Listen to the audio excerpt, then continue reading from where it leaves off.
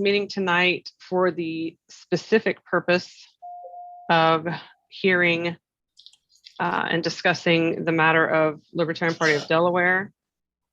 The way I expect this to go is, while I would have liked for us to be able to do this as a committee of the whole, I don't think it's appropriate in this setting because I can't see everyone's face. We don't have the benefit of body language cues to know who's going to be speaking next, and we'll wind up talking over each other. So we're going to proceed under normal circumstances procedurally for this. And I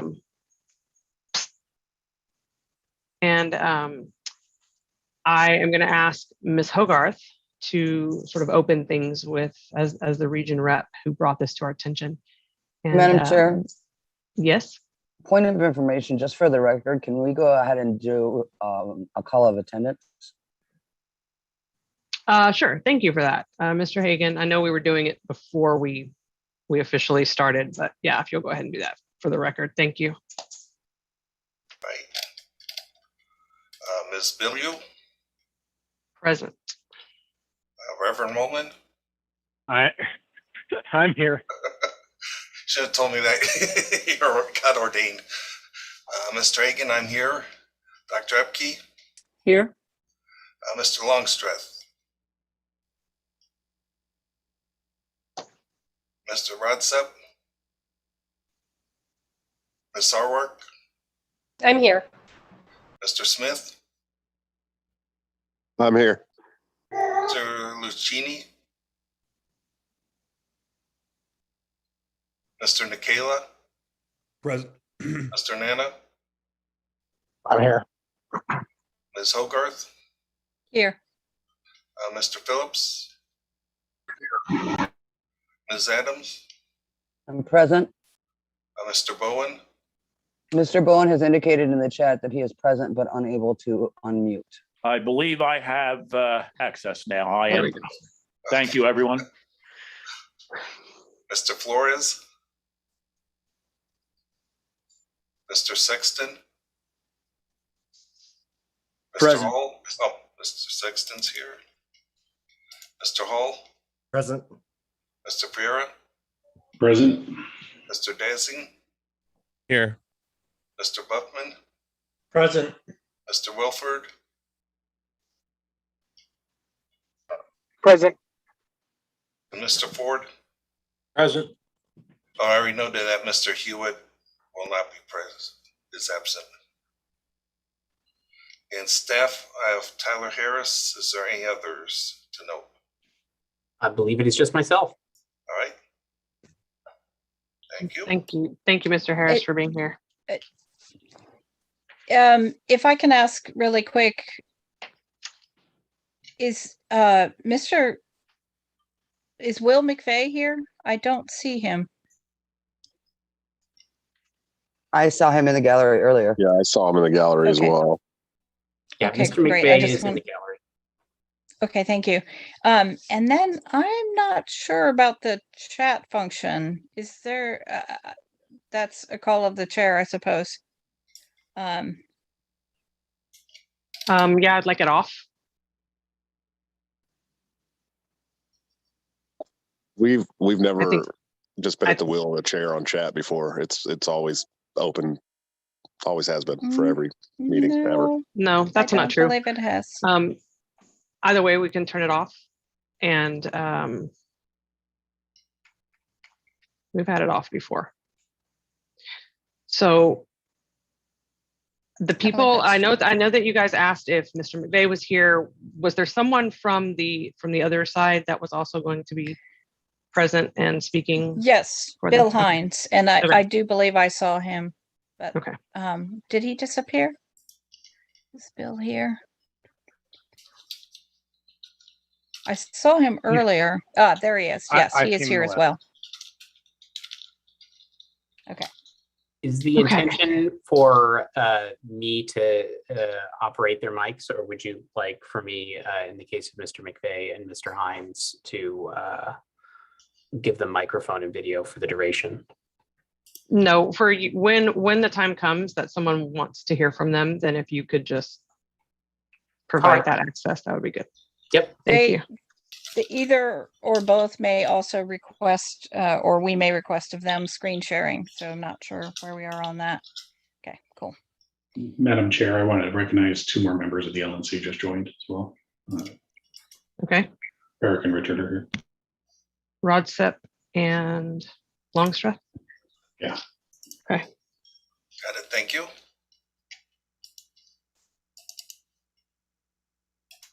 All right, so Flores is here for Lucchini and Ferreira is here for Hewitt. And I'm not trying to take over the role of chair, but it looks like Otto has his hand up and I'm not sure. So for some reason, I don't I was just see scratching my neck. that. Sorry. Oh, no, your hand actually virtually on the machine. You've hit some button that looks like you have a hand raised. I don't see that on my end.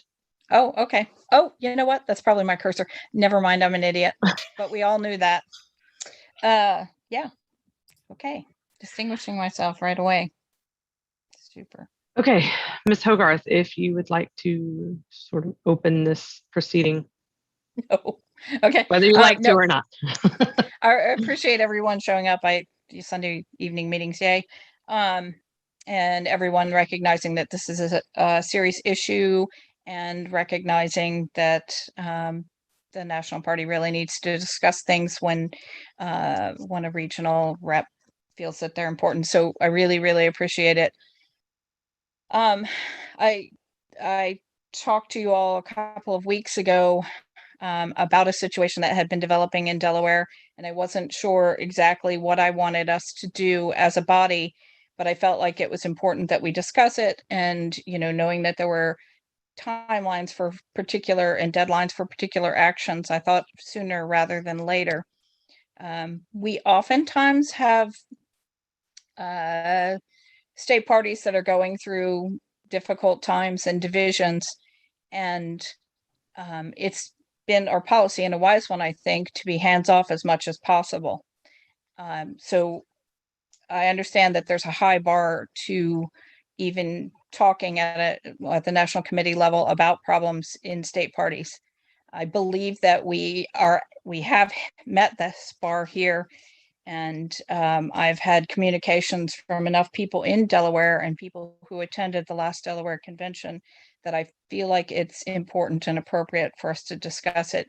And I'm hoping that we all can work together in a collegial sense and do what's best for the party, both the Delaware party and the members there, and for the national party, which of course is our primary responsibility. So there was a considerable data dump for you guys over the last week or so. And I know that was a lot to absorb. And I'm sure that individually and as a group, you've all received communications from people in Delaware and probably people out of Delaware about the issue more or less involved. And so everyone might be coming, or many people may be coming into this with some notions. And I hope what everyone's coming in with is a lot of information. But I'm pretty sure that there's going to be asked for a recap on much of the information, and there's just no way to avoid that. So I have invited I should probably start with a recap. In June of this year, I attended the Delaware State Convention. It was a large convention for a state that size, 41 voting delegates, I believe. I attended that convention. A chair, a vice chair, and a board was elected. Seemed congenial. I mean, as much as any fractious convention can be, but there was no competition for chair. Bill Hines was elected chair. Amy Lepore was elected vice chair, and a board was elected according to their bylaws. In late August of this year, I have so many documents, guys. I know. In late August of this year, certain a member of the state party posted on Facebook, change bylaw 4. I don't remember the exact wording, but then a suggestion to change a bylaw, or sorry, one of the articles of association. So Delaware has a constitution and a set of bylaws. The constitution is called the Articles of Association. The bylaws are called the bylaws. They function together as one document. I think a lot of parties have that sort of structure. In late August, one of the things that the bylaws requires for a change in the Articles of Association is either the membership to offer this change, or the board can do a change with 30 days notice.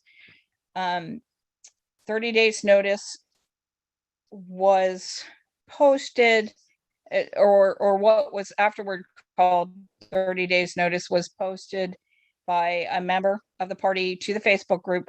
It was posted as, change bylaw 4 or some title like that with the suggestion of a bylaws.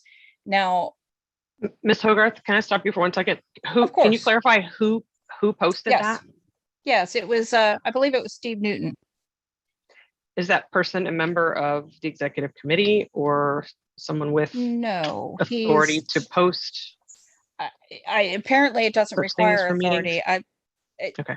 I'm going to rely heavily on the 2 claimed chairs to provide you guys with arguments about Specifics, okay. specifics, because I mean, you all know keeping up with bylaws, but I'm trying to do the best I can, and I know you Okay. all have too, and I appreciate it. Thank So you this for, is so this was posted by a member. It has been customary use to make these notifications tagged, hashtagging with AOA notification, AOA change notification, something like that. That was not applied.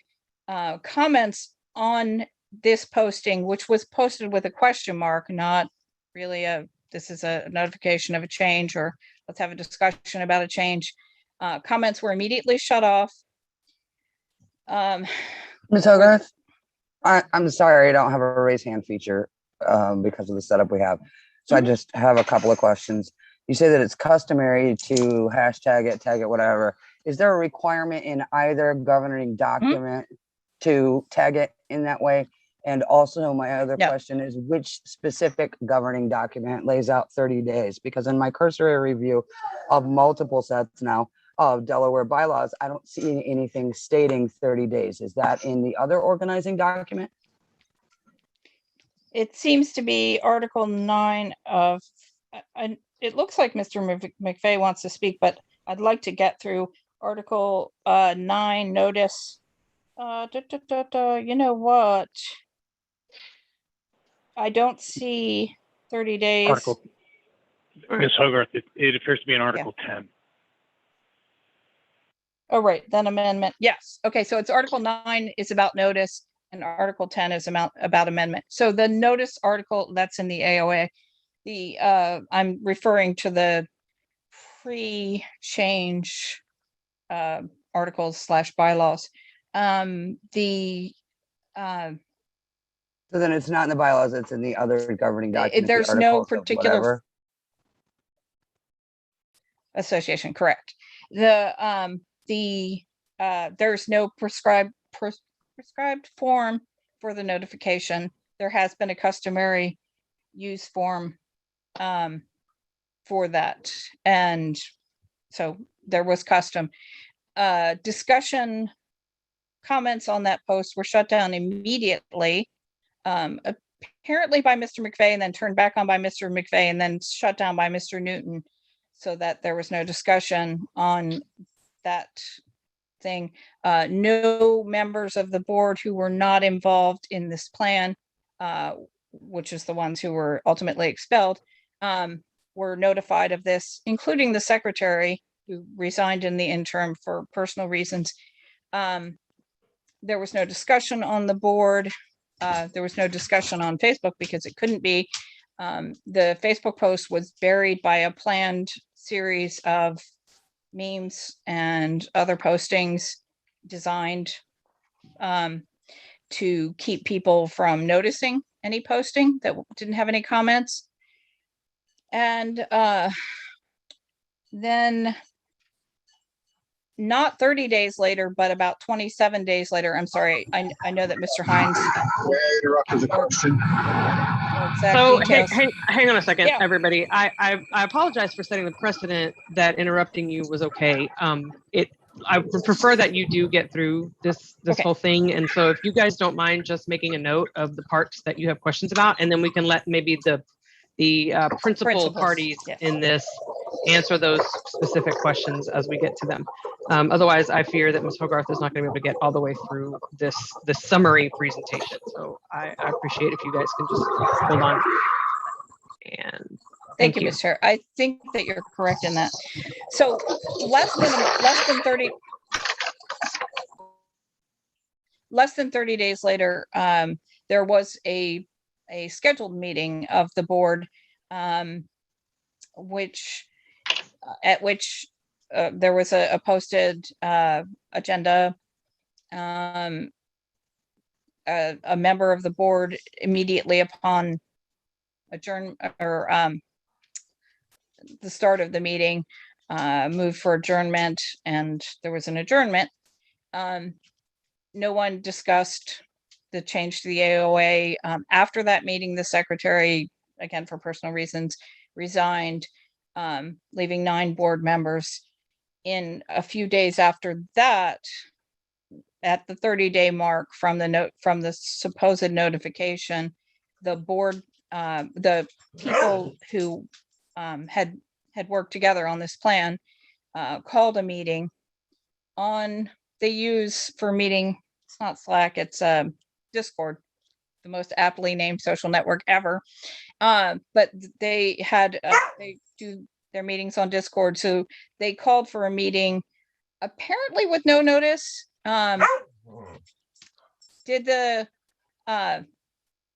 Waited 1 minute, said that the chair was not present and quorum was not met, appointed as a replacement chair, approved the bylaws change, and the bylaws, the effect of the bylaws change was to lower the threshold for kicking out board members. And so then they promptly did kick out the chair, the vice chair, and a board member. And then the meeting was over 7 minutes later, and within 10 minutes from that, I had in my inbox a announcement from Mr. McVeigh saying that there had been a leadership change because of certain crimes and misdemeanors that weren't noticed or weren't specified. And I know you all have seen that. Subsequently, there have been, as you might imagine, there's 3 counties in Delaware, and there's been pushback from the boards in some of the counties. Those have been dealt with by those counties being disaffiliated. The latest is that the board, as it currently constitutes itself, has made another articles of association or bylaws change that to be a member, so they want to have a convention in March, but to be a member of the Delaware Libertarian Party, you have to be either a national member or a registered libertarian in Delaware, of which there's somewhat over 2,000. And you have to be personally approved by the board as constituted by Mr. McVeigh and those who created this maneuver. That has reduced the size of the party from somewhat over 2,000 to, when I last talked to Mr. McVeigh this week, 29, I think, members who were approved to vote in March on who can be the next board. So obviously, you can see where that my opinion is that this is a really bad problem. And that I hope that we can work together to come to a resolution on it. I should say also, and I'm sure you all have a lot of questions of Mr. Hines and Mr. McVeigh, and I see that Mr. McVeigh is eager to speak. But I should say also that this has implications for obviously the convention and for credentialing of delegates for next year.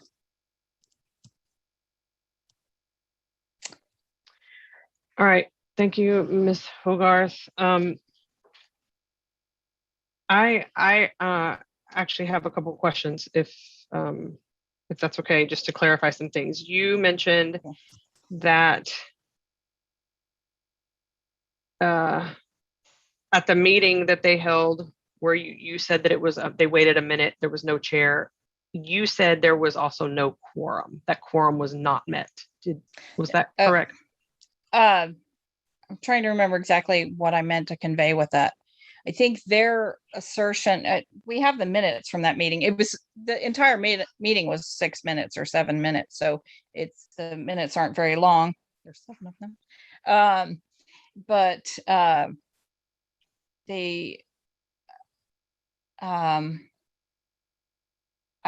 Let's see, there would have been 4 or 5 of them. So I guess they did have quorum. Okay, I was just curious if that's what you meant to say, or okay. I have Mr. Phillips and then Mr. Moment on deck to speak. Yes, I have a question regarding your statement, which is that you stated that the Facebook feed group, that you stated that it was buried by plan. Yes. What evidence do you have of that? Because that's a fairly serious Yeah. accusation. So I think I sent a link out earlier, but Mr. McVeigh has in multiple places said that himself, that was the plan. They call it a meme dump. I'm not one of the cool kids, so new term for me.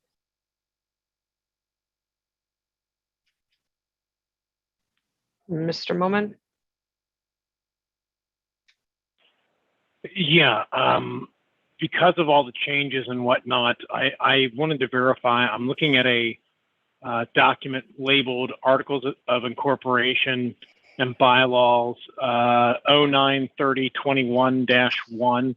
And I wanted to verify paragraph 3 of Article 4.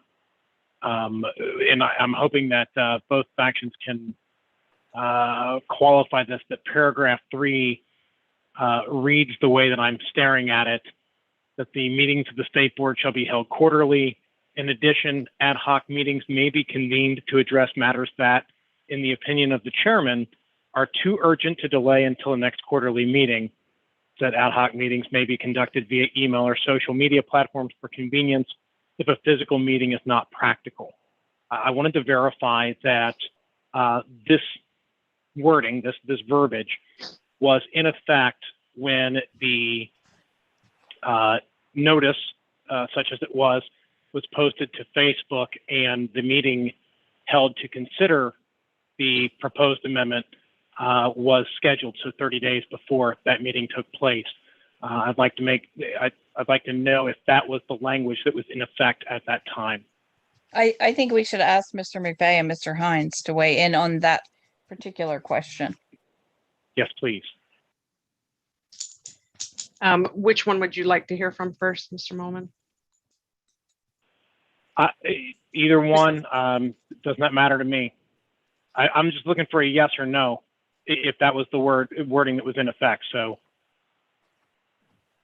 So at the time of the time that you're asking about, the instance that you're asking about, who would have been chair?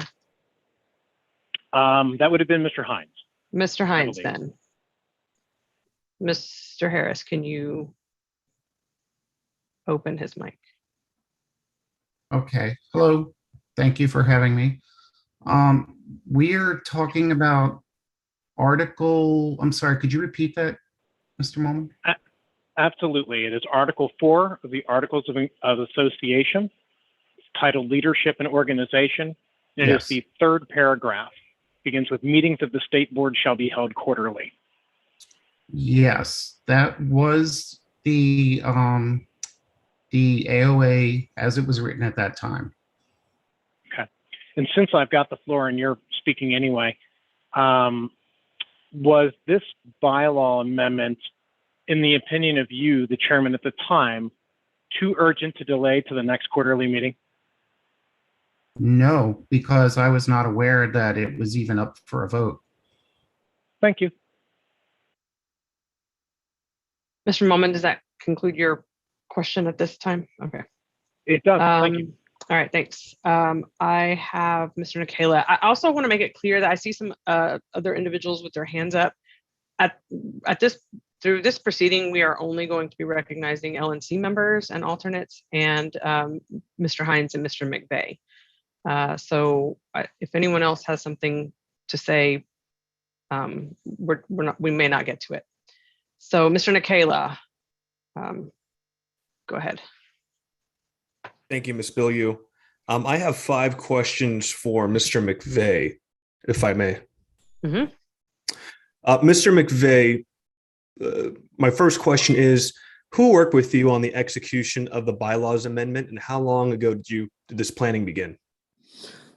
Well, before you do that, I just want to correct Mr. Hill. I'm sorry, Mr. Hines. That language in the bylaws that Mr. Moman was asking about in the Articles of Association, rather, was amended in April of 2021 following a notification that was posted to our website in March of 2021 before the convention even happened, because we were specifically concerned about a chair who would obstruct business from being considered between the quarterly meetings, even if the rest of the board thought it was important. So we changed that language, and Mr. Hines is incorrect. That language was not in effect as of October 1st. Now, to answer your question, Mr. Nikela, there were a number of people who were involved in considering, discussing, planning, executing all of this. But at the end of the day, the only names I'm willing to disclose are the 5 members of the state board who constituted a majority of it, who voted in favor of those bylaw changes.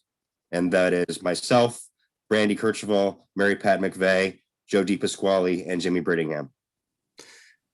Thank you. My next question is, did you or someone working with you purposefully obfuscate the bylaws amendment by putting the amendment put forward by Steve Newton by burying the post with irrelevant memes?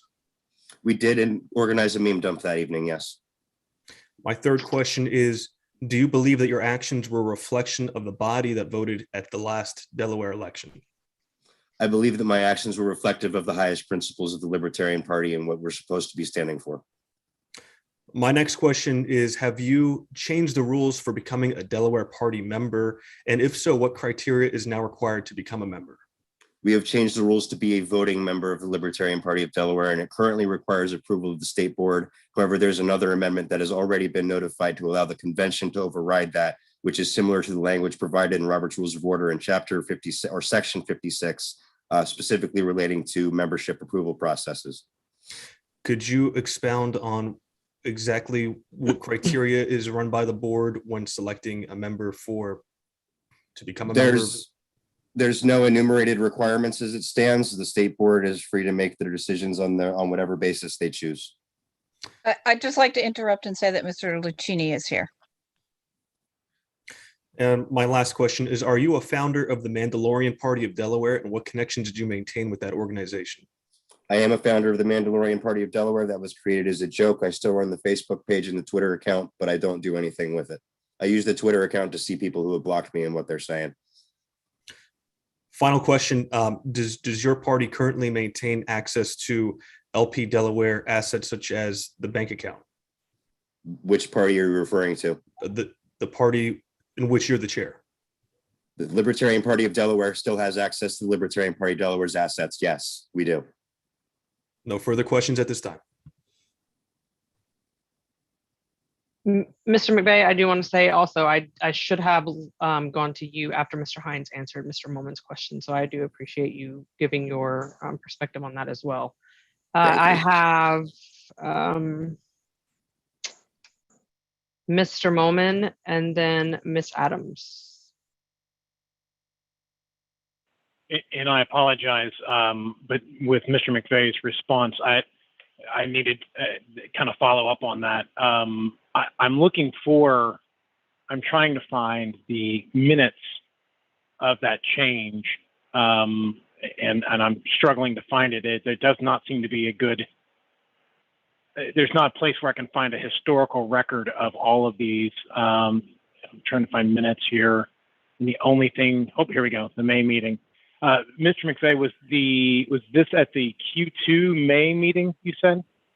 No, there was a number of amendments that were considered prior to the actual state board meeting itself, and a number of amendments that were considered at the state board meeting, and a number that were reserved for the convention. I sent you a message on Facebook, including the entirety of the Q2 AOA committee report.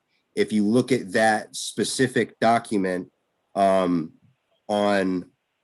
Vision 5, which was recommended for the state board to handle as an ad hoc motion, meaning that it was going to be handled online. And again, the purpose of that was to change it so that the ad hoc meetings could be called by a motion, a second, and then a completion of a quorum call, rather than the chair being able to obstruct a meeting from being called by deciding arbitrarily that such a meeting was not an emergency. That amendment was also passed around the same time that we passed an amendment saying that ad hoc votes had to be sent out to the mail list. So unfortunately, that vote was not sent to the mail list. We hadn't developed that capability yet. If you give me a few minutes, I can probably scroll back far enough to find where it actually happened in our Discord server, but that's going to take me a minute to actually do that. Okay, yeah, that would be appreciated. I see the report. I do have that. Thank you for sending it. And I see the proposal, but yeah, obviously I don't see a record of it passing. So thank you.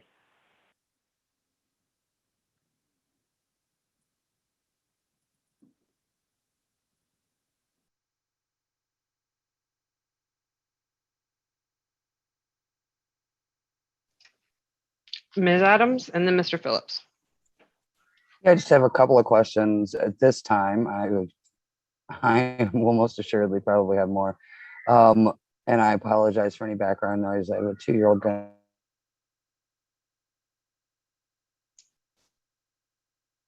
Uh-oh.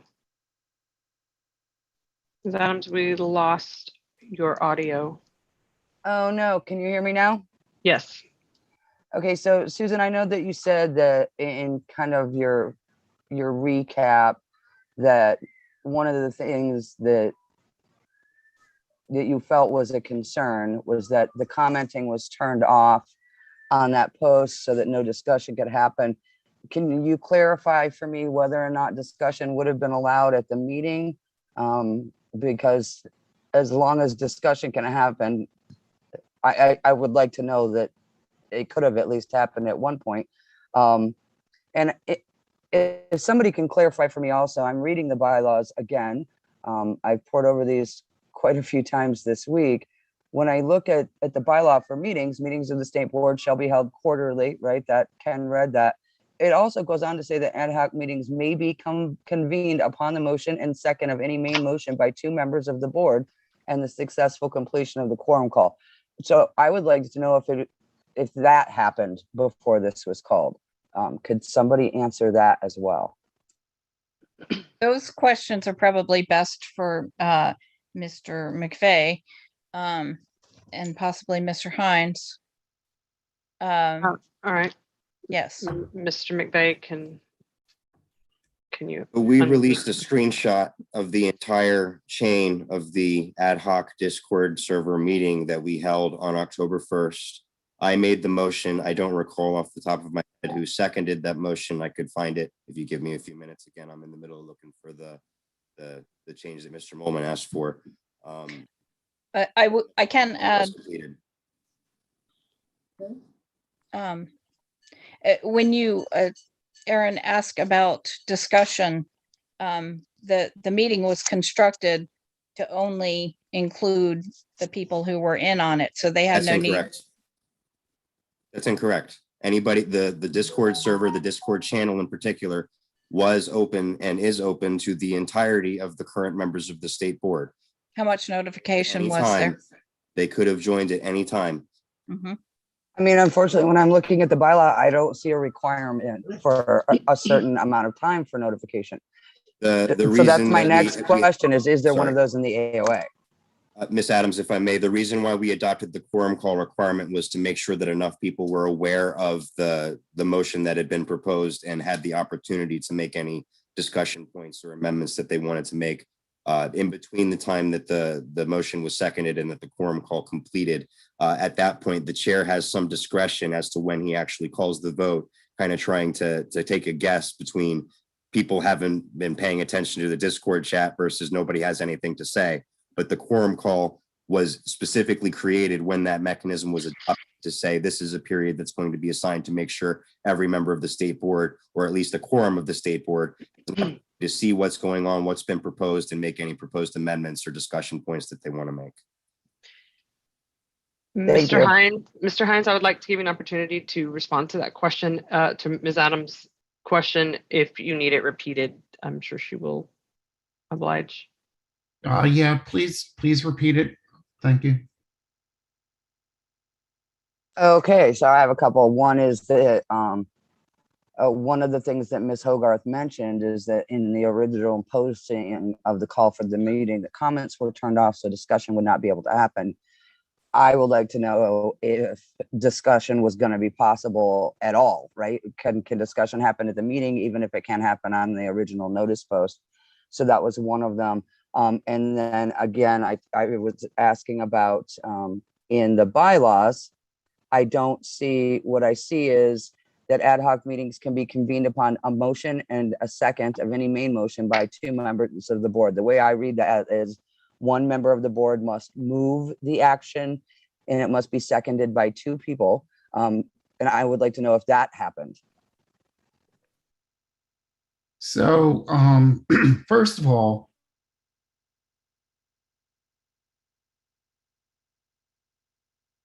this meeting was called at approximately 8:01 p.m. and the quorum call was immediately called within 2 minutes of that coming together, with the party voting being online and being aware that this was happening, was not online. And this proceeding happened without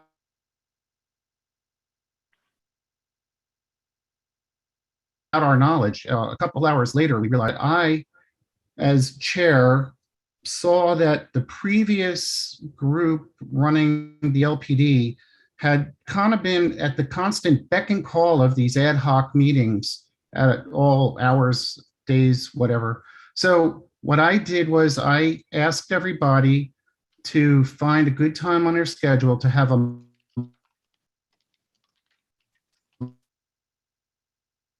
monthly business meeting in lieu. Had gone ahead and built some bots in a Discord server to automatically make these meetings happen, regardless of my request that we have a monthly business meeting. So I admire that, and I think it makes good sense. And I like that you did that. Personally, I would like that if my state did that as well. However, the bylaws do say that this is allowable, correct? Because that's.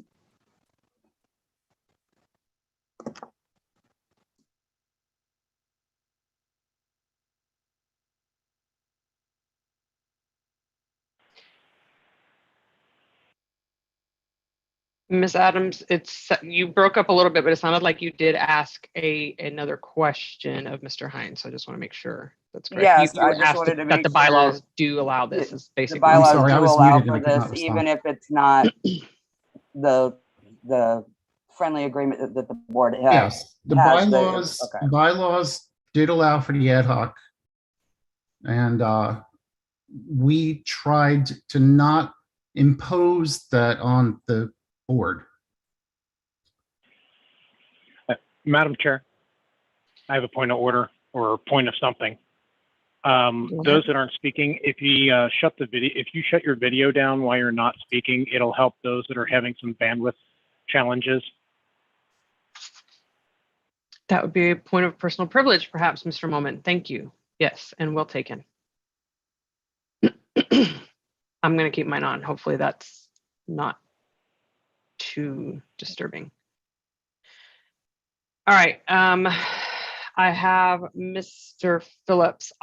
For those of you LNC members, I've gotten a couple messages that you cannot raise your hands. I encourage you to look for the reactions button somewhere in your little dashboard, wherever it may be on your screen, and that should be where you find the raise hand feature. So hopefully we'll get more hands up here. I have Mr. Phillips and then Ms. Hogarth on deck. I have a follow-up question for Mr. McVeigh. Follow-up question on Mr. Nikhil's question regarding the approval process for members applying to your board, to your party. How many board members? I'm sorry, your sound just cut out there. I think your whole connection might have just cut out there. I think we lost Mr. Phillips completely there. Okay, we will plug him right back in to his place in line when he comes back on, but I'm going to go ahead and go to Miss Hogarth. Oh, there he is.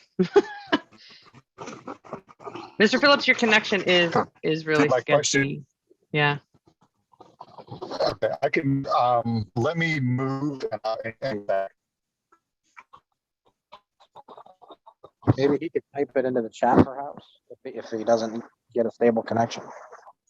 Yeah, I think we can type in the chat, or you can send your question to me if you'd like, Mr. Phillips, by chat, and then I can ask it on your behalf if you'd like.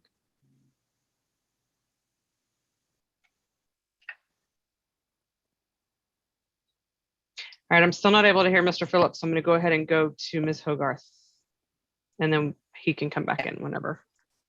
Yeah, I just wanted to ask Mr. McVeigh, you mentioned that you were working on an AOA change to allow the delegates at convention to accept other people as delegates. So is that correct? Yes, the notification has been posted already. The way it's phrased, paraphrasing at this point, but it's more or less that the delegates at convention will be able to either approve members themselves in the same way that the state board can, or they will be able to waive the requirement of approval for the duration of that specific convention. Okay, so what you're saying is that the handpicked delegates that you send to convention will be able to okay another set of delegates. That's your phrasing, that's not mine. What I'm saying is that Definitely is my phrasing. We have seasoning requirements, the same as many other parties do. The difference is that our requirements are not designed in any way to be gamed, maliciously complying with them.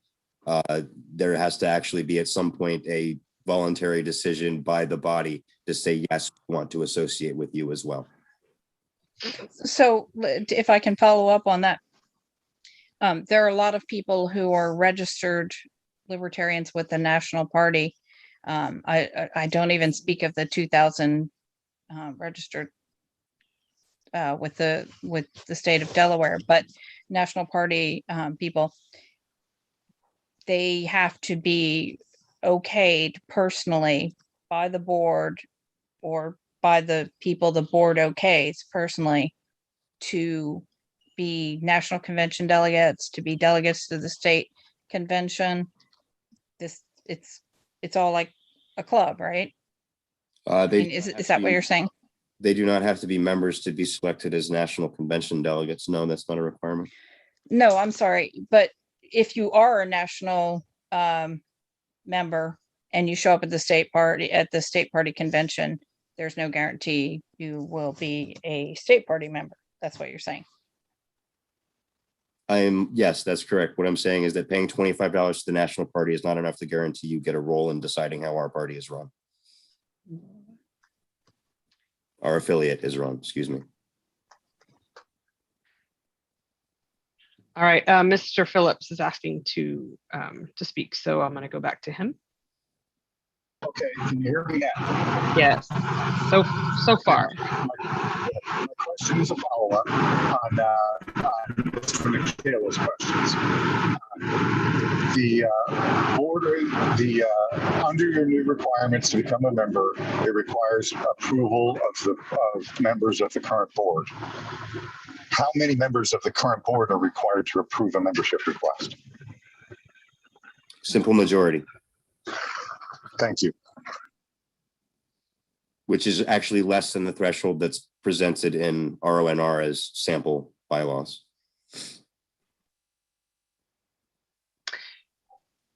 All right. I show Ms. Hogarth. I don't know if your hand is still up as an artifact or not. I also show Mr. Nikela, but Mr. Nikela, if you don't mind, since you've already spoken, I would like to hear from Mr. Ford. Since we haven't. Mine is completely artifactual. Sorry. Okay. Thank you. Need to All right, continue. Mr. Ford, and then we'll come back to you, Mr. Nikela. Absolutely. I hope my sound quality is okay. A few quick questions from Mr. McVeigh, much more spiritual in nature, if you will. Mr. McVeigh, you chose not to run to be chairman of the Delaware Libertarian Party at last convention. Is that correct? That is correct. Do you believe that elections have consequences? Clearly they do. So then perhaps you could inform me as to what exogenous event or what event so terrible would put you in a position where you felt you had to overcome what appears by all a fair election. I believe that when the election took place, there was incomplete information that was available to the delegates. I know for myself in particular, if I had known that Mr. Hines was affiliated with the Mises Caucus, I would have at least made sure there was somebody, whether it was me or someone else, who would have given the delegates a choice as to whether or not they wanted that state chair. And in particular, as things went on after the election, as Mr. Hines revealed more and more that his conduct as state chair was going to be, first off, guided by the Mises Caucus, but second off, just plain incompetent. I mean, the lack of responsiveness from this man, the plagiarism of statements that he drafted and released on behalf of the state party, and the general lack of awareness of how this party has functioned up to this point and was still obligated to function under its governing documents. In particular, the thing about not allowing motions to be made ad hoc and requiring them to happen at his little monthly meetings, that's not something he has the authority to decide. As things so I don't want to get trying too far to into the govern weeds the of this. party by fiat, we decided it was necessary to remove him. So, okay, so what you're saying is twofold, if I can sum up. Internal party politics, including the politics of caucuses, in part drove your decision. And then, in your opinion, there was a question of competency. How long is the term for, under conventional methods, if you will, to be the chair of the Delaware State Party? Our articles of association require county and state officers to be elected every 2 years in odd year conventions. Okay, so my understanding, and having been a former state chair myself, is that unless there is an actual accusation of malfeasance, that you've got an electoral process in place so that in a year or so, you could choose or someone else could choose to run against him and make points to the competency factor and also campaign based on your own internal politics. Isn't that how we do things? We don't engage in takeovers? I agree. We shouldn't engage in takeovers. Takeovers are bad. But at the same time, when it comes to who is actually an officer of a state affiliate party, that's determined by the governing documents of that affiliate party. And our governing documents allow for the removal of board members when circumstances warrant. And circumstances warranted according to the required number of members of the board. So that's what happened. Okay, so my final question, and I thank the board for this, for allowing me this time.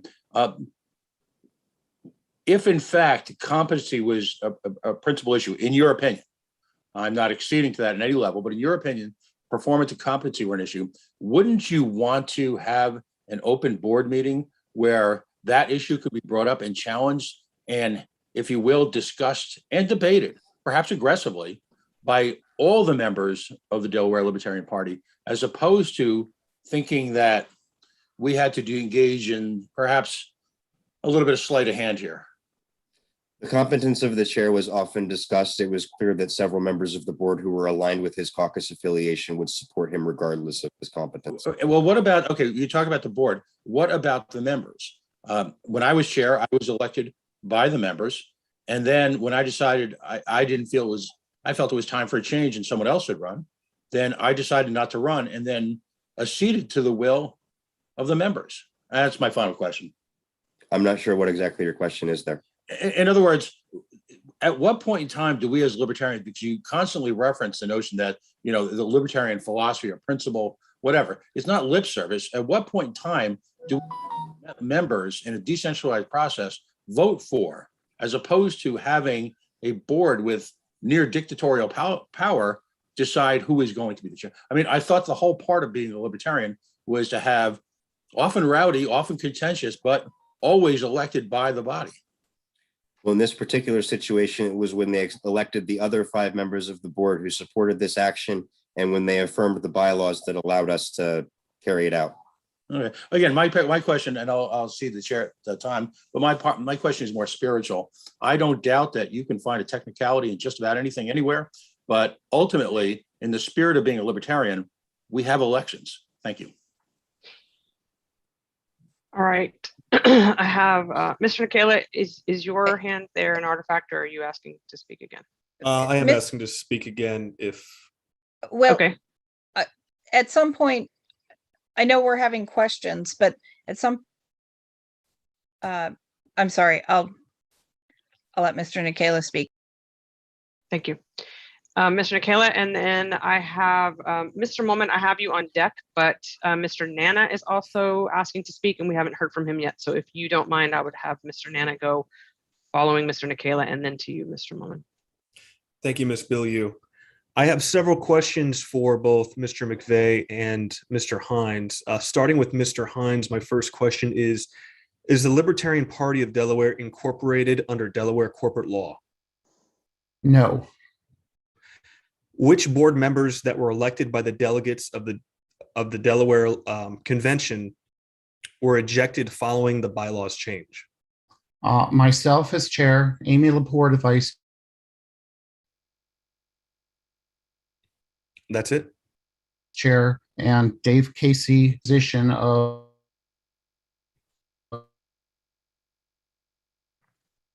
the Newcastle County representative.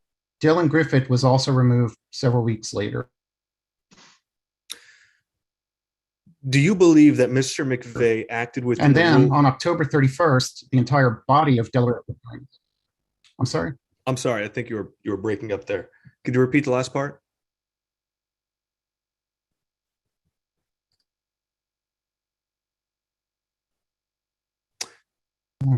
There we go. Okay. As I was saying, on October 31st, the entire body of the Libertarian Party of Delaware was removed from the Libertarian Party of Delaware. Actually, Mr. McVeigh and the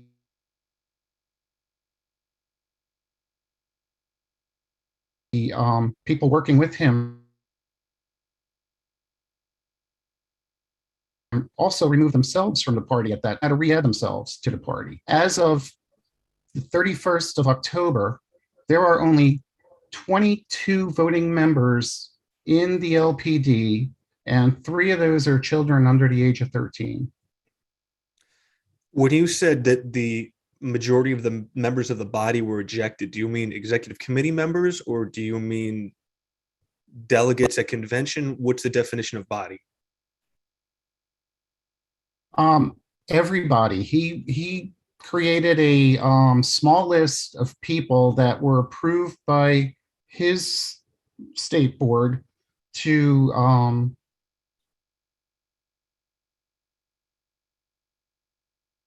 participate.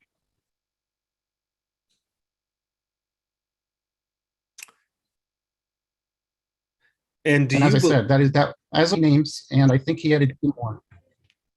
And just an FYI, so Madam Chair, you are cutting in and out.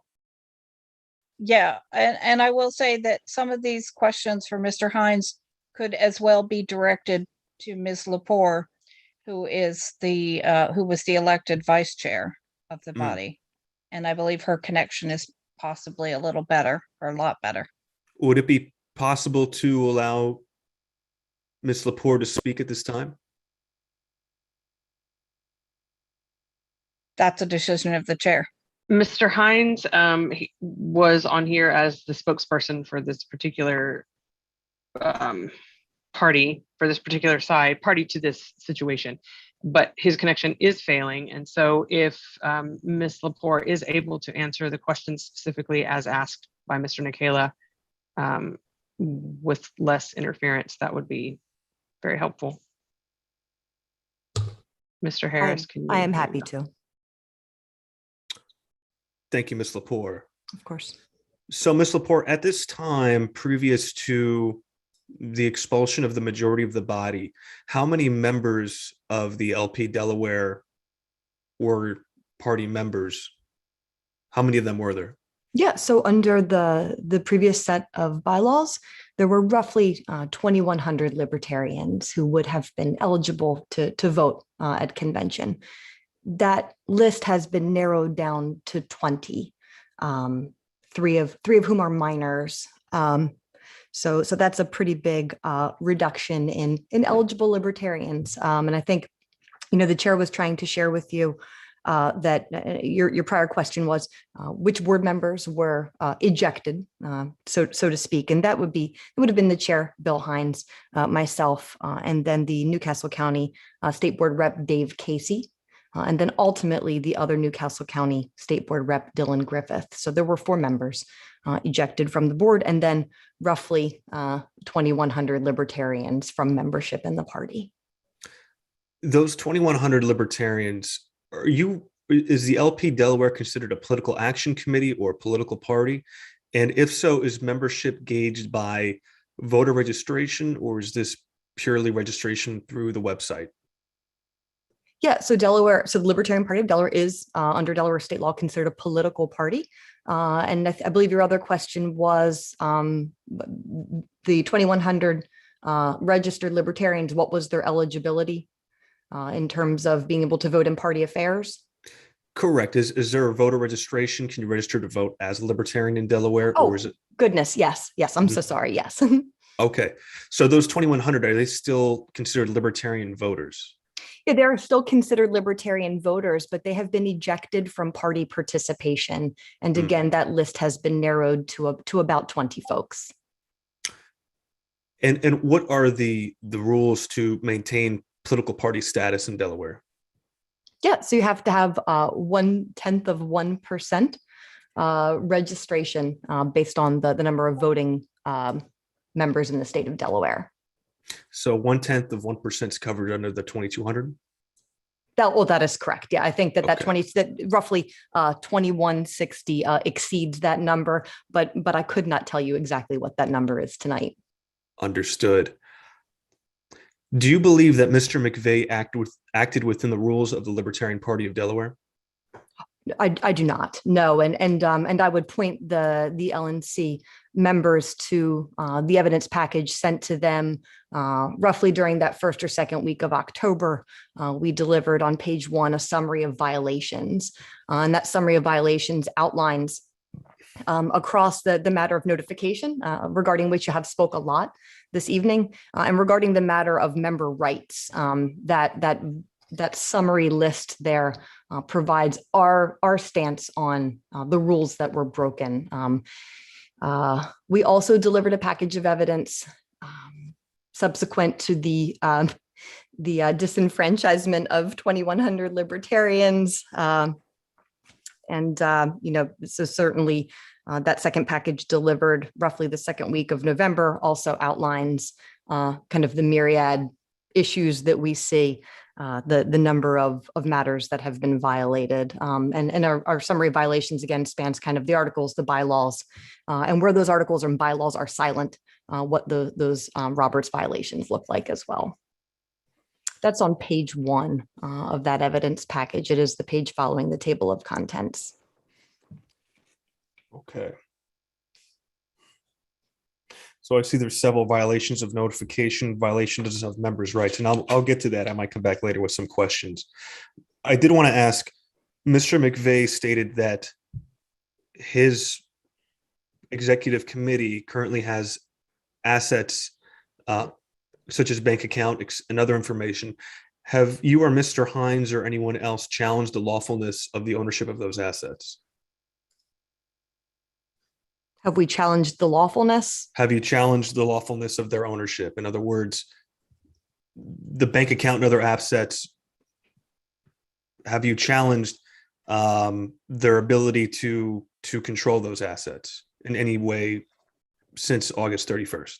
Yeah, so I'm comfortable saying two things tonight. I will tell you that the chair has worked with the Commissioner of Elections to kind of piece through what has occurred, to explain to that department, again, the numerous violations and our concerns given the fact that the assets rest with a fake board. But primarily that work that we're doing is with counsel. And I would be kind of remiss to speak in depth about that tonight. I've got a few more questions and I have some questions for Mr. McVeigh. But first, Amy, do you believe that Mr. McVeigh gave fair notice in advance of the rules changes? Are we speaking specifically to the actions on October 1st, essentially? Correct, for the bylaws change? Yeah, so I'll give you kind of the short of it, right? So he openly admits, again, in that clip that was submitted to the committee earlier today, and which was referenced in this package in October, he openly admits that notification was intentionally hidden. He and his colleagues describe what they did as a plot against the other 5 members of the board. So notification for the original bylaw change, well, I've heard it said here tonight that may be acceptable under our bylaws. I'll point to the fact that our bylaws are silent. Our articles are silent on the issue of notification. And so we must look to Roberts. And this would have fallen under really the guise of a special meeting. So in the absence of anything, speaking to so some of the language that has been discussed tonight about a quorum and being able to upon the motion in a second, initiate a meeting is about convening. And convening is a separate matter from notification. Again, our bylaws, the articles are silent on notification, and so we rely on Roberts for that. So that notification was hidden intentionally, as admitted by he and his co-conspirators. Not only was that notification hidden, it was hidden in a meme dump intentionally conducted on the night of August 31st. And the bylaws were the ability to have discussion on that notification was intentionally hidden by Will McVeigh. We have screenshots of him shutting comments off. And that was also brought to light in the podcast clip that we shared with you. And that drives a post down in the Facebook algorithm. So paired with the meme dump, the turning off of comments ensured that 5 members would not see it. So that does not only violate the bylaws, the articles, and certainly Roberts, but it also violates the spirit in which we are intended to collaborate. So now I'll bring us back to October 1st and better answer your question. On October 1st at about 8:01 on a Friday night, this bylaw that was not even properly handled as a bylaw change notification was resurrected from October 31st, again, hidden from 5 members. And in a Discord server on a Friday night, in 6 minutes, the co-conspirators called a meeting, ousted 3 board members, and called a meeting, changed the bylaws to make sure that 2 people on a state board could get rid of duly elected members, promptly got rid of 3 duly elected members. And then subsequently, at 8:07, this all took 6 minutes. At 8:07, notified the bylaw change that permitted them to oust 2,100 libertarians from the Libertarian Party of Delaware. Folks, it took 6 minutes. And we have given you the numerous kind of violations here, both bylaws, articles, and Roberts. So to answer your question, Mr. Michaela, there is no doubt in my mind that Will McVeigh and his co-conspirators did absolutely not act within the rules of the Libertarian Party of Delaware, nor in the ethic or spirit in which we are intended to collaborate. Do you believe that the actions of the group of individuals who participated in the rules change reflect the will of the delegates that voted at convention? I am certain that they don't, and here is why. Just before this meeting, a petition was delivered to the LNC. I hope you had an opportunity to view that. The petition called for the recognition of Bill Hines based on the actions of this rogue faction, based on the actions that I just described to you, kind of a lack of truthfulness, hiding notification, and ousting 2,100 libertarians.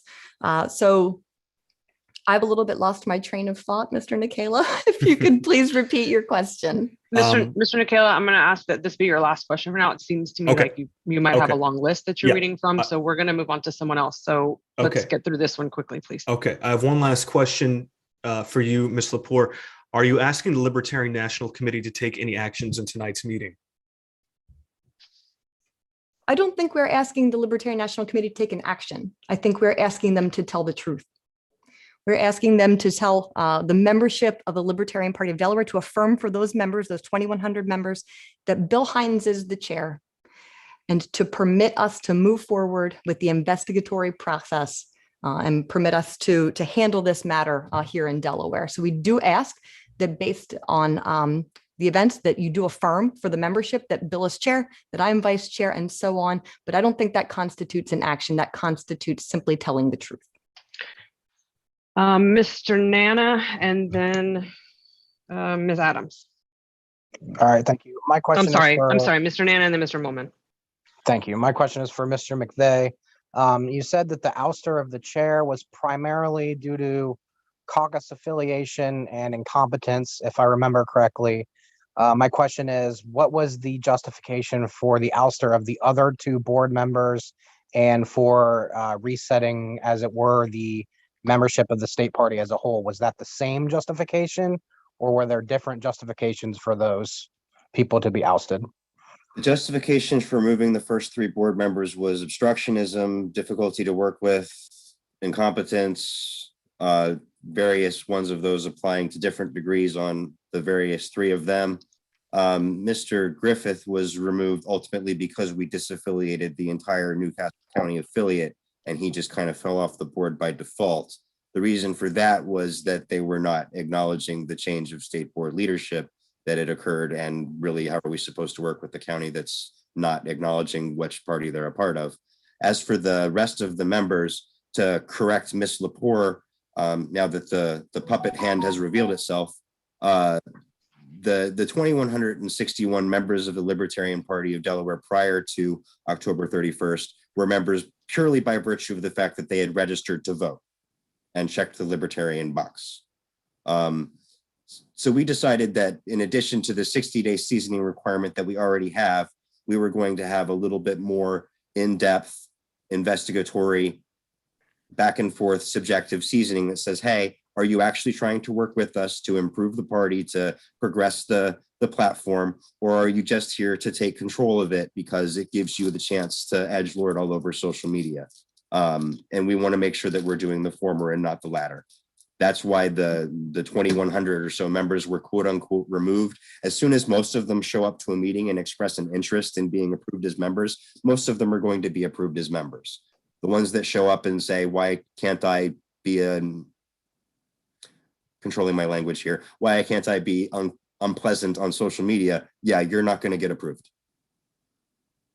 Okay, and then a follow-up question to that, for both people, both sides. What was, in your interpretation, was the requirement to be a member of the Libertarian Party of Delaware previous to all of these changes? Was it just that you voted Libertarian? Was there no requirement, or what was the requirement previous? So the bottom line here is that our previous requirements were very open-ended. You could be either a bylaws sustaining member of the national party, meaning you've given them $25 in the last year, or you could be registered with the Commissioner of Elections as a Libertarian, because we have partisan party registration here in Delaware. And you had to have maintained one of those two things for at least 60 days. And we assumed that you agreed to operate according to these articles of association. That's the last criteria there. And that's it. And as I said, that's very basic. That's very easy to game. Any group of people can coordinate, get together, decide they're going to register Libertarian and sit around quietly and not do anything. They pop up at convention and destroy the party. And that's not something that we were going to accept as a risk. So we changed it to add that subjective seasoning requirement so that we have to affirmatively say, yes, we want you to associate with us as well as you wanting to associate back. And in order to have a voice in governing our party, you're going to need to be approved first. And I also just want to say one more thing. Telling the truth, quote unquote, telling a lie is an action. And the Libertarian Party of Delaware does not recognize the LNC's authority in this matter. So I'm here as a courtesy to explain what happened to everybody and, you know, be available for the sake of transparency, but we don't acknowledge your authority to interfere in this matter.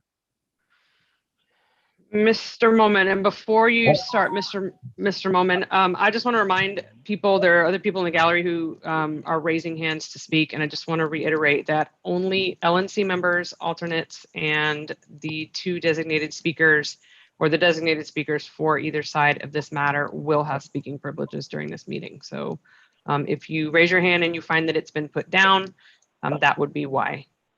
So, Mr. Moman. But Madam Chair, if I may, I'm noticing that Mr. Wolford and Mr. Ferreira also have their hands up, and I don't think they've gone yet. They have not. I would be more than happy to. I don't see that hand on my screen, but I believe you. I'd like to hold my time, or reserve my place in line after everyone at least gets to speak one time. Okay, I appreciate that. And Miss Adams, how about you? Because you would be next after Mr. Moman. I would have asked the same. So I'm in total agreement with Mr. Moman's request. Okay, so we have then, actually put myself in line earlier, and I have a question. The 2,100 people that were mentioned in this, let me get to it. The 2,100 people that were basically removed from the rolls there, how many people would normally attend a Delaware State Convention, and how many delegates would be going to national? I'll ask that of Mr. McVeigh, since it's what I'm hearing is he's the one that removed them all. So. Thank you. I'd also say I have the most experience in this particular area. Our conventions typically range in the neighborhood of 15 to 35 people. The 2021 convention in June was an outlier in that respect, in that we had 41 credentialed delegates. But yeah, most of those 2,161 people, to my knowledge, have never had any contact with the party infrastructure of the Libertarian Party of Delaware. And we have 4 delegates that go to national. One year that I've been involved, we only had 3, but most of the time it's been 4. Okay, thank you. And so, Mr. Wilford. All right, thank you. So I only have one question, and it's for both sides. It's been hinted at already, but I do want to hear it asked explicitly. So as a member of this body, I think there's 4 relevant points that come up to us. One is, in regard to the Libertarian Party of Delaware, were things done within the realm of the rules? Secondly, was the ethical or correct action taken? And then conversely, on our side, what is within our power and our purview to do? And secondly, what is the ethically correct thing for the LNC to do? So I want to ask each side, if you had, the magic wand, if you could make whatever you want happen, take place, what would your wish for the LNC to do with this information being brought to us? What do you want to happen?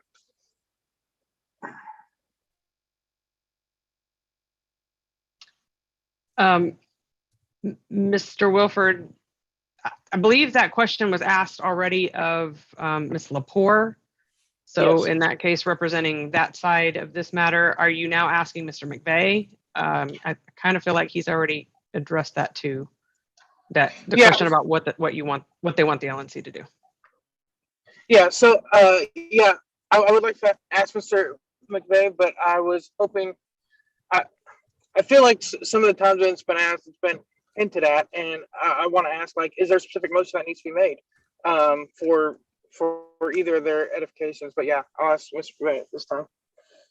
I have a very particular motion I would like to be made, and that is a motion to adjourn. We want you to do nothing. Leave us alone.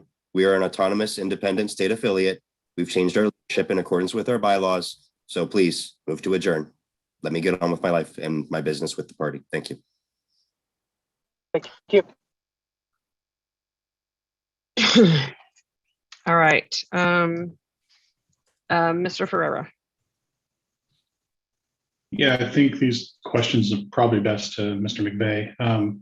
If I understood the answer to your last question there were 41 delegates to the most recent convention in 2021. Is that correct? 41. 41? Yeah, okay. And Mr.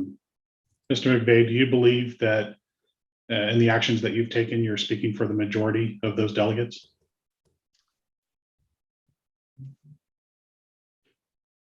Mr. McVeigh?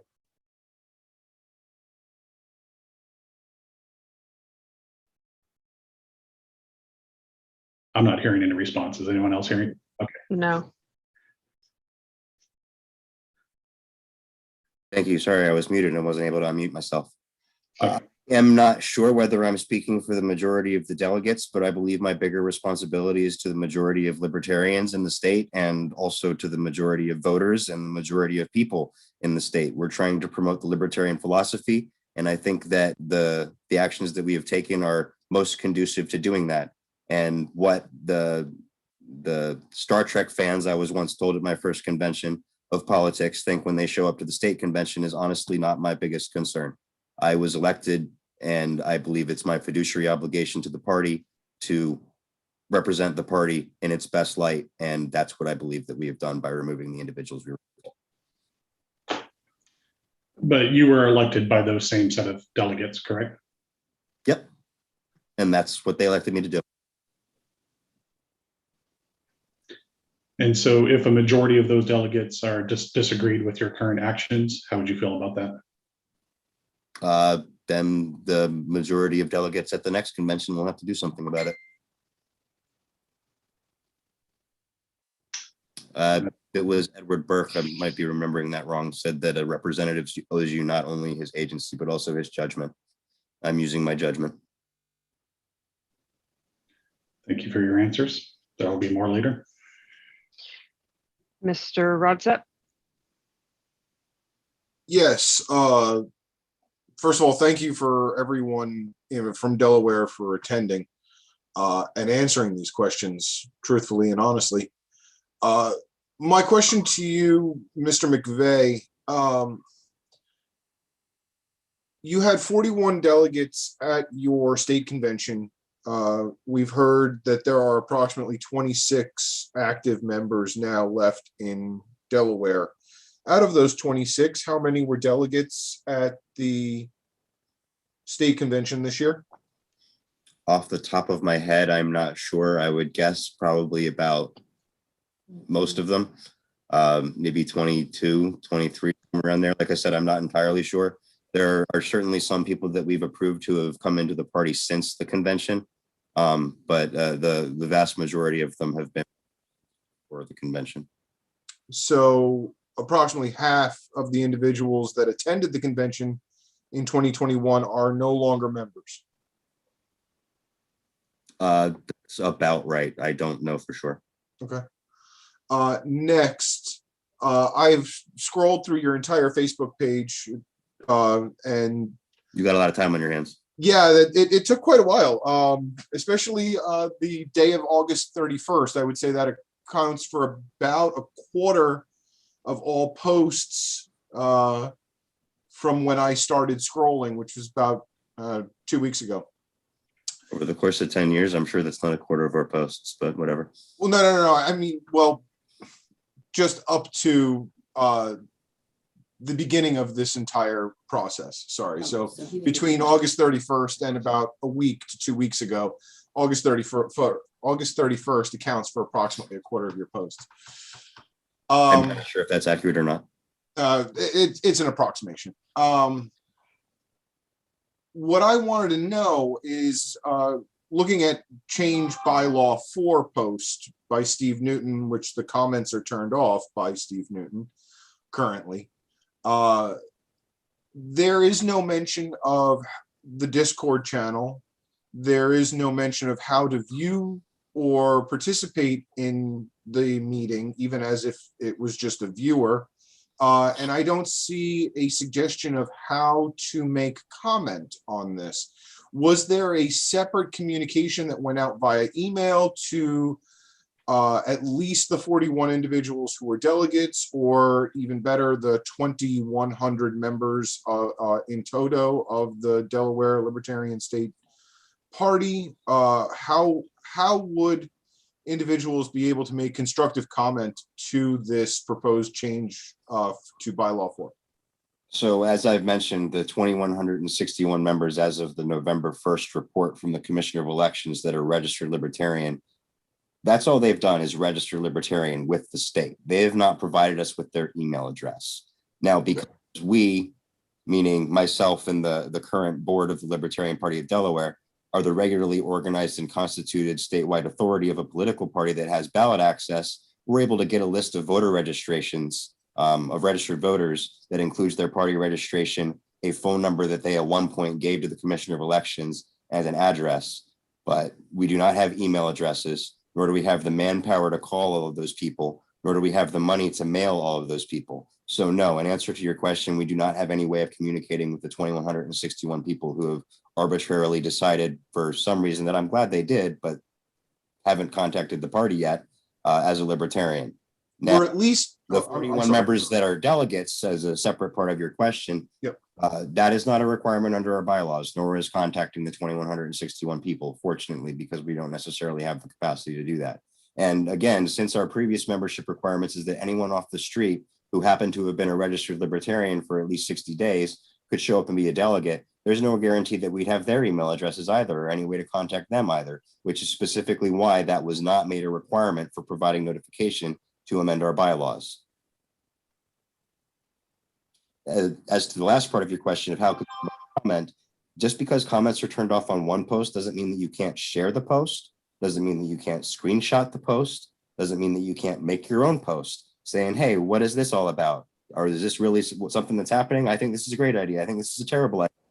There are all kinds of ways to start a conversation on social media, and the fact that commenting was turned off on one of them does not in any way prevent other people from having that conversation. There are also numerous links to our Discord site, numerous links to our email list, numerous links to all kinds of things to try to get in touch with the party. And again, the reason why we wrote our bylaws the way that we did was so that we would not have to do things that we were not able to do in order to make notifications. I thank you for your answer. My pleasure. We did have a couple, 3 more actually, people get in line who have not spoken at all yet. So I'm going to go ahead and go to them before I go back to the other people, because everyone else on the list so far has spoken multiple times. Mr. Buffman. All right, thank you, Madam Chair. I think we've heard more than enough. The evidence been presented before shows that whether this was dirty or not dirty, this was well within their bylaws. Mr. McVeigh is asking us to stand aside as the NC, and from what I heard from Ms. Lepore is that they were seeking legal options. I don't see us grandstanding and asking the same questions over and over again to serve any more purpose. And I would ask that somebody motion to adjourn this meeting. Mr. Dassing. Oh, I put my hand down, no question. Oh, Mr. Hagan. Yeah, a couple questions. One for Ms. Lepore. Who do you and Mr. Hines recognize as being your state board? Is it the people that were elected at your convention minus the secretary, or has there been other changes? Yeah, I do believe that the chair has rejoined. So I do want to defer to him if he has rejoined, but in his absence, I'm happy to answer your question. Thank you, Ms. Lepore. Mr. Hines, are you here and with a more reliable connection? I believe I am. Thank you. Okay. So a couple things. We don't see any change to the board as it was structured on September 30th. And I do want to point out, Mr. McVeigh was not elected by the body of the convention. He was elected by a subset of the body, which was the Kent County contingent to the convention. And he was elected as the Kent County Chair, not as a statewide office, but as a county office. So his entry onto the state board is through being the Kent County representative to the board. He was not elected to the state board directly. Okay, and then question for Mr. McVeigh. Before October 1st, what was the usual procedure for doing voting on the Discord? It was a certain amount of time normally allowed for people to cast their votes, or could be just whoever, as soon as there's quorum, they could close voting and call the vote? So there's no. And what's normally done, or is there any procedures that you guys have adopted? There's no established procedure codified in our articles of association or bylaws. It's just the bylaws now. There's no procedure established there for how long has to wait between the completion of the quorum call and the beginning of the vote. However, there is a bylaw that says the vote, if it takes place electronically, has to be open for at least 48 hours or until enough votes have been received to determine what the result's going to be. Enough votes were received to determine what the result was going to be in this case. And as far as the amount of time that passes between the completion of the quorum call and the opening of the vote, that's another one of the complaints that several of the board members had about Mr. Hines, is that after a quorum call completed, we would often go days without him telling us when the vote was going to happen, even when there was no discussion going on. So that's one of the things that, you know, is possibly a legitimate complaint, that we called the vote sooner than we normally would have. But what we normally would have been sitting around for days waiting for the chair to acknowledge that his board members wanted to do something before the vote was called. So we'll own that, but we think that was justified. Also, it's worth noting here that while we're talking about the things that happened on August 31st and the things that happened on October 1st, there's also something else that happened beginning on October 15th and concluding yesterday, when we had our Q4 board meeting that was scheduled by a resolution passed by a majority of Mr. Hines' board as he recognizes it. The schedule that there was a notification posted on October 15th that had big bold letters that said the word notification, so no one could possibly confuse it as anything else, to again change the disciplinary procedures. I say again because it happened the first time, but if you don't acknowledge the first time, then it was the first, then this was the first time, but it passed again with the same majority.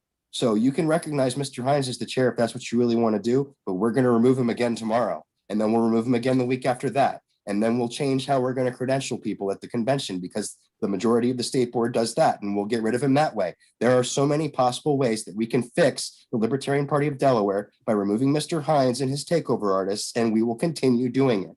The only thing you can possibly do to fix this problem is leave us alone, adjourn this meeting now. Thank you very much. All right, we are back up to Mr. Molman. All right, let's see here. Mr. McVeigh, I have a few questions. You mentioned that you have registration by party in Delaware. Does that also mean that you have a closed primary system? In other words, Yes, registered libertarians can't vote in Democratic or Republican Party primaries or any That's other correct. party? That's correct. Okay. So they do have some skin in the game. They're not allowed to play both sides, as it were. We passed something similar a few years back in Kentucky, because Yes, and there are 2,161 registered libertarians. There are also about 134,000 registered unaffiliated people. So they also have the ability to vote in primaries. Oh, okay. So to be clear, Delaware has it set up that unaffiliated can walk in and choose? No, they cannot. They have to actually, there's actually a, I'm gonna have to remember this now. There's a 60-day, I believe it's 60 days blackout period prior to the presidential primary that occurs in April and the state primary that occurs in September, where somebody can't change their party registration. If they're not registered at all, they can register with any party. If they're already registered as a libertarian or they're already registered as a Democrat or whatever, they cannot change their party registration so that they can jump into the primary at the last minute. So there's actually a very closed primary system in the state of Delaware. Okay. So you do have a closed primary, and I bring that up because you mentioned all they have to do is that. And I know in Kentucky we've had trouble getting people to become libertarians because they want to be able to vote in those primaries. So let's see here. Okay. the changes that were made to the bylaws, this sounds a little more tough than it's meant to be, but I guess the question is whose authority, whose moral authority was that done under? Is that the registered libertarians, convention delegates? You know, from what I'm hearing, it sounds like, and I agree with you that it's not feasible to consistently keep registered libertarians in the loop. As much as we try to outreach to them, mailing them every notification would be untenable and impossible. We have the same thing in Kentucky. But my guess is that the registered libertarians weren't contacted or asked about this, right? There's no reasonable mechanism to do that. I just want to verify. No, there is no reasonable mechanism to do that. Right. So then we go back down to the next level, I guess, would be the party members that existed at the time that this occurred. Was any sort of polling done or any gauging of what the members at the time wanted as far as these bylaws changes are concerned? Several active these actions. Again, I'm not going to disclose their names because the people we upset have a tendency to harass people and dox them and annoy them in real life. So I'm not going to disclose their names. But there were several members of the party, active members of the party, who supported this action before it was taken. Again, I'm not going to give numbers, I'm not going to give names, but this was not just the 5 people on the board. And I understand that.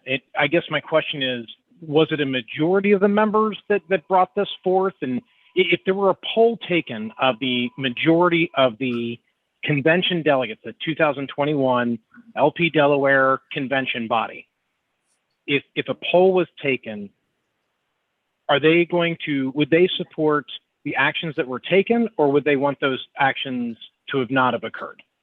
I believe that Or do we know? I believe that a lot of them would have supported the outcome. I don't know how many of them would have supported the precise mechanism, but I think that we're going to prove the value of the action moving forward. But as for what they would have said if we'd asked them, I don't know. I can't know that. Okay. And then I guess related to that, you know, there were obviously more members, and ignoring the just being registered libertarian members. Did you have any, well, actually that answers that question. I'm going to move on because I know everybody wants to get on with this. The changes were posted to the Facebook group.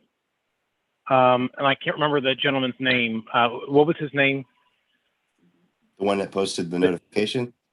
Yes. Specifically the August 31st notification, because I posted the August 15th one. That was Steve Newton that posted it on August 31st. Okay, Steve Newton. Okay. Does he have a title in the party or a role? Not present. Does he?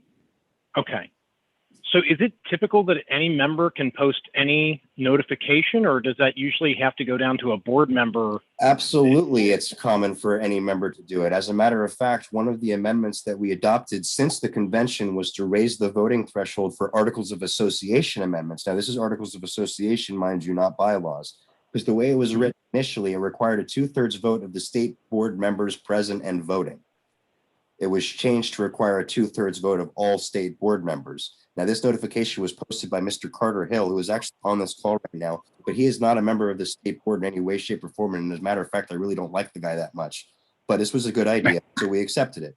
At the same time, when he posted that notification, he did not in any way, shape, or form include the bylaws amendment process, which still, I believe to this day, says it requires only a majority of those board members present and voting. So honestly, we could have managed to squeeze together a quorum with 6 people, one of whom didn't like us, but we had the majority because we had 5, and we could have passed it that way. But as it happens, our secretary unfortunately resigned, so we had a 5-4 majority.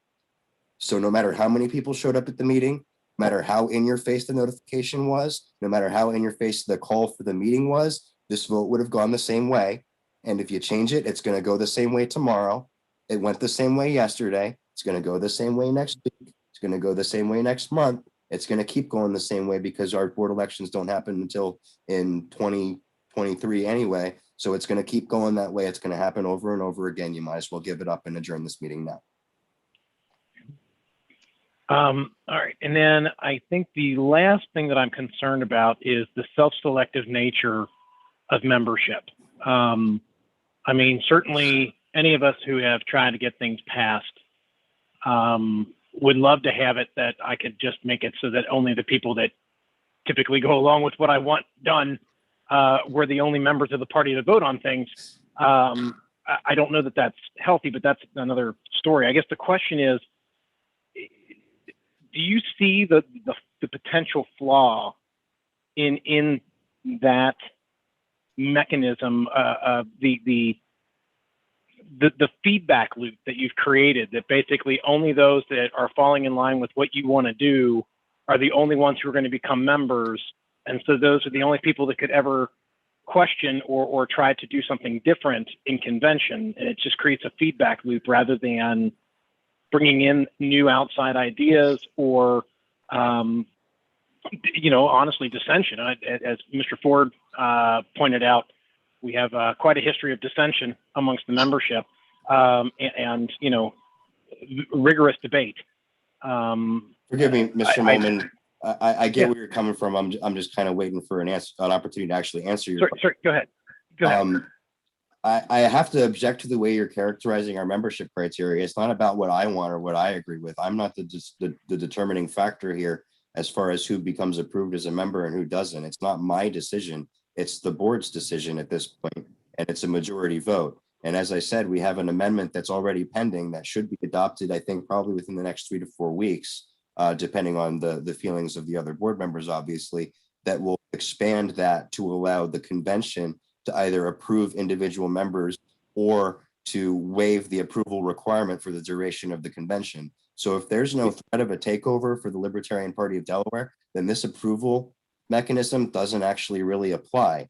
On the other hand, if the Libertarian Party of Delaware is under threat, as we believe it is now, then we have a seasoning requirement that's going to require people who want to be part of this party to actually want to help and support this party rather than take it over and destroy it. And I understand that feedback loop. Right. I guess my question is that that amendment that you're bringing forward is going to be considered by only those who have been approved under your new rules, right? I mean, in other words, I understand when I say you, I mean your board. I'm talking about the whole board, you as a group, not you individually. I gotta say, you're awfully confident in our ability to keep things together. I mean, even yesterday we had some disagreements, even though we ultimately resolved them. We're not a groupthink organization here. The idea that any of us, individually or even in small groups, could manage to lock out membership of the Libertarian Party to keep anybody with new ideas from ever getting involved. I mean, first of all, just because you're not an approved member doesn't mean that you can't get involved, that you can't suggest ideas, that you can't hold us accountable for what we're saying or doing or deciding. But at the end of the day, if you want to actually have a binding role in governing the party, yeah, you're going to have to be approved first, just like most other organizations do, based on the fact that Robert's example bylaws spell out exactly such a procedure. Now, again, I've mentioned to several people who have called me and asked me about it. We are looking at some more objective criteria that we can establish that are not able to be gamed, so that somebody intent on taking over the Libertarian Party and co-opting it for their own ends can just lay in wait and maliciously comply with basic requirements to then get to the point where they can exercise that control over the party. But in the meantime, until we come up with those objective criteria, we made an emergency decision to say, hey, you're going to have to be approved. We're going to be very liberal with approving people. We're going to approve as many people as we can. We want to approve people, but until we are confident in the security of the LPD or confident in the membership criteria that we establish, this is how we're going to do it. And those changes were made consistently with our bylaws, and they can be made all over again if you try to reverse them. And I guess the final thing I will conclude on, and I think I will be done, is I do have a concern about the classes of membership and how you go through them. What it sounds like you're establishing, you mentioned that someone can still do work for the party. They just wouldn't have a voice in the party. And I have concerns that you're going to have trouble finding people to do that, but that is more of an internal thing. So with that, thank you, Mr. McVeigh. Thank you. I believe, Sorry, go Mr. ahead. Molman, if people really want to see a world set free in our lifetime, that they're going to be willing to contribute, whether they get to hold twist people's arm and make them do it or not. I think they would will like want to to think prove that as well, themselves. but I do worry about creating a de facto caste system as well. So, all right, I am finished, Madam Chair. Thank you. Ms. Adams. Ms. Billiou, Madam Chair, I would ask that we hear from Mr. Dassing first, since we have not Yes. heard from him yet. And Yes, then, thank you. then I do have questions, but I would like to hear from people we haven't heard from before yeah. I take a second. Come right back to you, Mr. Dassing. Thank you, Ms. Adams. I have a few questions for Mr. McVeigh. I just haven't, I think maybe three, I guess. I haven't really had specifically spelled out. Maybe it was. I'm sorry if I didn't hear this, but a quick question about the at the ad hoc meeting on 10/1. At the time of that ad hoc meeting, did the AOA contain a section reading a simple majority vote of members present, the quorum required at a meeting of the state board, as long as the notice of proposed changes was at least 30 days in advance? I'm not sure I followed your question. That was a lot of words, but I will tell you that bylaw 5, as it was previously constituted, right now that's actually been removed. But the document that I sent everybody through Mr. Phillips a few days ago included a link to our previous bylaws as they existed prior to September 30th. At that time, the bylaw 5 is what it was, that said a majority of state board members present and voting could pass an amendment to the bylaws as long as that change had been notified 30 days prior. And then it was the Article 9 of the AOA that defined what exactly constituted a proper notice. And a post to the Libertarian Party of Delaware Facebook group is one of the items that by itself constitutes a proper notice. Okay. Did you believe that a post purposely hidden from the board members who need to be notified constitutes official notice of bylaw change? The Article 9 requirement for notifications doesn't say how many people have to see it. I saw it. I was able to scroll down through the feed and find it. Several other members of the board were. I don't know why Mr. Hines wasn't, but as I mentioned before, his attention to detail has been called into question in the past. So it doesn't surprise me that he was not aware the notification was posted. Whether there were posts on top of it or not is really not relevant, because the post was still there and it was possible and not even all that difficult to scroll. Mr. Roudstrep did it himself. Okay, I think that clears that up. Thank you. All right, let me double check the list. Ms. Adams, back to you. Thank you, Madam Chair. I have a couple of things. Mr. McVeigh, is there a difference, or was there a difference prior to you assuming this role in a voting member versus a member? I know in many states you can be a member, but maybe not a member in good standing or a voting member. Was there a difference in Delaware? Right. No, we did not have any sort of distinction there. Anybody who was a registered member and or a member of the National Party for at least 60 days and at least tacitly agreed to abide by the Articles of Association was considered a member, and that's it. That gave you full voting rights in any venue where they were relevant. And is there a difference now? There's still not really a difference, but we have considered establishing something called like an associate member, that if you meet the requirement of approval, then you can be considered an associate member. But I'm not honestly sure what the point of that would necessarily be, other than to make people feel good. Okay, and then again, when you were responding to Mr. Ford, I just want to clarify something that I thought I heard. Were you indeed saying that one of the reasons the move to remove Mr. Hines happened was that you felt, or a group of you felt, that he was violating the bylaws concerning the calling of the ad hoc meetings? No. So prior to April, and I think I sent the screenshot to Mr. Molman. of the actual adoption of the bylaw change that we're referring to. There was a link, it's on our website from March, titled the Q2 AOA committee report, something along those lines. Okay.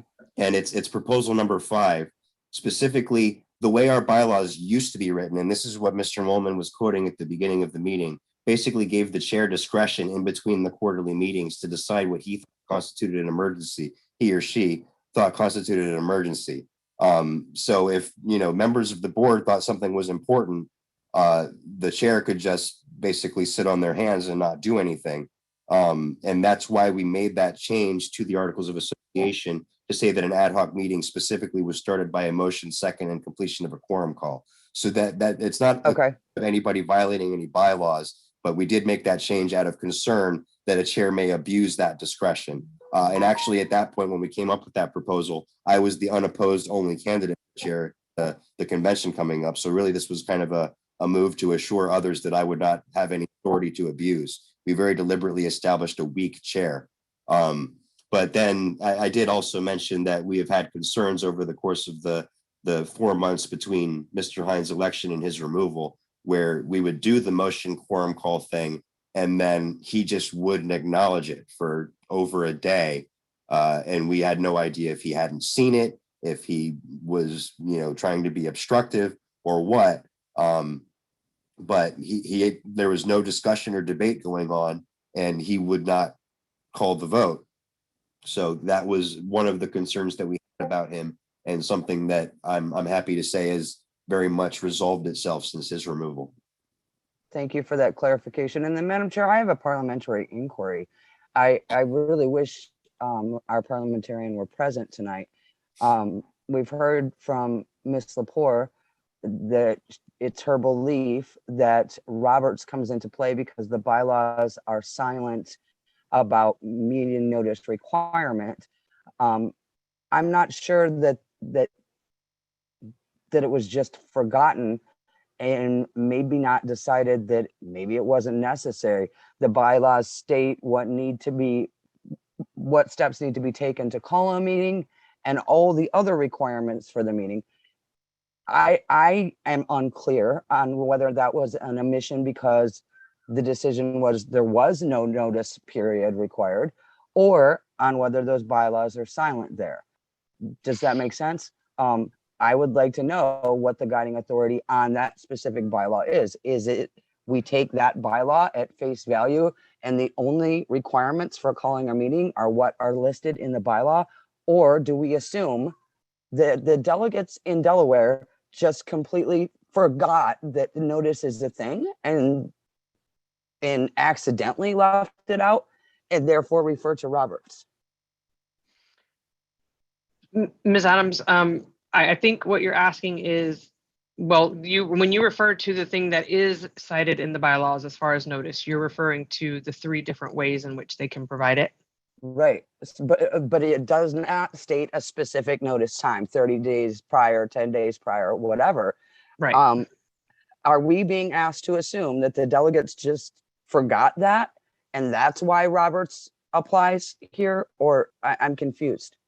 You called upon the parliamentarian. I believe that Mr. Brown is somewhere in the gallery if you would like to hear from him. I would love to hear from Mr. Brown about whether or not the notice requirements listed in Roberts would apply in this situation or not. Mr. Brown, are you still here? Yes, I see him. If we can unmute. Okay, I'm here. I'm unmuted. Ms. Adams, the Robert's rules requires that unless the bylaws provide otherwise, that reasonable notice of such things as bylaw amendments or a motion to amend something previously adopted, that's what a bylaw amendment is, that notice must be given to the members, reasonable notice.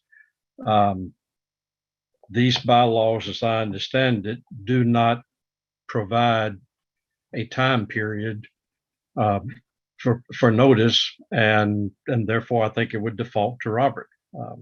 Personally, as a parliamentarian, I would think zero notice or few minutes notice or even 1 day's notice is not adequate, but that's a judgment call for others to make.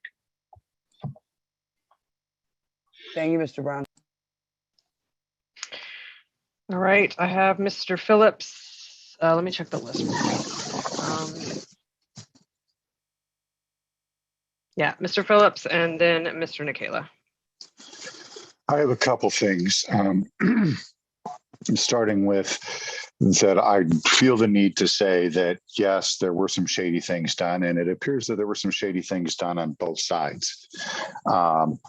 And so we can argue about moral authority and we can argue about whether things were the right way or whatever.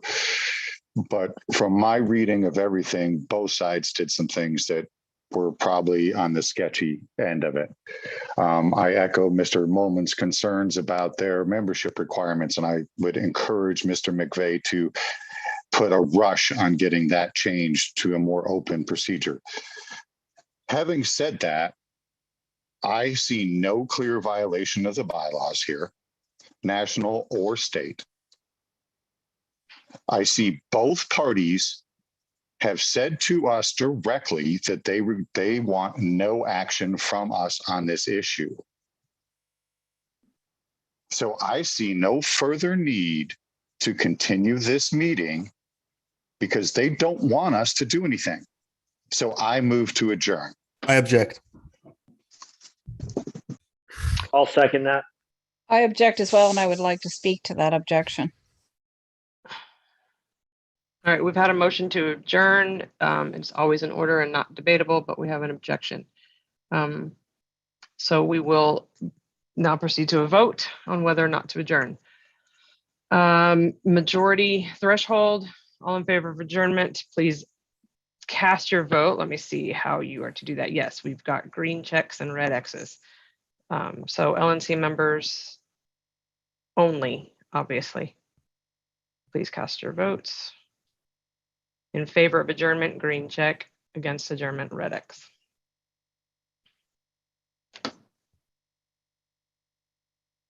I'm sorry, Madam Chair. Yes. I'd like the roll called so that everyone in the gallery can hear who is in favor and who is not. All right, that's appropriate. Yes. So Mr. Hagan, can you go ahead and proceed with the roll call? And I assume, Mr. Hagan, you've been able to update I think all of the LNC members are actually present with the exception of Region 4, and the alternate is acting in there. Right. Okay. Okay, says I got Mr. Phillips moved to adjourn. Ms. Adams. No. Mr. Bowen. No. Dr. Epke. Yes. Mr. Hagan, I will vote no. Mr. Farah. No. Ms. Hogarth. No. Dr. Lucchini.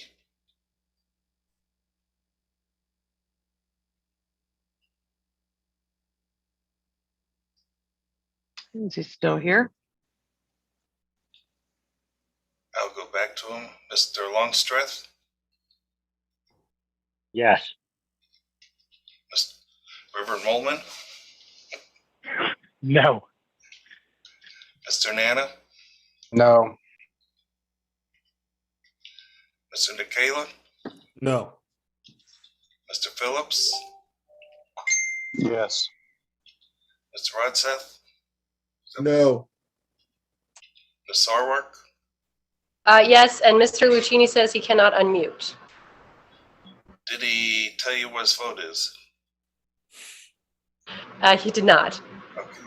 Okay, I think I can talk now. Can people hear me? There you are, yes. Yes. I am voting to not adjourn. No. Mr. Smith. No. And Ms. Bilyeu. I'm not going to vote. So it's 4 ayes. 1, 2, 3, 4, 5, 6, 7, 8, 11 nays. All right, so we are not adjourned. Next on the list, Nikayla. Thank you very much, Chair Bilyeu. Everybody, please clear. Sorry, I don't mean to interrupt you, Stephen, but go ahead and clear the X's and checks, folks, please, just to clear up the board here. I appreciate that. So I have a few questions for Mr. McVeigh. Mr. McVeigh, you were on a podcast shortly after the rules change. And on that podcast, the host asked you what you thought of the rules and if you planned on changing the rules that you used to make these bylaws changes. You said that you'd be interested in changing those bylaws so that they couldn't be exploited again. Do you still stand by that statement? We actually changed those bylaws yesterday. We're now required to go through a bylaws committee. The bylaws committee issues a report that gets published on the website and distributed through social media. And in general, a lot more attention is drawn to it to make sure that, you know, notifications are seen. We also collapsed our articles of association and our bylaws into a single document that's just called the Bylaws of the Libertarian Party of Delaware, all of which require a 2/3 majority now to amend rather than just a simple majority for only a part of them. So not only do I still support that, but we have actually done that in the space of time since Mr. Hines was removed. And can I ask you why? Because it's not an ideal process. I mean, the bifurcation of the articles versus the bylaws is something that carried over from before I even got involved with this party over 10 years ago. When we rewrote the Articles of Association in around 2018, that carried over from the old document and was never really questioned. But it was only recently, actually, since Mr. Hines and his cohorts have been trying to abuse the smaller vote threshold to backdoor rules into the party through the bylaws, that we realized that, hey, this is a weakness. This is an avenue for exploiting, having a majority but not having a 2/3 to impose lasting changes on the party.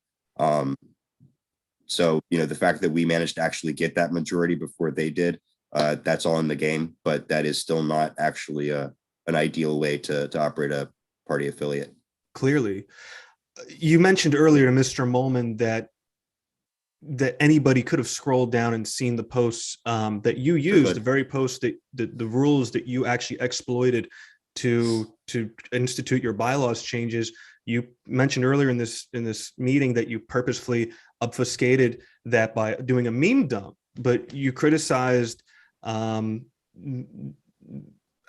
Hines for not seeing it. Was it intentional for Mr. Hines to not see the post? Let's just say we took advantage of qualities of his personality that we assumed would continue to hold true. So in other words, it was purposefully misleading Mr. Hines so that he and others would not be able to see the post. Is that correct? We relied on Mr. Hines' lack of diligence and attention to detail. Okay, so in other words, yes. In other words, we relied on Mr. Hines' lack of diligence and lack of attention to detail. Understood. What was the justification for removing the other members of the board besides Mr. Hines? I believe I answered that already, but really what it comes down to is that they were all in that questionable scenario between incompetence, obstructionist, abusive, and generally unproductive. I would say it's more or less the same reasons why this very board removed its secretary recently. And were your actions in closing the LP Delaware membership done specifically in order to eject a group or groups of people? If so, who? Our actions were taken specifically to add more stringent seasoning requirements to make sure the people that were involved in making decisions on behalf of the Libertarian Party had the Libertarian Party's best interests in mind. I've said that before as well. Mm-hmm. In the beginning of this meeting, when we discussed closing the chat, you actually did mention in the chat, you said, keep it on, let the MC act like themselves. Yep. Do you have any personal opinions of the MC, the Mises Caucus, as an official stated position in your role in your organization as LP Delaware chair? Say that again. There were a lot of words there. Yeah, I apologize. Let me make that more clear.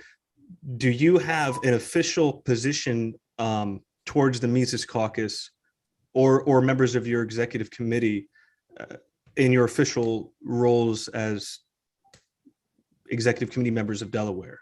In Do I other have words, an official position? yes. Do you have any Caucus? official No. position?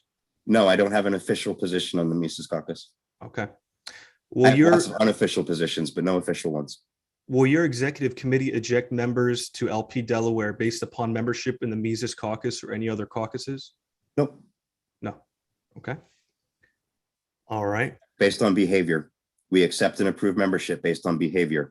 If your behavior indicates that you don't have the best interests of the Libertarian Party at heart, then you will be ejected or you will not be approved. Now, So happens to be a lot of overlap between members of the Mises Caucus and being viewed by members of the board as not having the best interests of the Libertarian Party at heart. That's y'all's problem to work out.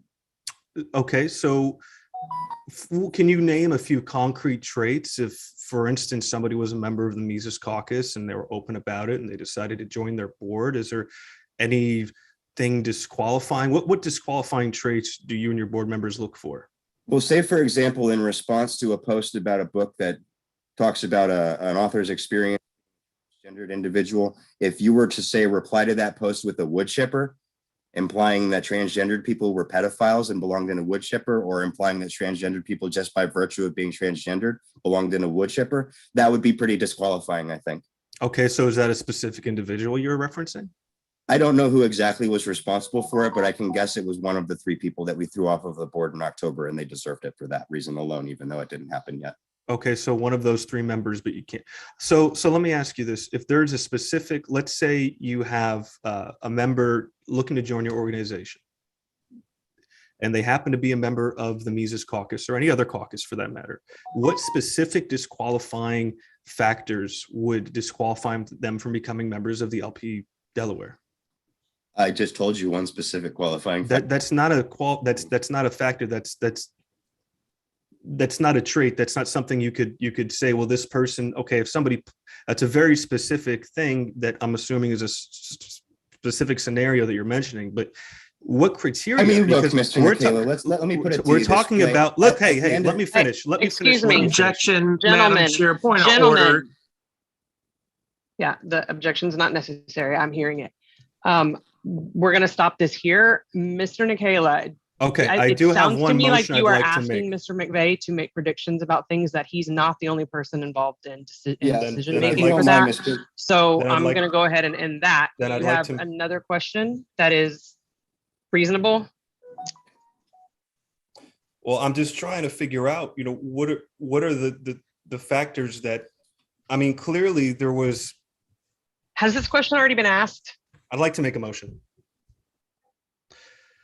I move to create an ad hoc special committee whose purpose is to review the founding documents of the affiliates as requested by the affiliates, to make suggestions for professionalizing the rules in regards to members' rights. I'm seeking a second.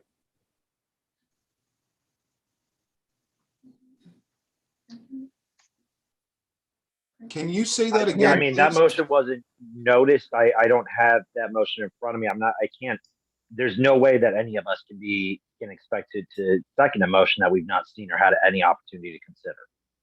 We make motions on online calls all the time, and I would say So on nobody who is procedural speaking right things. now has been recognized.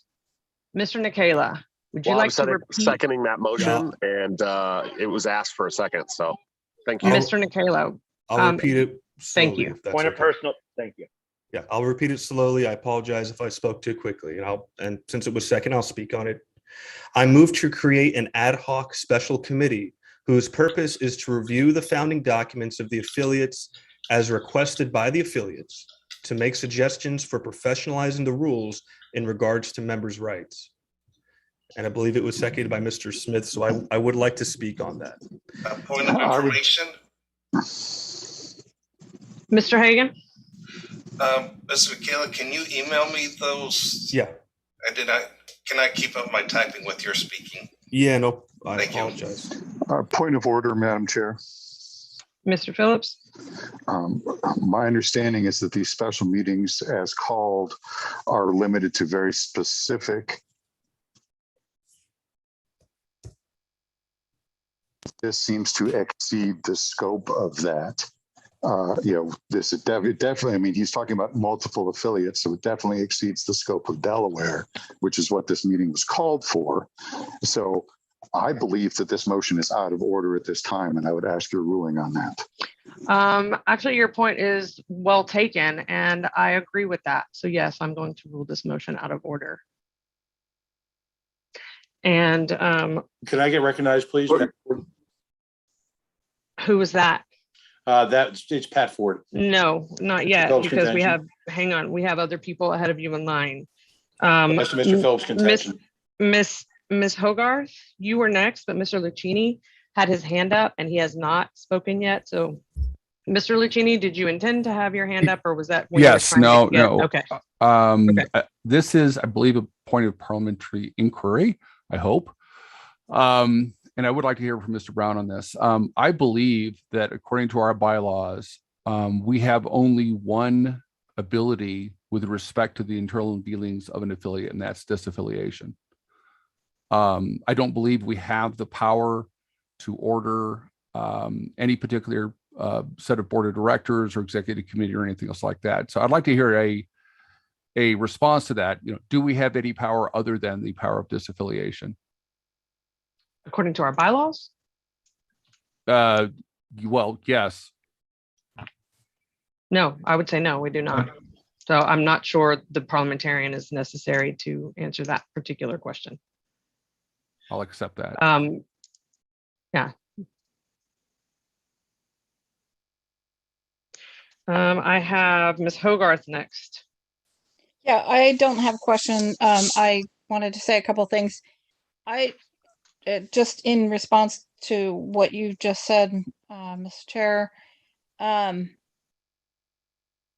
not sure that I believe that, but that I accept that, because I do think that we can consider that the actions of Mr. McVeigh and the others have in effect created two separate entities claiming to be the party, and that recognizing one is in fact exactly our role, clarifying who our affiliate is. But more broadly, I wanted to talk about this whole notion that the rules were followed, therefore we can just shrug our shoulders and wring our hands and say there's really nothing we can do. Everyone seems to recognize that these were unethical actions. And yet everyone seemed, many people seem content with the idea that that they should just be accepted because, I's were crossed and T's were dotted, or the other way around. And I don't think that that is true. The essence of parliamentary process isn't who can game it the best. The essence of parliamentary process is making sure that all voices are heard. And that's exactly the opposite of what happened here. So I have a majority of people who attended the Delaware convention and put Mr. Hines in office as chair, telling me that what's going on in Delaware is wrong, and they want the National Party to help represent their position as libertarians, many of whom have now become disaffiliated from their own party and disenfranchised. And I think that it's incumbent upon us to, to take that seriously and not just do this, oh, sorry, the bylaws were followed. I don't think that they were. I think this idea that, putting something in without following any of the customary procedures and calling that notice, I mean, in an obvious attempt to game the bylaws, represents the essence of parliamentary process or our obligation to one another as libertarians to be heard and to be spoken. I also think that Mr. McVeigh and the others are operating from a position of fear. They have said, well, if this were to happen, this would happen. These people will do this. We think that these people will tweet the wrong things. And a party ruled by fear of new people coming in. So they've deliberately stepped back, pared the party down to their friends, the people they can trust, and then they intend to expand from there. That's exactly the opposite of what we want to do as the Libertarian Party. What we want to do is welcome people into the party, work on having them express the best essence of libertarianism, and saying that only the people that we trust to be good libertarians can be counted on as good libertarians. That's just wrong. We already have people who have taken the step of joining the National Party, of calling themselves libertarians, and we're doing them a huge disservice we would be doing them a huge disservice by just stepping aside and letting a small group of people take over the state party and declare it to be the libertarians to be who they call libertarians. I mean, that would be malfeasance in huge measure. And I just wanted to address one last thing. The two things actually. There's this whole both sides have done crappy things argument. That argument always comes up. That's not true. I mean, yes, in any dispute within a party where there's tens of members or dozens or hundreds of members, you're going to be able to point to actions by some. I will say that I worked with Mr. Hines from June on, and he called me frequently in great distress about the actions of Mr. McVeigh, putting the brakes on things, making it so that they couldn't get things done. He wanted a lot of advice. I had him talk to other chairs in Region 5. He was in a lot of distress because he couldn't work with people. So Mr. McVeigh made it impossible to work with him and then said nothing was getting done. You know, that's the way I see it. And when we say both sides, one side is disenfranchising over 2,000 libertarians at a stroke. That's not the elected board's side. That is Mr. McVeigh's side. And then this thing that I think two people have expressed, both sides say just do nothing. That's a misinterpretation of what Ms. Lepore said. She didn't say do nothing. She said that we ought to recognize the elected board of the Libertarian Party of Delaware as elected at their June state convention. And I think that's what we ought to do. I also would like to hear from the parliamentarian to see if he thinks that is a legitimate motion to be made at this meeting. If not, perhaps we can think of something else. I asked for this meeting and I came here hoping that we could talk together and find a solution. I understand that everyone wanted to hear from the primaries, and we have, but we're at that point where we're asking a lot of the same questions over and over again. And I would like to hear us speak among ourselves and try to come to some conclusion. I would like that to be a recognition of the elected board. If that's not possible, it's possible that we could work on some kind of censure against the obviously horrible actions of Mr. McVeigh and the others. I mean, admittedly by themselves. But I'm concerned that the way they have things set up now, they are in charge of designating who is a libertarian in Delaware and who can come to national and vote at the national convention and who will be at their next state convention. And if that ought to be a concern of every member of this board. Ms. Hogarth, you have requested to hear from the parliamentarian. I'm happy to allow him or allow that. So Mr. Brown, if you are available to answer Ms. Hogarth's question.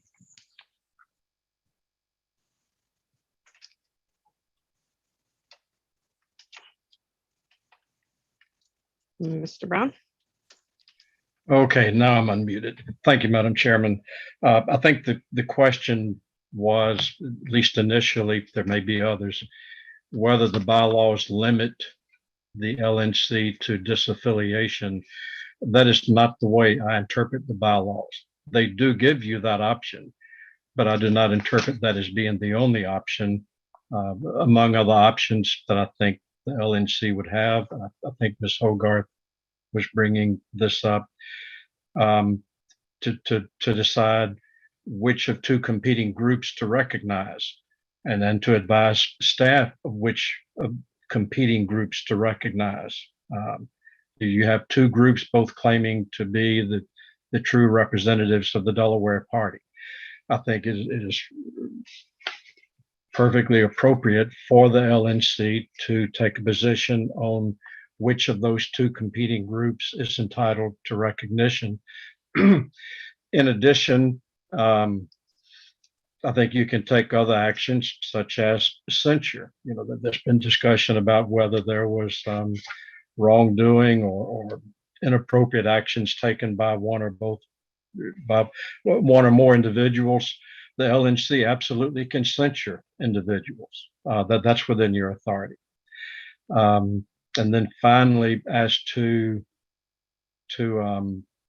I believe it's Mr. Nicalia's motion, it is maybe borderline, but the call of the meeting, the notice of the meeting, as propounded by Ms. Hogarth and I think by the chair, was pretty wide open. As I recall, it was to, quote, deal with the Delaware situation, or words to that effect, which is pretty broad. In fact, it was so broad, it actually caused me some concern.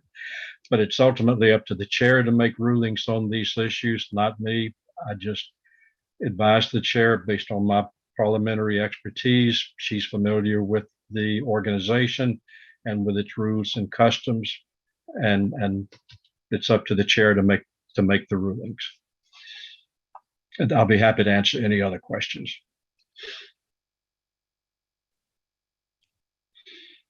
I would also like to say that we've had a lot of we've heard a lot from Mr. McVeigh. People, I'm sure, were very curious about his motivations, but I would like to give a better hearing to Mr. Hines and or Ms. Lepore. And I also have a request from the previous chair, Sean Goward, to speak, but those are all at the pleasure of the body, of course. We still have LNC members who are seeking to be recognized, so. Point of inquiry, Madam Chair. I need to get to those. Mr. Bowen? Point of inquiry. I wanted to find out if it would be in order for me to defer my representation of Region 8 to Pat Ford for the remainder of this discussion this evening. Is that in order? That's fine. Okay. So you are leaving the meeting? I am, yes, I am leaving. I will be probably monitoring the meeting if that's okay. Okay. But I will relinquish my representation to Mr. Ford for the rest of the meeting. All right. Thank you for the notice, I Mr. believe Hagan. just so everyone knows, I believe I'm doing that because I believe Mr. Ford does want to make a motion tonight. Is that in order? Yes, if you're leaving the meeting and your alternate is present to take your place, then so be it. Mr. Hagan will make note of it. Make note. Please do so. Make note of that. And Mr. Ford is up. Okay, thank you. If I could address the body then. You have the floor. Thank you. First of all, I just want to comment that the purpose of this meeting is to, in a sense, work to remedy the situation. So I appreciate the opportunity to continue the meeting as open. And also I appreciate Mr. Brown's recognition that there are options that we have. It's my belief that the behavior of the new rulers, if you will, of the Libertarian Party of Delaware, that their behavior is antithetical to the beliefs of the Libertarian Party. Ironically, I find this behavior to be guilty of the same behavior you would oppose, or these people would oppose recommend that their opponents are guilty of. Effectively, and I'm not trying to be glib here, but membership in the Libertarian Party of Delaware has been reduced from that of a procedure that celebrates the rights of the individual to something more akin to a fraternity initiation. And the notion that bylaws if you will, to change the notice process placed after they willingly, knowingly engaged in what I consider a deceptive form of notice, and that they seem to acknowledge themselves, seems to me to be closing the door so that they retain complete control over the entire process. Listen, I'm never going to be that bylaw guy, but continuing to engage in this behavior, to me, again, antithetical to the beliefs of the Libertarian Party, the celebration of the individual. And I believe that the Libertarian Party has the right to engage in a fundamental act of freedom, which is the freedom of association. And as such, I make a formal motion that the Libertarian National Committee recognize the body that was placed and elected at convention to be recognized as the, if you will, the leaders of the Libertarian Party of Delaware. Second. A second. Second. I have a point of parliamentary inquiry. Mr. Hagan? We started the meeting by saying that we're going to be meet as a committee of the whole. Do we need to rise out of the committee of the whole No, first? that's not what I said. Okay. No, we didn't. All right. We didn't. I suggested that I thought we would be able to, but given this format and not being able to see people's faces and body language and knowing who wants to speak, we were not going to be able to speak freely that way. That was not a good discussion method. So no, we're in normal Can I mode. get the wording from Mr. Ford again, a little slower? Sure. I'm doing this on the fly, so I apologize. That the Libertarian National Committee and the Libertarian National Party recognizes the slate of officers duly elected by the Libertarian Party Delaware at their convention, and shall continue to recognize them as the, if you will, sole authority of the Libertarian Party of Delaware.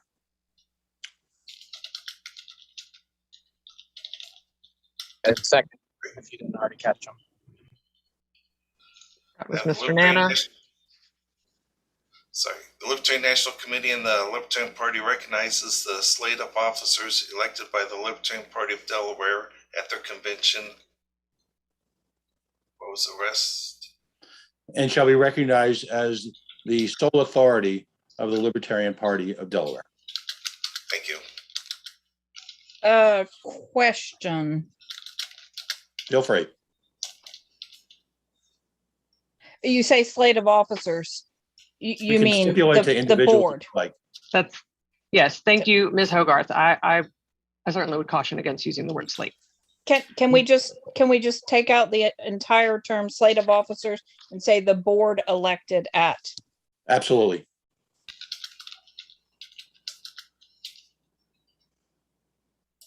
There is also a consideration, I probably shouldn't speak to this motion, but I just want to say there has been a resignation. Yes, never mind. Thank you. We have a motion on the floor. It has been seconded. And it was Mr. Hagan, do you have the language in full? Mr. Ford moved that the Libertarian National Committee and the Libertarian Party recognizes the board elected at the Libertarian Party of Delaware Convention and shall be recognized as the sole authority of the Libertarian Party of Delaware. Can we say convention of 2021? Ms. Hogarth, if you have an amendment, can you get in line to make it? Yes. Thank you.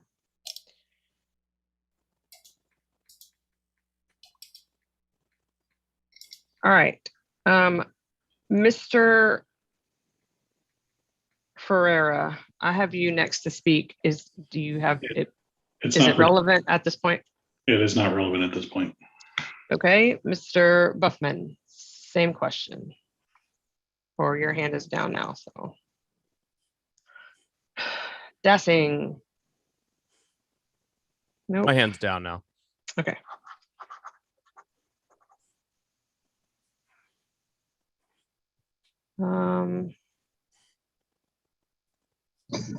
Are we in discussion of the motion? It has been seconded, and I would ask at this point, is there any objection to this motion? Yes. I would like to speak in So we favor, are Michaela. in discussion. Okay, so raise your hand and we have a line forming. So Mr. Ford, I get the impression that you made your case for your motion before you made your motion. Right, and Is that fair? That's a fair statement. Okay, Mr. Nikela, you are next. Thank you, Ms. Biliou. I don't know if any of you have taken the opportunity to read through the packet provided by the Libertarian Party of Delaware dated October 6th. I have taken time to look through it. I've also spoken with Ms. Lepore. I've spoken with Ms. Hogarth. I've also reviewed the entire podcast in which Mr. McVeigh and one of his cohorts were speaking very openly about their coup d'etat of LP Delaware. And I can personally say that the whole thing is absolutely disgusting. The manner in which it was carried out, the manner in which rules were exploited, the manner in which it was all carried out underhanded, and admittedly as well, should raise a lot of concern, quite frankly. And the fact of the matter is that Mr. McVeigh multiple times in this call has told us, LNC, you guys can't do anything. Just don't try to stop me. Please, whatever you do, just adjourn and go home. And I think that's the wrong move here for several reasons. Number one is this is despicable behavior. We as the LNC have to step in, just like when a kid gets out of line, you have to step in and tell them this is wrong. This is wrong. This is very wrong. This is very concerning. And I hope by no means anyone believes this is factional for me, because it's not. I've been here long before caucuses. I'll be here long after caucuses. And whoever it would have been that it would have done this, I would have been here saying the same thing about. Just an FYI for anyone out there who doesn't believe me, because this is really a growing problem. We've had a domino in New Hampshire. We're now seeing Delaware. We don't want repeat offenders. We don't want people going out there and thinking they can go out and change the rules, exploit the bylaws, et cetera, in order to take over a state affiliate. If it's done fair and square, if it's done by the book, the rules of the convention, that's fine. That it is what it is. But this was done in a manner that was purposefully obfuscating the information needed to actually make decisions on the board. This is very, very clear, cut and dry for me. Something I would never accept in my state party or any other state party for that matter. So I believe we need to go home here today doing something about this. We can't just turn our backs and say, oh, well, it's no big deal. Let them fight it out. That's not the proper move. We're risking ballot access. We're risking candidates. We're risking God knows what else. We don't even know the criteria. I don't think William McVeigh even knows the criteria for what counts as allowing a member, what disqualifies a member. So we're just leaving this up to chance. Him and his friends, they could close down the party forever, close it up, lock the key, send us a list of delegates every few years. What if this was a Republican or Democrat operative? I don't think he is, but he's made several other political parties. What if it's Republican and Democrat in the future? We're going to stand by and do nothing, just let the parties get taken over, closed up, and given to small cliques of people in order to run how they choose? It'd be wrong, and it's a wrong thing to stand by and let that happen now. So I'm going to speak in favor of this motion. I spoke with Region 2, Ryan Graham and Dave Jones. That's why I wanted to put together my earlier motion, and I'll actually be revisiting that on the list later on, which is to help the various affiliates harden their bylaws, their founding documents, so that this doesn't happen to them, because membership's rights need to be upheld, and they get violated when there's badly written rules and documents. As for this, I fully support it, and I would recommend, if passed, that Bill, Mr. Hines, Lepore, and others please cross your T's and dot your I's, because according to Mr. McVeigh, he's going to try this again and again and again and again, and until him and his cronies get their way. And that's wrong. That's very, very wrong. And so I invite you all to consider voting aye on this, and we have to do something, because this is really just, I've never seen anything like this before. Anyway, I go with my time. All right, I have 3 people on the list who have not spoken yet tonight. So I'm going to go ahead and go to those, and recognizing, well, it looks like one of them dropped off. Recognizing Mr. Longstreth. Thank you, Madam Chair. As Mr. Nicola said, we can all agree that this is a bad situation. I don't like how this played out. I don't like what it looks like. I don't like the situation where we have a very small number of people deciding how and who is a party member in a state that does choose delegates, which does affect national policy. And I believe that that is a problem. However, it looks like bylaws were followed. Both sides seem to agree with that or have some conflict in that, and it is going on within the state to resolve that. I would call out that this committee, at one point and another in our history, had a similar situation with a state known as Oregon, where there was a conflict in bylaws between two competing factions within the state. The worst thing the LNC did was exacerbate that situation by getting involved and choosing one of those sides. That is a huge mistake and not something that we should be doing. And that is what this motion specifically does. If you want to have an official Oregon 2.0, not a rumored, not we're getting close to it, not it might happen. If you want a situation where the LNC sides with a faction over a bylaws dispute, this is how we do it. We cannot do this. I urge you all not to vote in favor of this. As far as as far as Mr. Nicola's other idea, where he wants to form some sort of a committee where affiliates can come to us voluntarily and find ways to strengthen their bylaws. If there is a desire for that, then I am all open with that. I enjoy crafting bylaws. It is something that I would be happy to participate in. And I believe that it could have prevented this situation. But our answer to this situation right now cannot be choosing one of these factions. And so please, please, please, please do not create an Oregon 2.0. Please don't do it to this party, especially this year. I yield my time. Mr. Smith.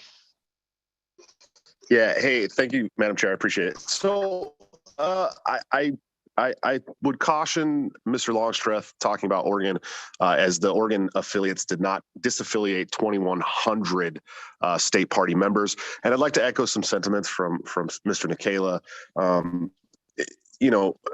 Mr. McVeigh has touted all over online about how he knew what he was doing was unethical. They've put into place this system where they get to gatekeep who gets to become members of the state party. I mean, it was done in the shadows. It's very, very obvious. Is there some speculation as to whether they violated the bylaws or not? Yes, maybe, maybe not. One side says that they have, one side says that they haven't. But the fact of the matter is as a national committee, we need to recognize our state affiliates, and we need to recognize the people who were put into place to lead those state affiliates by the membership of that body. And so I would urge you guys to vote yes on this. I think that it's very, very important that we recognize, the members of that state board who were duly elected by their state body, by their membership, and not the ones that have tried to usurp the board. I mean, the very small amount of people out of 2,100 people that have decided that they and they alone get to decide who becomes members of the party, who gets to serve as national as national delegate, who gets to serve on the state board. Our place is saying, hey, you can't just do this in state parties. That's not how it works. And with this motion, we have the opportunity to say, no, the right state board is the one that was elected by your membership duly. So I would hope that you guys as national leaders would have the gall to say that and support this motion. Thank you guys. I have 1, 2, 3, 4 people on deck to speak. And at this point, we've exhausted all of the first-time speakers. So I'm going to ask that those of you who are on deck to speak, that would be Phillips, Nana, Hogarth, and Lucchini, if you could indicate for me with the green checks and red X's, whether you are speaking for or against this motion so that we can try to be balanced here.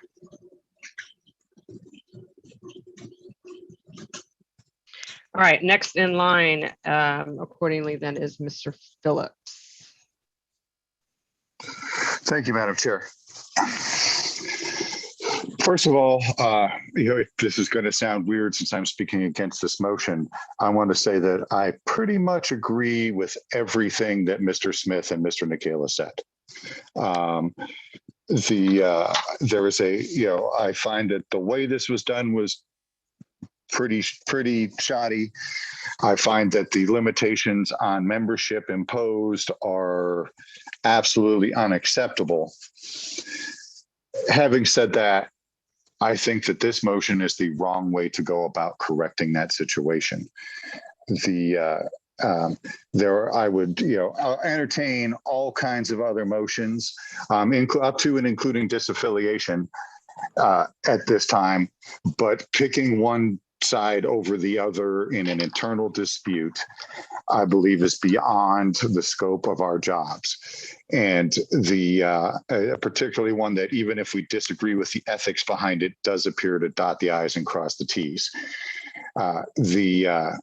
So I am against this motion as recognizing the old board. I don't have language to present to make a substitute or an amendment. I'm willing to be persuaded to another course of action, just not this particular one.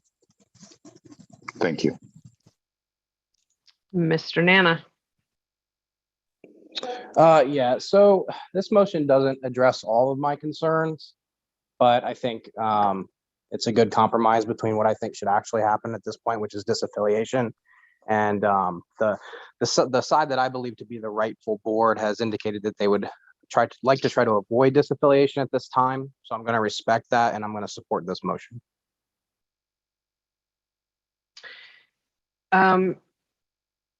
Mr. Lucchini, I don't see any icons next to your. Are you dropping out of line? No, Oh, okay. I see it now. Sorry, I see it now. Okay, you're up then. Okay. So number one, I believe this meeting was called for the purpose of discussion of the Delaware situation, not action. But if the chair believes that this motion is order, then I guess it's an order. I called for this meeting, and I called to discuss it in the hopes that we would take Ms. action. Hogarth, you'll have your turn in just a second, right after Lucchini is done. So anyway, obviously I defer to the chair on what she thinks, whether or not this motion is in order. I will say that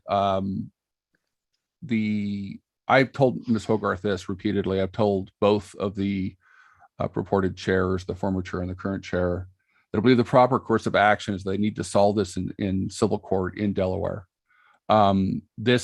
We are not a judicial body. We suck at it. We've tried to do it in the past.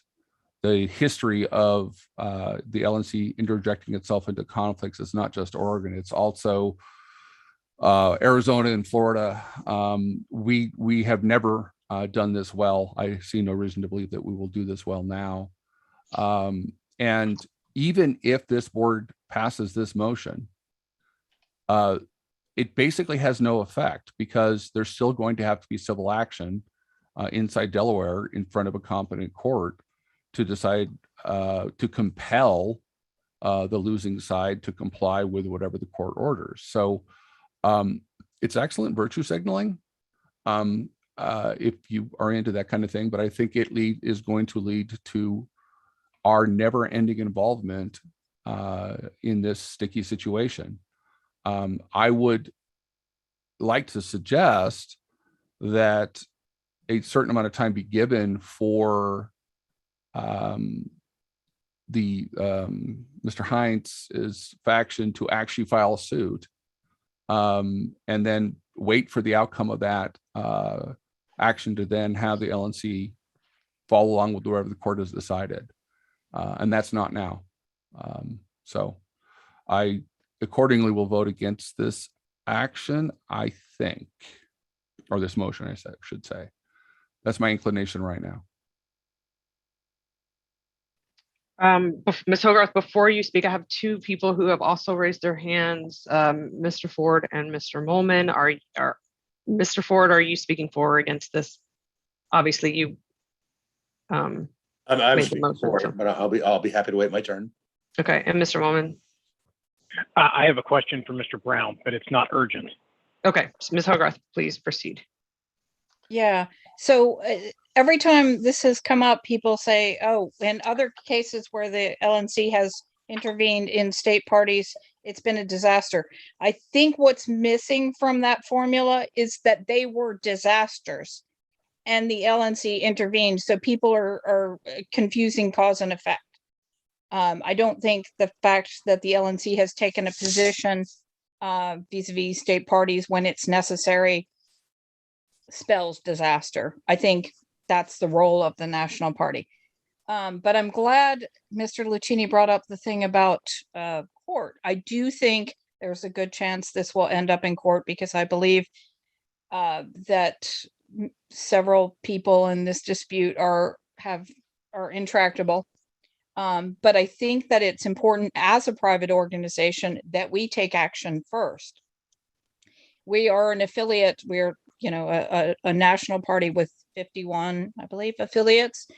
And the courts, of course, the first thing they will say is, what does your national parent affiliate say, or parent organization say? And I think it's incumbent upon us to show that leadership, to make the determination.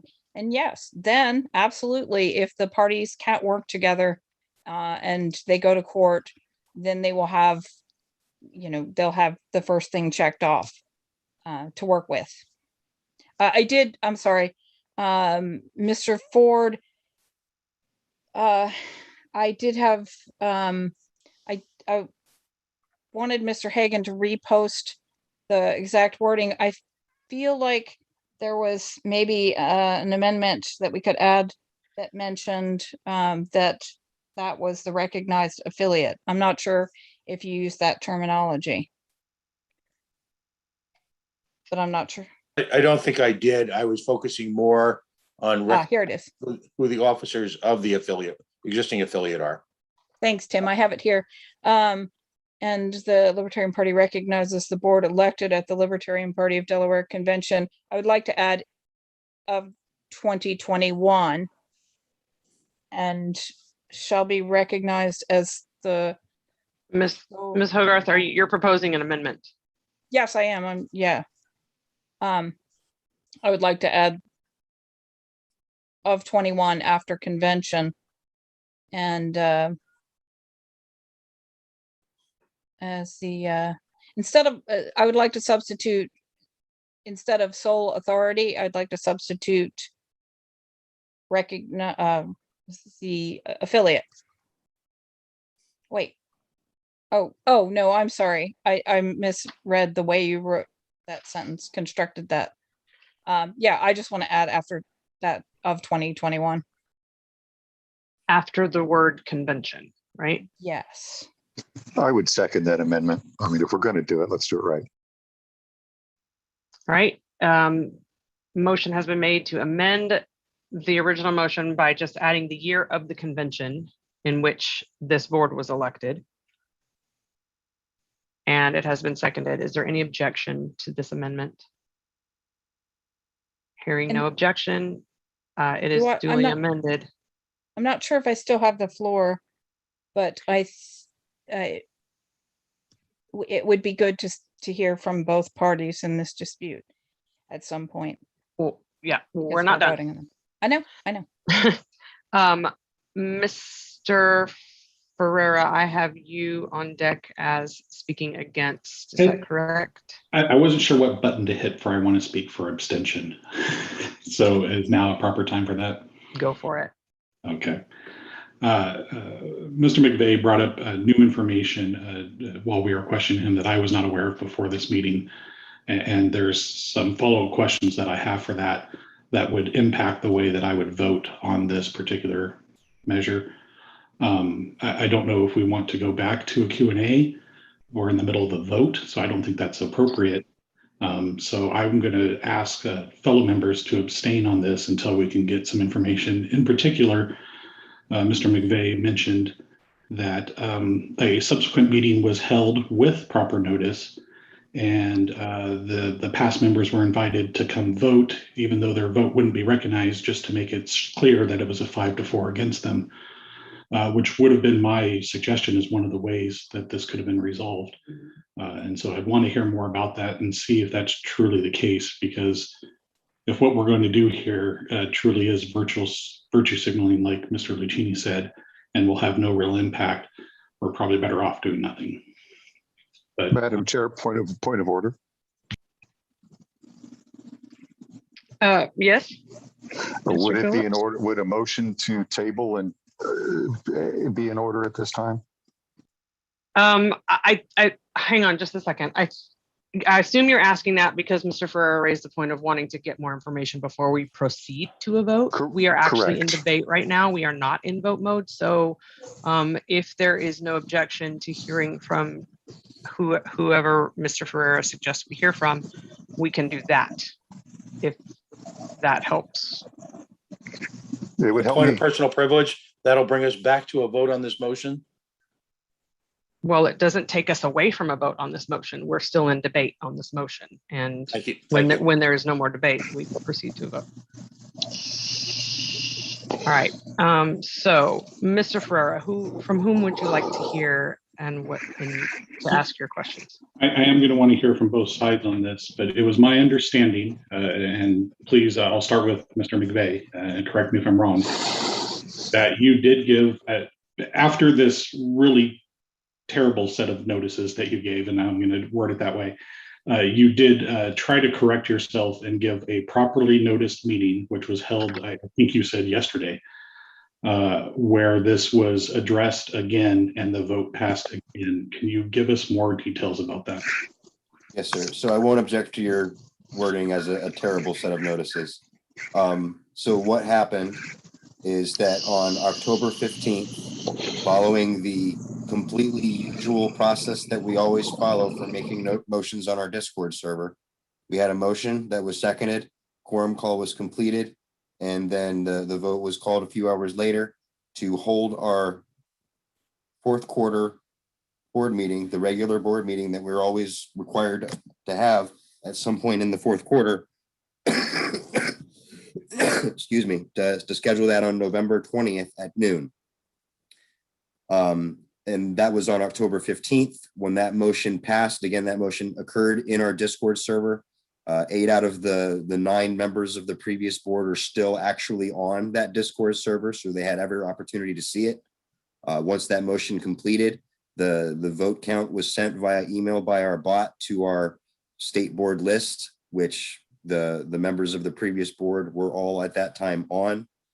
So they were made aware via email that meeting was scheduled for November 20th. And then on October 21st, another notice was posted in our Facebook group by me, a board member, with the word notification in big letters to notify another change to our disciplinary process in the bylaws, making it a majority vote of the state board rather than the 4/5 that used to be, or the 2/3 of the county chairs. It was made afterwards on October 1st. And then in that notice, it also again mentioned the November 20th date. All the members of the previous board are still able to see the Facebook group. That notification, the comments were left on. That post was bumped on November 18th, pushing it again to the very top of the stack of the group posts.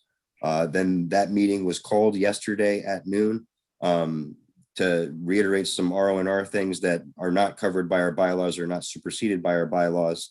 Under section 9, I believe it's section 9.2, Mr. Brown can check me on that.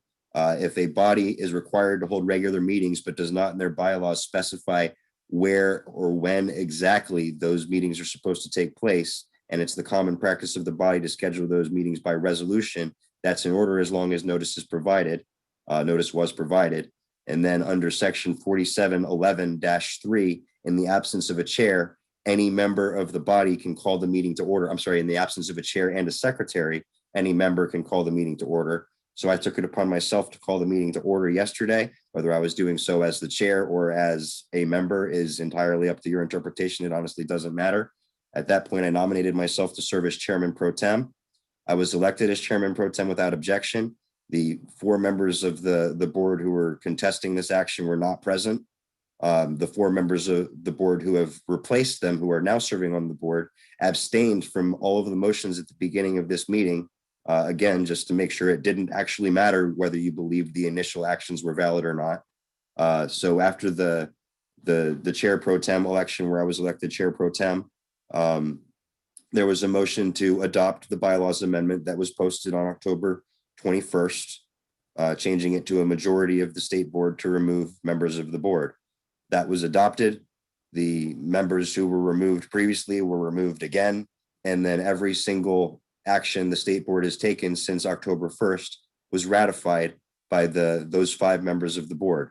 And we're prepared to do that all over again if we have to, as much of a waste of our time as that is.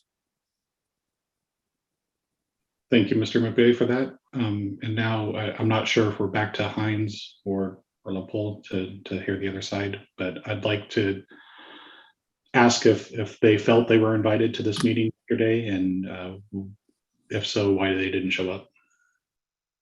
We'll start with Mr. Hines as the designated spokesperson, and if he wants to defer, he may. Thank you very much. First, I want to say that we do not recognize any of the actions that Mr. McVeigh and his group have taken since the meeting of October 1st. We don't participate in his Facebook groups. We don't participate in his Facebook page. We don't participate on his web page because he has, in our feelings, stolen these assets and is misusing them. So no, we did not attend that meeting, and we had no intention of attending it because we believe everything that has happened since October 1st has been out of order, and they're not the rightful board, so everything they're doing is not legitimate. Now, I would also like to take an opportunity to express that the state of Delaware is 3 counties. And of those 3 counties, each has their own LP affiliate. 2 of the counties, including the one Mr. McVeigh chairs, has passed resolutions condemning his actions, asking for an investigative committee and a report with findings. And Kent County is in the process of doing that right now. The state will be doing it. We have called a 4th quarter meeting for November 30th. And we intend to do the same thing. I have received petitions from a majority of our convention attendees asking for a special meeting regarding what has happened from October 1st on. Does that answer your question? It does. Thank you both for your answers. I appreciate it.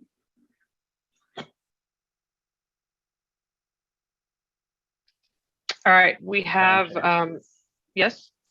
I have a point of order. Who is this? Is Mr. Longstreth. Mr. Longstreth. Okay, point of order.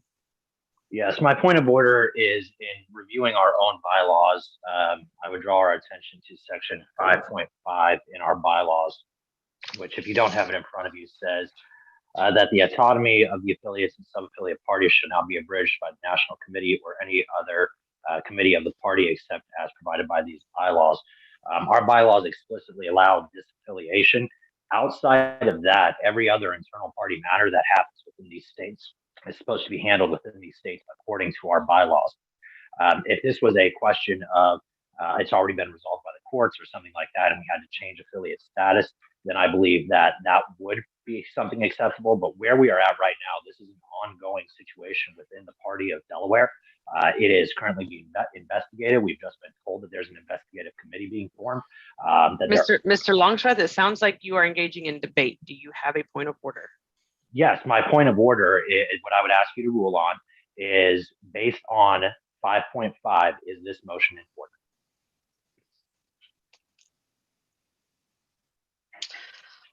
Well, the way I would answer that right now is if you then look, as it says in 5.5, except as provided by these bylaws. And these bylaws, Article 5.2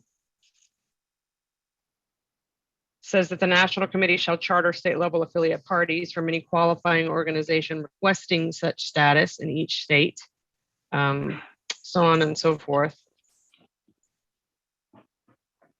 And any state level affiliate wishing to become, or any organization wishing to become a state level affiliate shall apply for such status through a standard petition as adopted by the National Committee. And then we normally can establish an affiliate that way.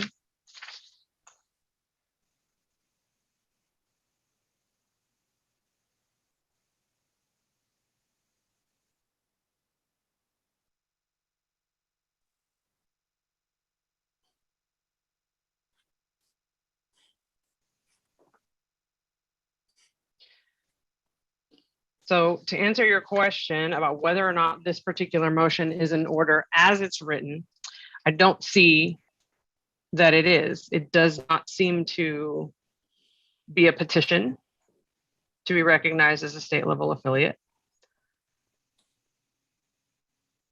If I may Beyond speak, what already exists, the affiliate is already recognized. The affiliate is already recognized. This is about recognizing individuals as board members, not recognizing an affiliate. So I would say no, it is not in order. I'd like to appeal the ruling of the chair. If Also, I would like to. Mr. Brown suggests that we have the authority then to choose who we recognize as officers. So we have an appeal from the ruling of the chair. We had a Does that need point to of be order seconded? raised as to whether or not this motion was in order. And having reviewed the bylaws, I have determined that it is not in order. And we have an appeal from my ruling. I'm assuming it is seconded. Yeah, it's seconded by Joshua Smith. Got it.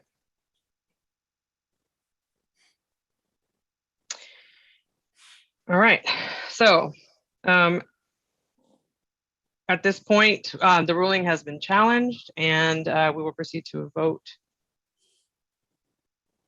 on this ruling. Madam Chair, Madam point of information. I have a point of order, Mr. Molman. Yes, I believe that appealing the ruling of the chair is a debatable item. Okay, thank you. And So as such, I specifically encourage a debate by asking the question of, upon what basis did Mr. Brown, the parliamentarian, suggest that we had the authority to recognize one of the two litigants? Based upon his own interpretation, I have to assume. So we have a ruling and it's been challenged, and we now are going to debate that. So Mr. Ford, do you have, you're next in line. So I'll defer to Mr. Molman, but I like to keep my place and, I'll allow other people to speak and then I'll follow up. Madam Chair, I do not wish to speak on this. I just wanted to bring up the point of order and note that you also get to speak last on a appeal of the ruling of the chair. all right, thank you. Mr. Ford, you're the only one I see. Is Mr. Brown still with us? Is Mr. Brown still with us? I believe he is. Could he then, I request, is it appropriate for me to request that he explain his ruling? Or his interpretation, I should say. Mr. Brown?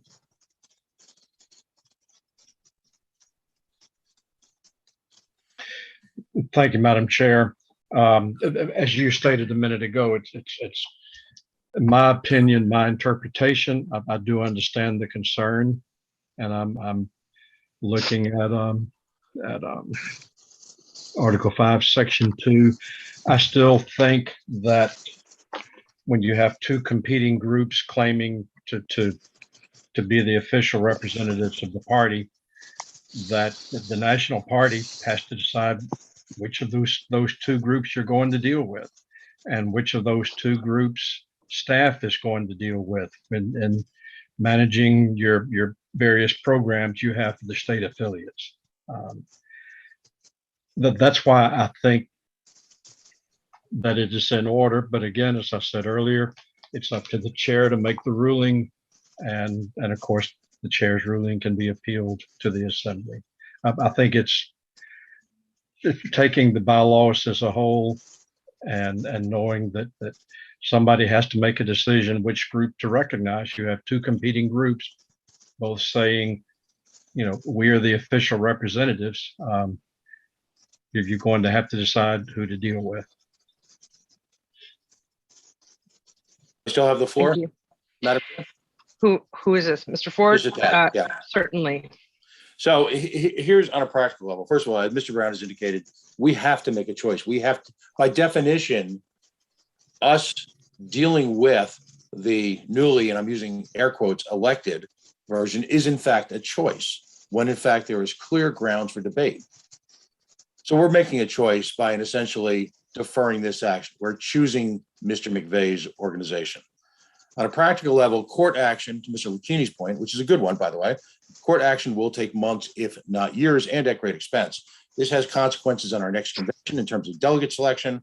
I would personally prefer to have a semblance of a functional LP Delaware as opposed to disaffiliate, because again, the rights and the will of thousands of LP Delaware libertarians are not being respected.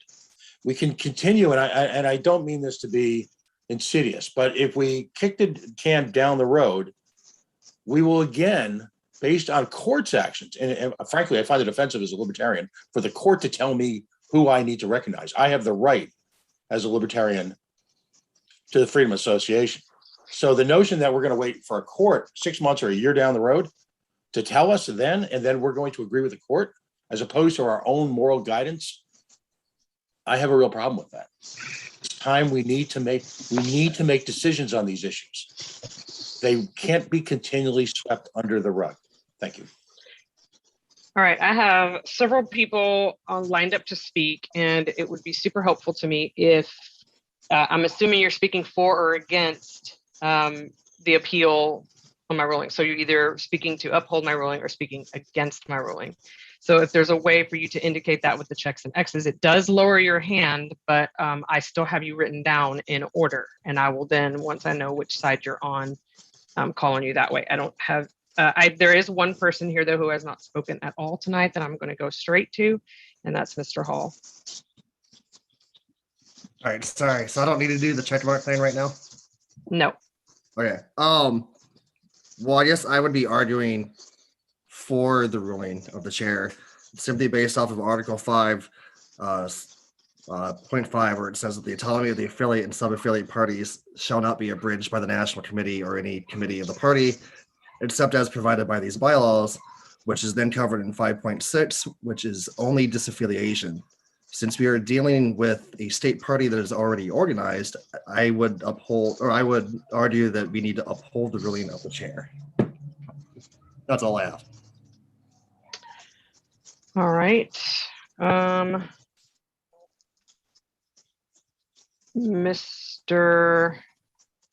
some reason, I'm not seeing the checks and X's here on everybody. So Mr. Nana, are you speaking for or against my ruling? I would be, I'm in line for after. I mean, I'm against the ruling. I don't need to speak to it. Okay. Mr. Lucchini, I have you on the list. Are you wanting to speak on this or on the main motion? If we get back to it.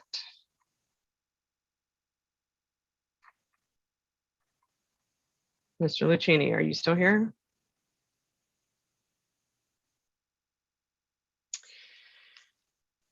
All right, Mr. Smith. Present.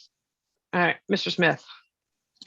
Yeah, I'd just like to speak in favor of overturning the ruling of the chair. I think that it is 100% in line with our duties as a national board to recognize the correct affiliate of a state that has to ask us for charter. So it would be ridiculous to think that it's out of the scope of our job as national leadership, or that this motion could be out of order. So I would hope that you guys could understand that. Just by a cursory look of the bylaws, it's pretty clear that this is part of our job. So hopefully you guys will, do the right thing here.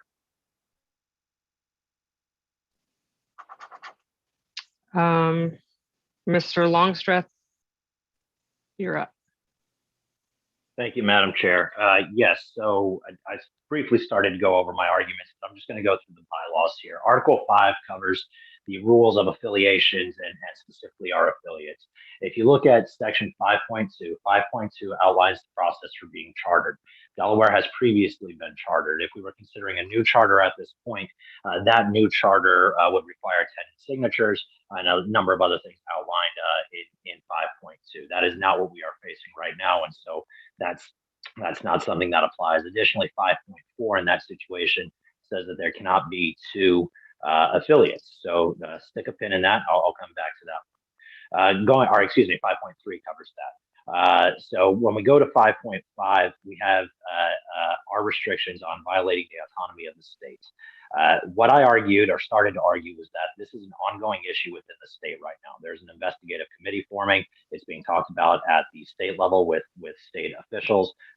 It's probably going to go to court and be decided, but it is an ongoing matter. So that being the case, us recognizing any leadership right now, or specifically leadership, not the party. The party still exists, but any leadership within that party as the one and true leaders violates 5.5 and interferes in the state autonomy and what's going on there. It adds a national pressure that otherwise is not there.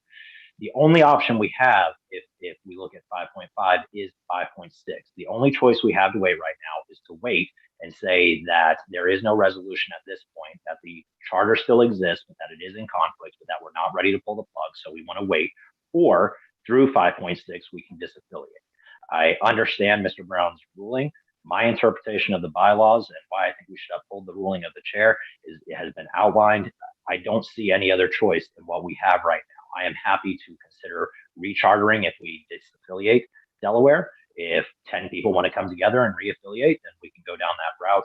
But as it stands right now, this motion is out of order with 3 very clear points in our bylaws in section 5. All right, and I see unless Mr. Lucchini is back, when it was his turn, he didn't speak up, so I'm not sure where we are with him, but I see Mr. Nikela speaking against my ruling. Thank you, Ms. Bilyeu.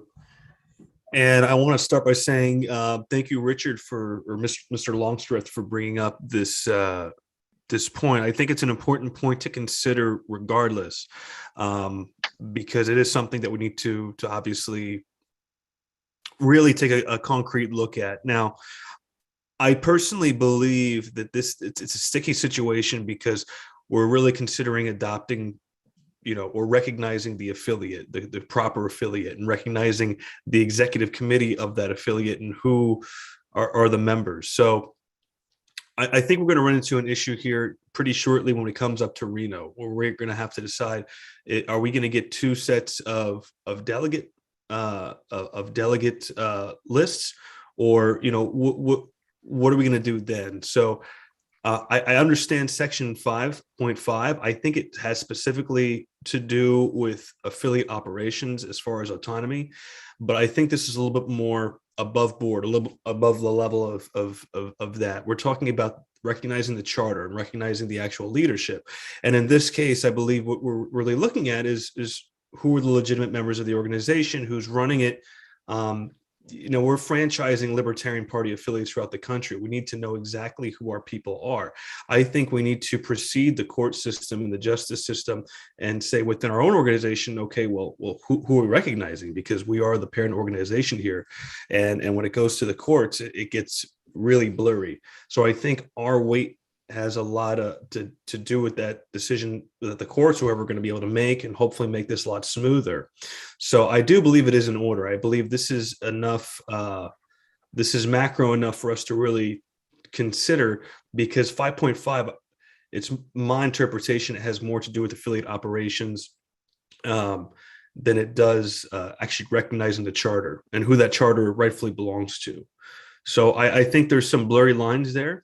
I think there's some good points made, but I do think we are on I do believe that the motion is in order. Thank you.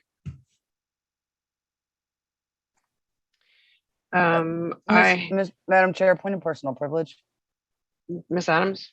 I hate to do this to everyone. I would like to speak in regards to this motion as well, but can we take just a 5-minute bathroom break? We have been here a long time.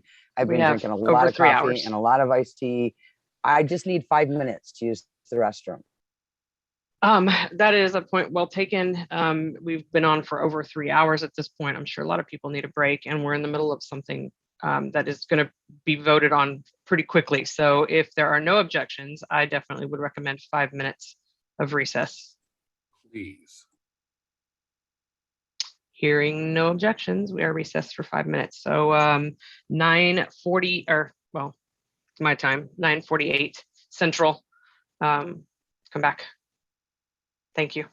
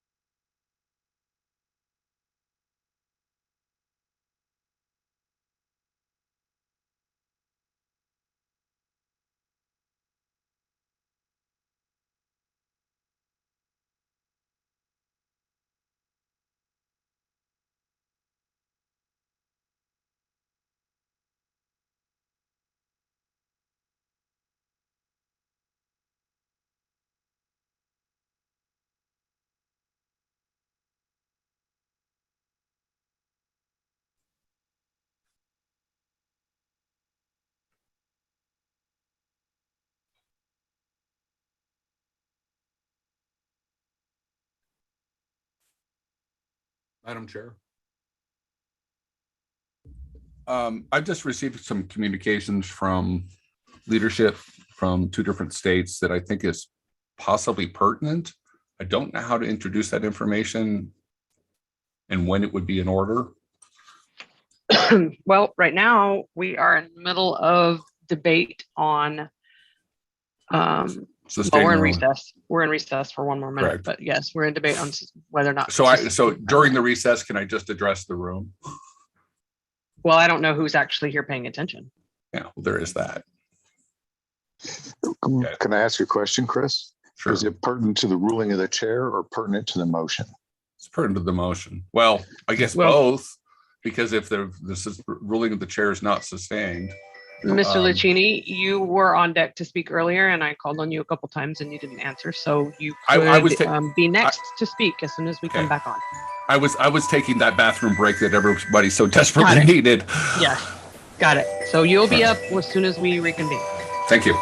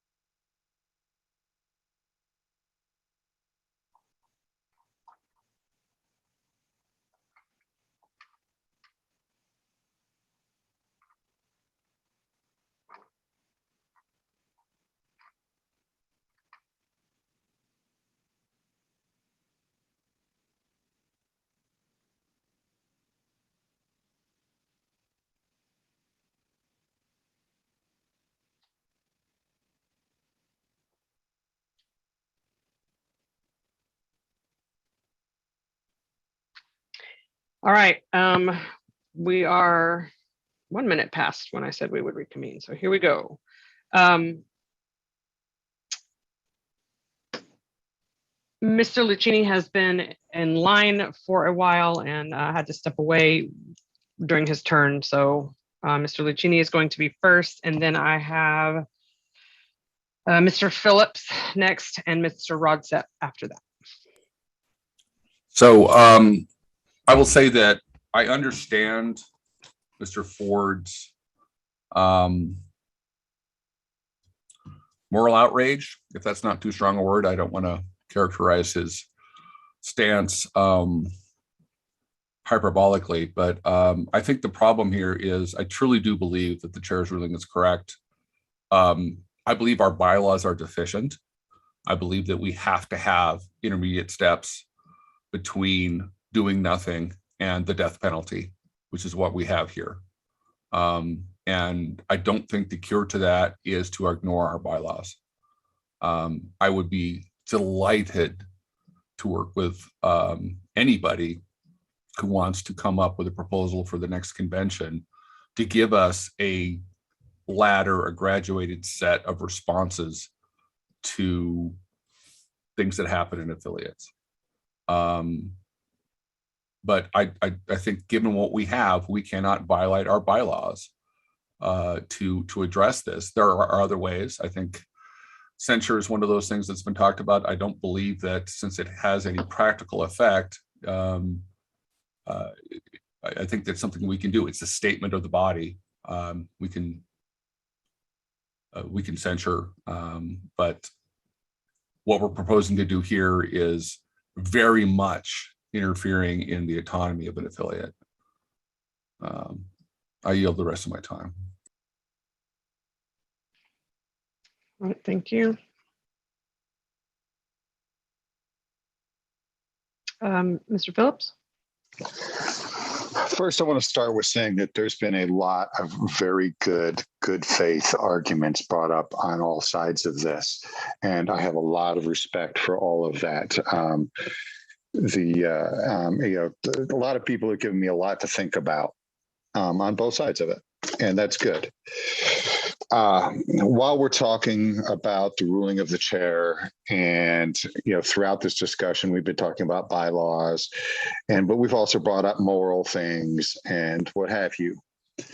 I would like to point out that in upholding the ruling of the chair, we're not just upholding the ruling of the bylaws, but one of the founding principles of the party, which is as a bottom-up organization.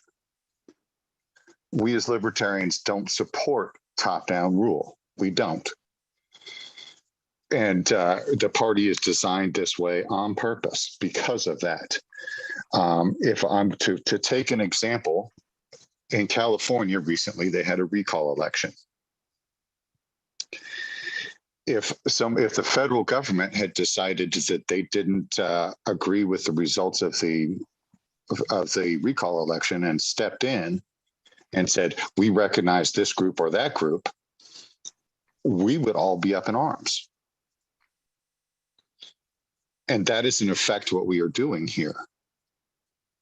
That's not okay. That is not within the principles of our organization. That is not within our bylaws. And so, we really need to uphold the ruling of the chair on this. Again, I'm up to discussing other options, but taking a top-down approach is absolutely the wrong answer. I yield the rest of my time. Mr. Rodsep. Thank you for recognizing me, Madam Chair. Mr. Longstreth brought up a aspect that was, he briefly touched on 5.3.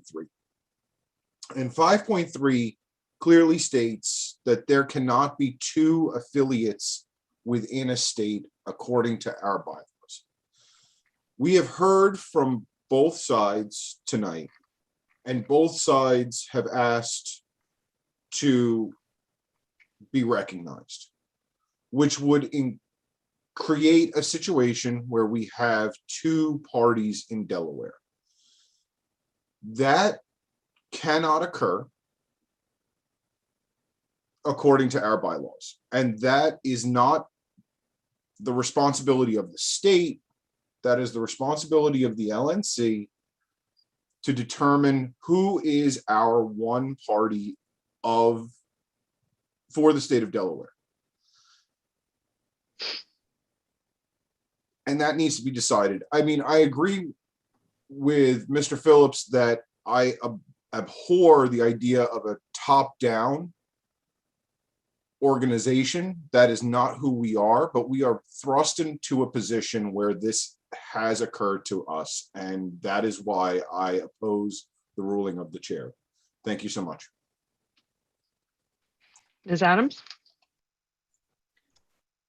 So I agree with Mr. Longstreth, Mr. Nicola, and Mr. Rodsep, and it puts me in a position that I'm trying to find a way to address this that is in line with our bylaws.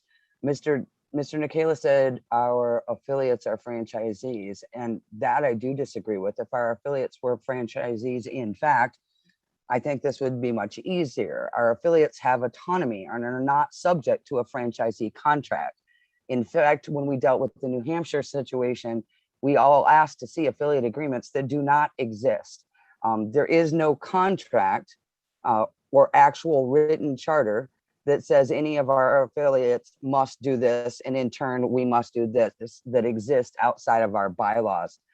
When we look at the entirety of our bylaws, yes, 5.3 says only one affiliate can exist. 5.5 says affiliates have autonomy. And many of us have stated that at different times that we believe or believed that disaffiliation was our only alternative. And I think maybe that's why.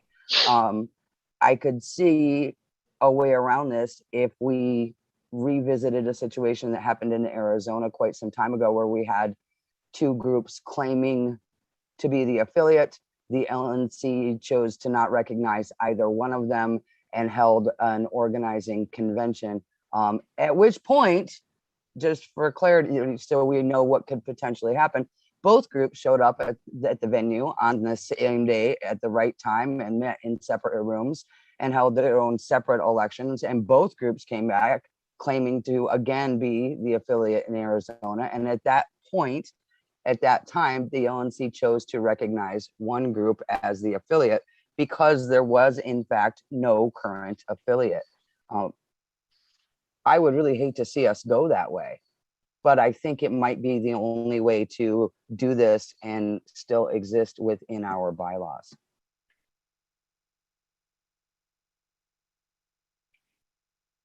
All right. Is there anyone else seeking to be recognized to speak on the ruling of the chair, on the matter of the appeal of the ruling of the chair? I am. One final time. We only get to do it once, and I get the last word. So, Madam Chair, I don't want to speak on the ruling, but I have a point of personal privilege, whatever point that would be appropriate. you can do that now. Simply after you're done speaking, if you would, just for the sake of us who always get confused on it and for the people listening in, explain what a yes vote and Absolutely. a no vote entails. Thank you. Will do. Okay. I don't see anyone else seeking to be recognized on this who has not already spoken on the appeal of my ruling specifically. I don't have much else to say. When I responded to Mr. Longstreth and reviewed the rules, what I read there, my mind hasn't changed on it. From the beginning of this, I have felt like it was not that maybe, yes, a decision needs to be made. And I don't believe that we are the ones to make it. And I don't believe that it is within the rules that I'm reading here, that this is the way to do it. And that this is an authority that we have right now. I totally sympathize with everyone's position on just wanting something to be done and feeling like we're the ones to do it. But I just don't agree with that. So that's where I stand on it. So at this point, we will proceed to a vote on the question of my ruling. So we're voting on whether the ruling of the chair should be upheld or sustained. So if you are voting yes, you are voting to uphold the ruling. And if you are opposed to my ruling and want it to be overturned, you would vote no. So Mr. Phillips, hopefully that clarifies it for you. So again, yes votes uphold the ruling, which is that this motion is out of order. No votes overturn that ruling. Is everybody clear? Point of privilege. Commissioner Lucchini? Mr. Flores is going to take over for the remainder of this meeting. I cannot stay awake any longer. I'm sorry. So even this, okay. Even this vote right here. Okay, that's fine. Mr. Hagan, if you'll make note of that. Certainly. All right.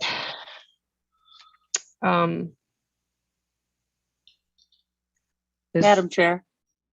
Ms. Epke?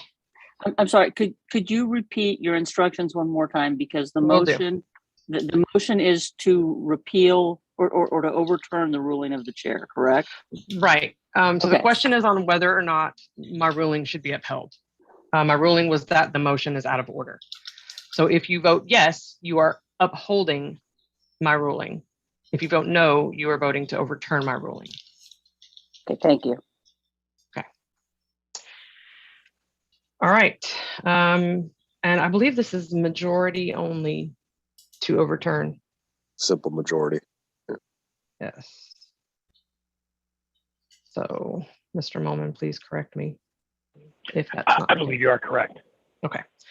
All right. And also, Mr. Molman, do we need roll call on this, or would the yes, no buttons suffice? Madam Chair, I would ask for a roll call vote. Roll call? No problem. Mr. Hagan. Okay. Ms. Adams? Pass. Mr. Ford? I want to get this right. I'm against the ruling of the chair. So it's a nay vote. Dr. Epke? Yes. Ms. Hagan, I will vote no. Mr. Farah? No. Ms. Hogarth? No. Mr. Longstreth? Yes. Mr. Flores? Abstain. Abstain. Mr. Molman? I'm going to pass for the moment. Mr. Nana? No. Mr. Nikela? I vote no. Mr. Phillips? Yes. Mr. Rodsep, No. Ms. Sarwark, Yes. Mr. Smith, No. Ms. Adams, Yes. Mr. Moman. I don't want to, but I'm voting yes. So that's 6 to 8. One abstention. Is the chair going to vote? No, It's no vote. no, I'm not going to vote. Correct. All right.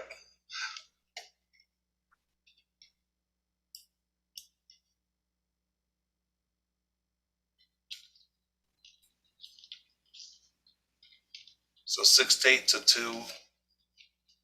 The ruling was not sustained. Mr. Hagan, Yes. Yes votes uphold the ruling. No vote overturn it. It requires a majority vote to overturn it. Did the no votes get the majority? Yes. Yeah, there were 8 no votes and 6 yes votes. And 8 out of how many members? Oh, and 2 abstentions. Isn't a majority of the vote not a majority of the entire body? Simple majority is of those who vote. How many abstentions? I heard 1. Ms. Flores and yourself. Mm-hmm. Okay.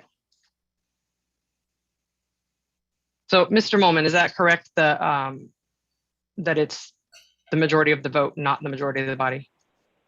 I believe that is the case. Okay. If Mr. Brown's still here, he could give a better answer, but I am almost certain that's correct. Okay, yeah, so majority of the votes cast. Okay. So, all right. Okay, so we are back to the main motion. And I have Mr. Ferreira from a while back. You were on deck to speak before we went into the appeal. Oh, Jesus. I don't even remember what I was thinking of. Okay. All right, so then next I have Mr. Nana and then Mr. Ford. You can put my hand down or I'll put it down in a second. It was going to be dependent on how that vote went. Okay.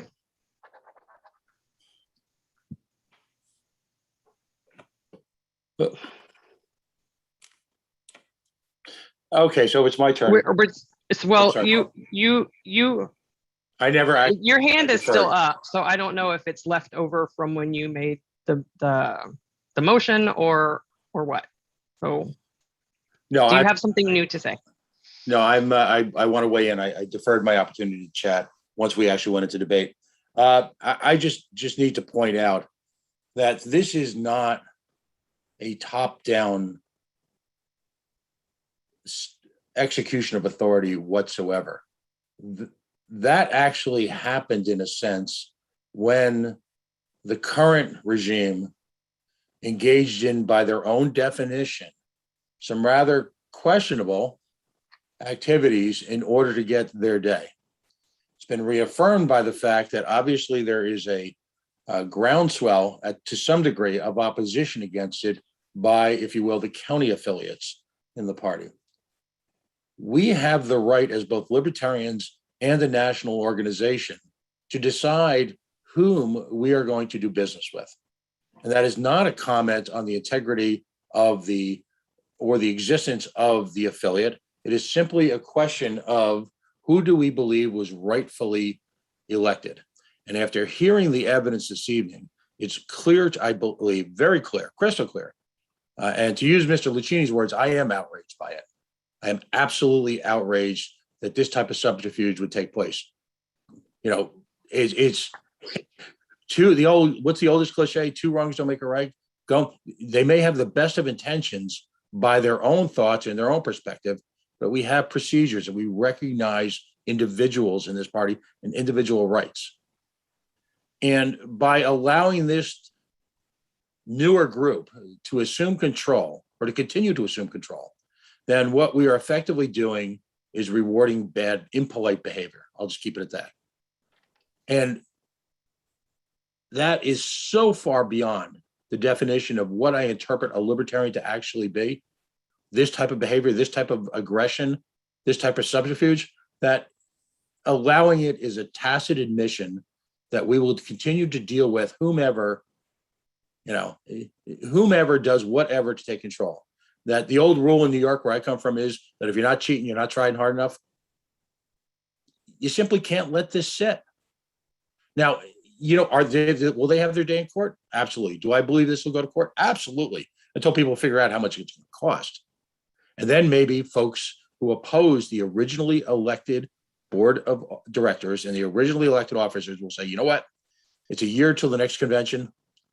Maybe I'll just go out and make sure that I generate a bunch of new members in a fair membership process, and I'll do it the right way, which is by convincing people that their vision for the Libertarian Party of Delaware is the best one for libertarians everywhere. Thank you. Ms. Hogarth. Yes, Mr. Ford, if this is okay, I would like to add to move another amendment.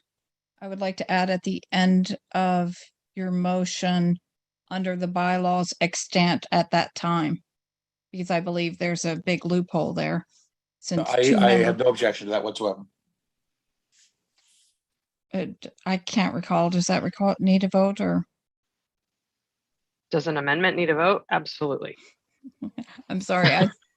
There are some bodies where, never mind. Yeah. So there's that. And then I would like to speak in I would also like to speak just briefly. In 2018, the Libertarian Party executive director did issue a letter choosing one affiliate claimant over another in, oddly enough, the state of Delaware. So this is not an unprecedented situation where we have two claimants and we have to choose. What was that amendment again, Ms. Hogarth? Yes, under the bylaws extant at that time. Is that to add at the very end? Yes, comma, under the bylaws extant at that time. I think that works. Point of order, doesn't that, it requires a second, doesn't it? We haven't had yet. Pat, I believe, seconded it. I have not heard a second. He said you didn't object. I would second it. That's why I was asking. So it has been seconded. Mr. Hagan, can you do us all a favor and put the proposed amended motion in the chat? So under the bylaws extend, or what was the word? Ms. Hogarth? Extant at that time.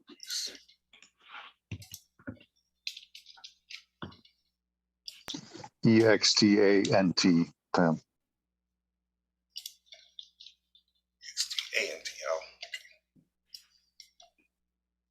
Thanks, John.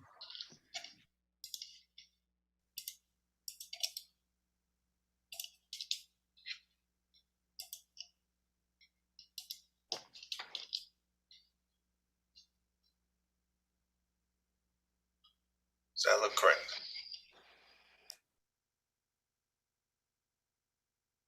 So if I may, I don't normally like reading to people, but the Libertarian National Committee and the Libertarian Party recognizes the board elected at the Libertarian Party of Delaware Convention of 2021 and shall be recognized as the sole authority of the Libertarian Party of Delaware under the bylaws extant at that time. That is how the motion is proposed now. With that amendment, it was seconded. Are there any objections to that amendment? Hearing no objections to the amendment, the motion is amended accordingly, and we are back still in debate. Mr. Molman. Your hand was up, so I'm assuming. Yeah, and I had a question for Mr. Brown a long time ago. the question of being in order was kind of where my head was. This is actually, you know what? My thing is not germane to this amendment, so I would like to reserve until we get out of this. Sorry. Okay. Ms. Adams. Well, Mr. Moman, it's already been amended, so we're back on the main motion. I'm sorry. Oh, I'm sorry. Thank you. Sorry. Somebody was texting me and that's distracting. Yes. So the question I have for Mr. Brown is, do we as a body have the ability to attach what some would call a trigger? In other words, if we take this action, could we have a trigger that says, if this is appealed to the Judicial Committee, and if the Judicial Committee decides that we are not empowered to take this action, that this vote would be effectively a disaffiliation, which would be effective today? No.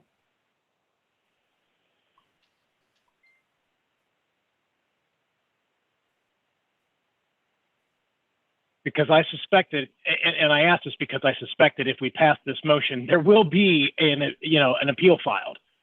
So, and unfortunately, due to our bylaws, we have like 5 days before the no more disaffiliations till after national can occur. That's the rub, right? So that's why I asked this question of Mr. Brown.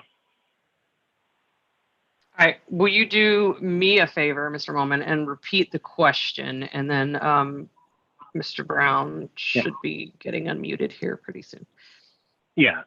So the question is, could this be amended or a second motion, one or the other?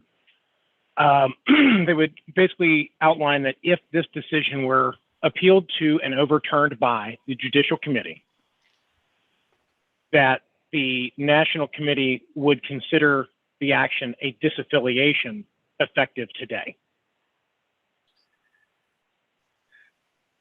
Madam Basically, Chair. it would be a deferred disaffiliation pending the outcome of any potential appeal. Madam Chair, would you like me to respond? Okay, let me just make sure I understand the question. You're asking if there's a mechanism by which we can say that if there's an appeal filed over this decision, that triggers disaffiliation and pending a Judicial Committee ruling? If there were a successful Judicial Committee ruling that overturned, if this motion were to pass and the Judicial Committee were to overturn it, that it would instead just become a disaffiliation and we're done. That's what I'm asking. In other words, if this motion passes, which puts the people elected at the Delaware Convention back in place, and then that decision is appealed and the Judicial Committee reverses this decision, putting the other people back in place. Right. At that point, you're proposing that they be disaffiliated. That we would consider that our intent here is that, yes. Mr. Brown? Madam Chair, I think that would not be in order. Among other things, a vote to disaffiliate requires the vote of 3/4 of the entire LNC, whereas the adoption of this motion is a regular majority vote. There probably is a conceivable way to do it, but I think it's making things rather complicated. But as it stands now, I think that would not be in order because of the different vote thresholds. Yeah, I have a point of Mr. order. Brown, sorry. I have a point of order. Yeah, this is Longstreth. My point of order is based on what Mr. Brown just said, and that. I'm sorry, it's getting late. It sure as hell is. Yes.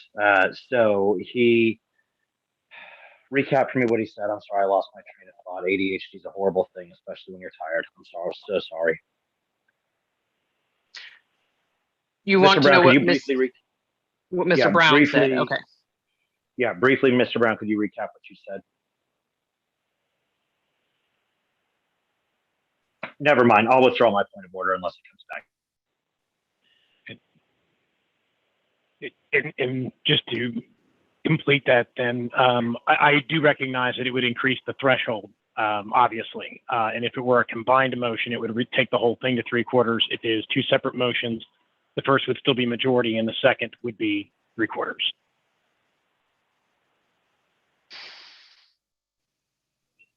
Point of information. Mr. Flores? Hold on a second. Okay, go ahead. I just wanted to inform that Mr. Lucchini has returned, and so I will be deferring back to him. Ah, yes, thank you for that. I did get that in the chat. Mr. Hagan, Mr. Lucchini is back in business. You're making me drink coffee late at night, guys. God, thanks. All right. Thank you, Mr. Flores, for that. Ms. Adams, you're the next speaker.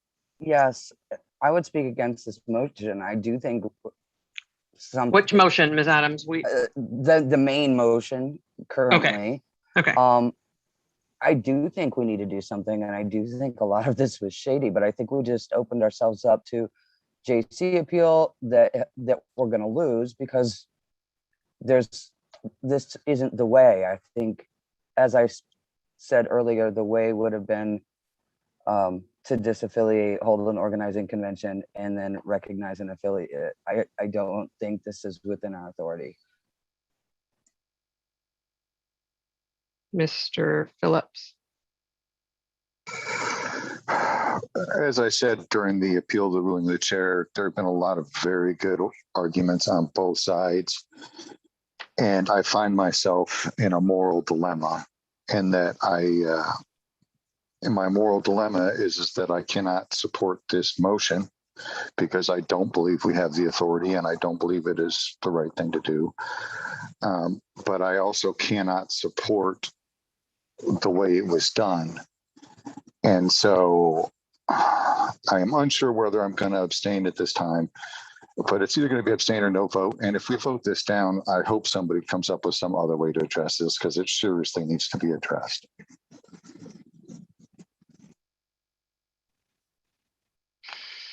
Mr. Nana? I call all questions. All right, all pending questions have been called. It's just one, the main motion. Are there any objections to calling the question? Hearing no objections. Is we will proceed. this a 2/3 or majority vote, please? Simple majority. Thank you. Point of order then. Madam Chair, are we I'm checking. Privilege. What's your question, Mr. Longstreth?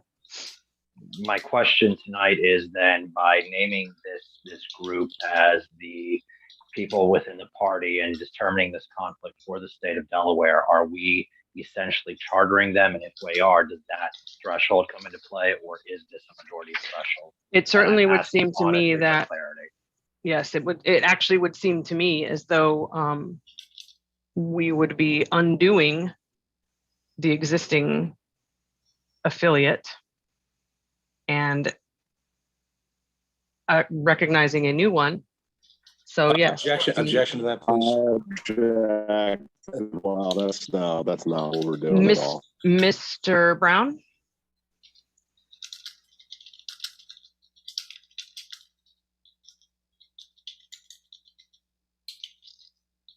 Yes, Madam Chair. What is the question? Well, I will say that this is why I was saying earlier that this was out of order, because I don't think that we can have it both ways. The question right now is that does this motion require a simple majority of votes cast, or does this motion fall under our rules, Article 5(2),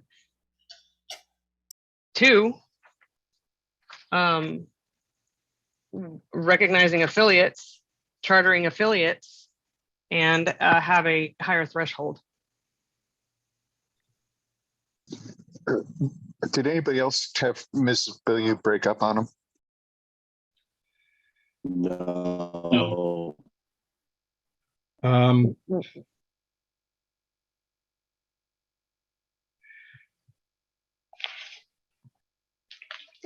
Chair, I still think it would be a regular majority vote. Hold on one second. Let me check something else here. You're not actually chartering, a new party or new group. That is true. And you're certainly not disaffiliating. That is what I was trying to say earlier, which was why this doesn't make sense, because we're not doing the thing that our bylaws actually allow us to do. We're just recognizing people. Madam Chair, we already overturned your ruling. We can't. Yes, we can't argue that. I'm. Well, yeah, sure thing, Mr. Smith. Yeah, Madam Chair, this would be a regular majority vote. Okay.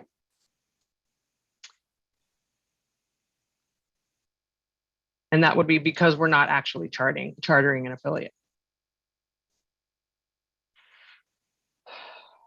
All right, so we will have. Madam Chair, then can we have a ruling on that formally? Because I just, if I may speak freely as a point of personal privilege, I apologize. I'm trying to wrap my head around this right now. Mr. Smith. It's already been overturned. Mr. Smith, you're out of order. He's out of order. Mr. Longstreth, you're asking for a ruling on something. You're raising a point of order. I'm trying to understand. You made a ruling. They said that they were going to appeal it. Then the parliamentarian weighed in. I'm trying to figure out where exactly we are at, what rulings have been made, and where we are going. So the question was asked of what the vote threshold is. If we are not, and so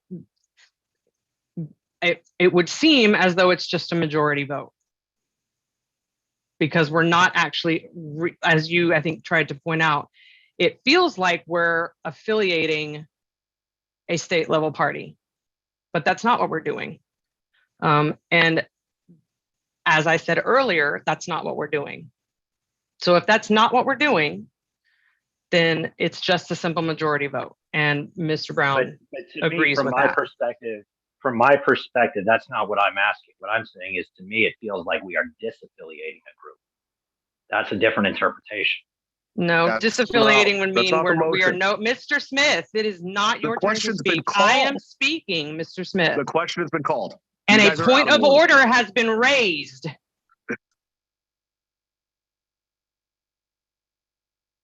Mr. Longstreth. No, I forgot where I was. Well, what I guess my point is are we not? Oh, you said it feels like disaffiliation. I don't see how it's disaffiliation, because we're not dissolving the organization. It's still going to exist. So it's not disaffiliation. It's also not recognizing a new affiliate. It is literally keeping the same affiliate, but putting different people on the board. And retracting their bylaws to a previous time. Yes, also that now, yeah. All right, thank you, Madam Chair. I think I understand. Right. So, all right, we are proceeding to a vote on the motion. Mr. Hagan, would you like to put it? Oh, it's not that far. It's right there in the chat. Second to last. All right, Mr. Hagan, are you ready? Yes, yeah, I am. All right. Ms. Adams? Pass. Mr. Ford? To be clear, I'm voting in favor of the motion to recognize the original voted in body. Is that correct? So I apologize. Yes, I'll clarify that. So a vote in the affirmative is doing what the motion says, that you are recognizing the people who were elected at the Delaware Convention in 21 and reverting back to bylaws that existed at that time. So I vote yes. Okay, Dr. Emke, No. I will pass. Mr. Farah, Abstain. Ms. Hogarth, Yes. Mr. Longstreth, No. Dr. Lucchini, No. Mr. Molman, I'm going to pass for a minute. Mr. Nana, Yes. Mr. Nikela, Pass. Mr. Phillips, No. Mr. Rodsep, Pass. Ms. Sarwark, No. Mr. Smith, Yes. Ms. Adams, No.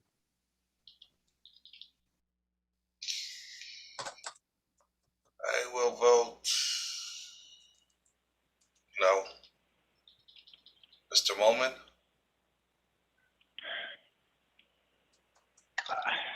I'm going to vote yes, and I can't say anymore, so I'll just say yes. Mr. Nikela, I vote aye.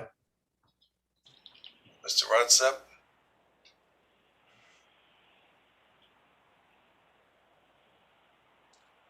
I vote yes. and current count is 7 to 7 with one abstention. Hold on, Mr. Rodsep, did you go back to him? He voted yes.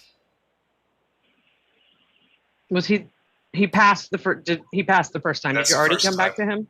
Yep. Yes. Oh, I missed that. Okay.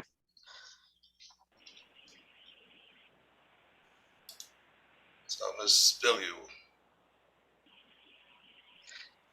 I vote no. so vote is 7 to 8 with one abstention.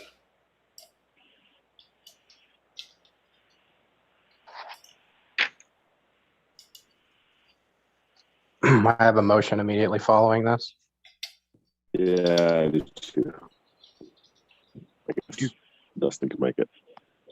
Mr. Nana, so the motion fails, correct, Mr. Hagan? Correct. All right, Mr. Nana, I had you listed here. Did you speak already before this, or you were the one who called all questions, right? Yeah, and then I have had my hand up. I'm trying to, for the conclusion That's of this fine. because I have a Yes, motion. go ahead.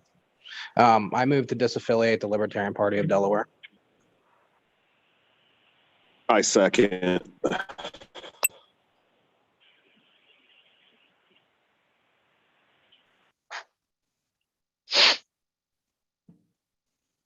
All right, we have a motion to disaffiliate the Libertarian Party of Delaware. It has been seconded. Is there any objection to disaffiliating the Libertarian Party of Delaware? Yes. Yes. All right. There is objection. So let's see who wants to speak. Mr. Nana. All right, give me a second. I had to unmute. So I've heard several people say that this is the only option we have. So let's do it. That's all I have to say.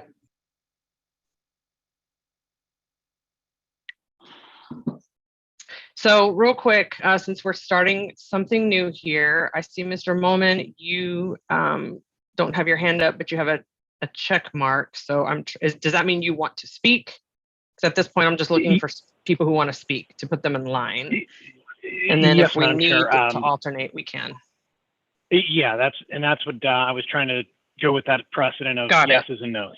Yeah, so just procedurally, the problem with starting that way is that it doesn't give me an opportunity to see all the people who are in line at the top of the list. Okay. Because it doesn't move you to the top of the list. I'd have to scroll down to see it. So once I make the list of people who want to speak, then I can go back and track that way. So for now, I have Hogarth, Molman, Ferreira, Flores wishing to speak. All right, Ms. Hogarth. Yes, obviously I was hoping we could avoid this for lots of reasons. But at this time, I think that this is the best option left to us right now. And I do think that if we're going to take it, we need to take it right away, which is the reason I called this meeting for this week, because if there's a disaffiliation, it has to happen right away. I want to speak in favor of it because I think that the McVeigh faction has made it clear that any sorry, it is late. Any convention they hold will be hand-picked delegates. And I think that that's an inappropriate way to, to continue or to restart the party. So I'd like to see what various groups come to us with proposals, and we do our job and pick the best affiliate, the most representative of libertarians in Delaware. So at this time, I'm in favor of this.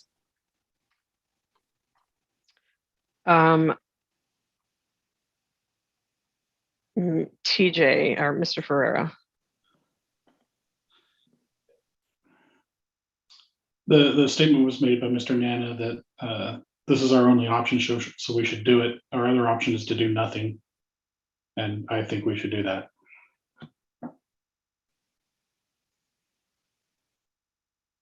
All right.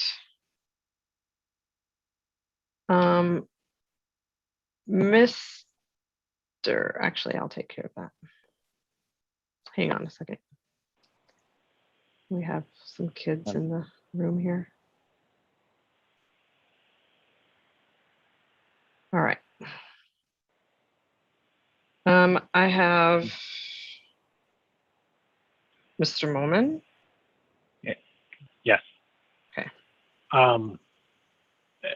When I voted yes in the previous motion with the asterisks, it was because as a bylaws geek, what we were trying to do before was against the bylaws. But at the same time,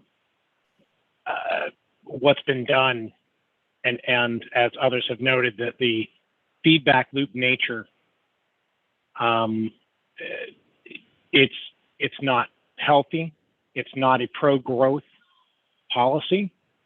It is literally a protectionist. Someone earlier classified it as a social club measure. I had actually classified it as that as well. And separately earlier this week with a conversation with someone. And, we are here to do the business of the Libertarian Party. If you want to have a social club, a party is the wrong vehicle. 501c3, you can go get tax exemption stamp. You can go, save money on your taxes and do all the libertarian proselytizing and go out and convert the masses. And I applaud the organizations that do that. But as a political party, we have to grow. We have to be getting more people in all the time. And one of the key things with leadership, at least in my view, is the checks and balances, that the party is made up of the membership, and they are the ones who get to decide who is a member. If they want to alter who is a member, that should be handled in convention. I understand that the bylaws of Delaware probably technically permitted this change. It looks like they did to me. Just because you can doesn't mean you should. And that is my real problem with all of this, is that we as a national party owe it to our members in Delaware to look out for their interests. By the way, I think there's 80-something members of national in Delaware. So 3/4 of them are currently not members of the Delaware Party. So that is where I stand and why I am speaking in favor of the disaffiliation. I don't do it because I want to, but I feel like it, based on the conversations tonight, there's not going to be any other change. The sides are dug in, and this is what we're left with. Thank you. Mr. Flores? I just was noting that I don't believe that the motion to disaffiliate included the nature for cause, which is required in our bylaws in Article 5, Section 6. I believe that it's supposed to state specifically the nature for cause. Thank you. Yes, that's correct. I had my hand up to do that whenever it became my turn again, to amend my motion. Or to restate it. Madam Chair. Yes, point that of is inquiry. correct. Ms. Adams? Point of parliamentary inquiry, would the original motion stand without that information, or would it be out of order and need to be just simply restated? Well, even if I ruled it out of order, it would just, I mean, at this point, it's going to be amended. We're still in debate. So Okay. it's, yeah. Mr.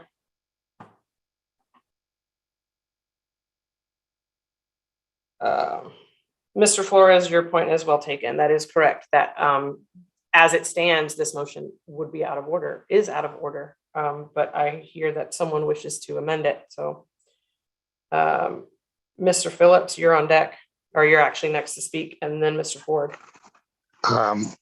Madam Chair, Jesus, I have a couple points of inquiry that I've now forgotten one of.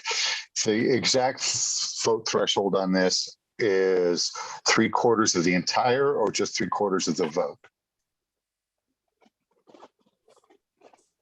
Of the entire. Okay, and I forget my second one, so I had some thoughts, but now I've gotten completely sidetracked. I'll come back. Okay.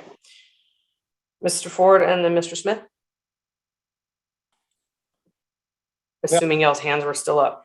If or I weren't, can, just if I can editorialize for just a second, it looks like in order to save the village, as the saying goes, we have to burn it. We will find ourselves in the same position, and ultimately, the problem here is about the rights of the delegates, particularly to the National Convention. As a question, and I'd still like to retain my position on the floor. As a question, I'd like to know when we have to reorganize by in order for them to be represented at the upcoming convention in Reno.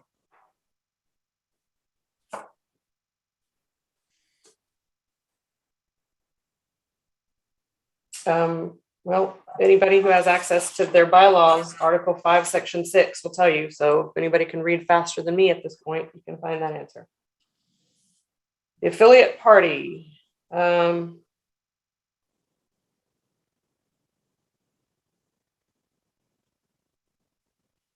Yeah, I don't know. I'm not going to be able to calculate a date for you. So, well, I'll just somebody else close wants to do that. Feel free. Madam Chair, to answer the question, I don't see, to answer Mr. Ford's question, I don't see it in there how soon you have to be affiliated before you're allowed delegates. There's no 1 month, 2 months that I can see. There is a requirement on disaffiliation that has to be, it can't be done within 6 months of the convention. So right. There is a timeline of roughly 6 days for that. Yeah. To Mr. Moment's point about, I think it's the technical term is a do loop. Ultimately, we're in a state where parties are recalcitrant. Both parties are unwilling to cede the field of battle, and it has become a battle. So we are left with no choice. Unfortunately, we've given up our chance, if you will, for some type of mediation or mitigation. We're left no choice but to disaffiliate, and that is heartbreaking. Thank you. Mr. Smith? Yeah, it's been said repeatedly on this call several times that our other option is to do nothing. We don't have that option anymore. We had the option to recognize the duly elected affiliate that was elected by, their members in the state, or we had the option of recognizing usurpers that like took over the state board in the dark in a totally unethical manner, as stated by the person who led the coup.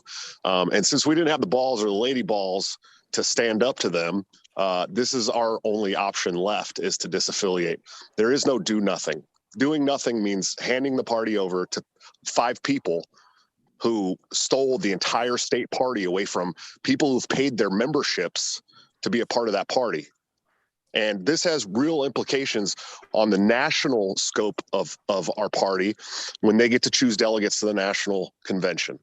And that's something that we have to make a stand and say it's not okay to steal an entire state party away from duly elected board members and 2,100 state party members, you know, that we're just forgetting about here. That's not okay. We have to stand up and tell them that's not okay.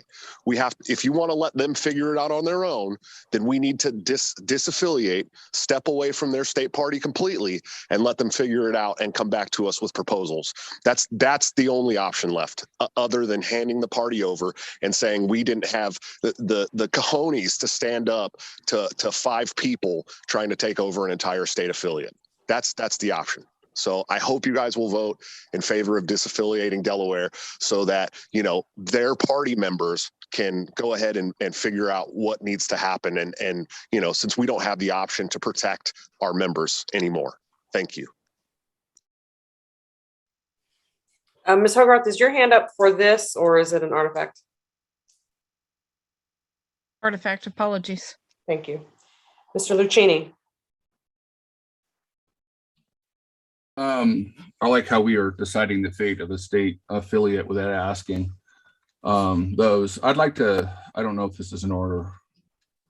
I'd like to hear from Mr. Hines and McVeigh whether they want to be disaffiliated.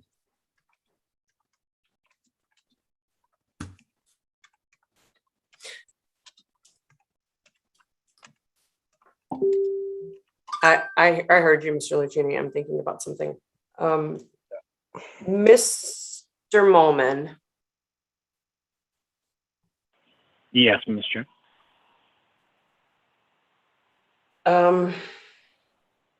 Never mind. Okay. Never mind. Sorry. I was just thinking if I decide I want to speak, what's the procedure for handing the gavel in this particular situation? Madam Chair, I have already spoken on this issue, so you would need to hand it to probably Mr. Hagan if he was willing to take it. Good point. Thank you. All right. So Mr. Lucchini asked to hear from Mr. McVeigh and Mr. Hines, correct? Correct. Okay. Which one would you like to hear from first? Meeny, miny, moe. Yeah, exactly. I see Hines first, so let's go with Hines. All right, Mr. Hines, you're up. I assume he's still with us. I am. Or is he? Okay. I can't say disenfranchisement is or disaffiliation is my favorite path forward. I was hoping maybe we could come to some agreement where neither of us, if you're not going to recognize me as the duly elected representative, then also not recognize Will McVeigh and allow our body in Delaware to come together, form their investigation, make a decision, and accept the outcome of that process.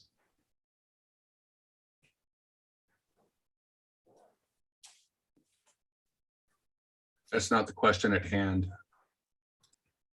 Well, I think it is, because what I'm saying is we do not want to be disaffiliated unless there's no other path. If you don't see that as a path, then I would say, yes, we will accept disaffiliation and we'll work on getting ourselves together.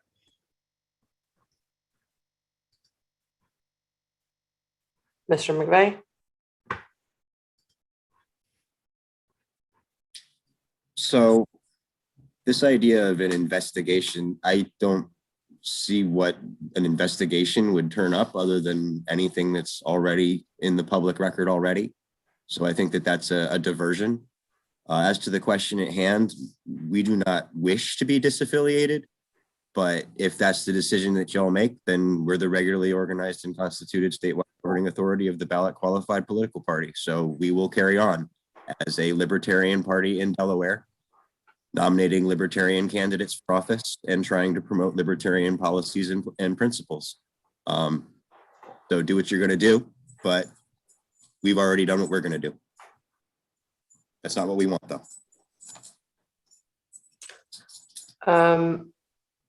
Mr. Lucchini, does that, are you good? I think that's as a completed answer as I'm going to get. All right, Mr. Nana. Madam Chair, can I do apologize, but Madam Chair, can I answer a question that was raised earlier in regards to if we disaffiliate, how long do they have to make sure that they're part of the 2022 convention? Sure, if you're able to cite your source. Yes, the source is actually the bylaws. Just moved away from that window. Under Article 10 for convention, delegate allegation, I'm sorry,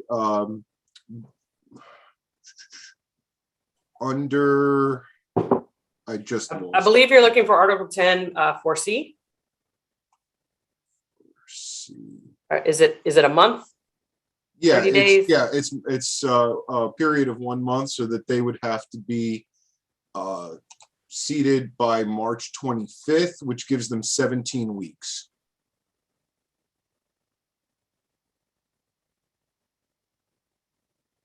Okay, and of course, I would encourage any interested parties to go verify that and act accordingly. But thank you for the information, Mr. Rodsett. Mr. Nana. Point of information.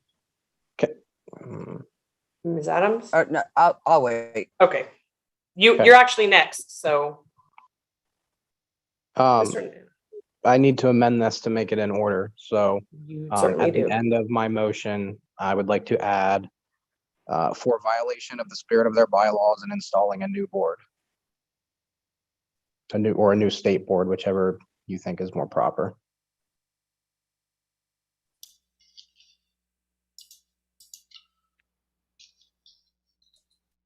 So at this point, Mr. Hagan, perhaps typing this proposed amended motion into the chat.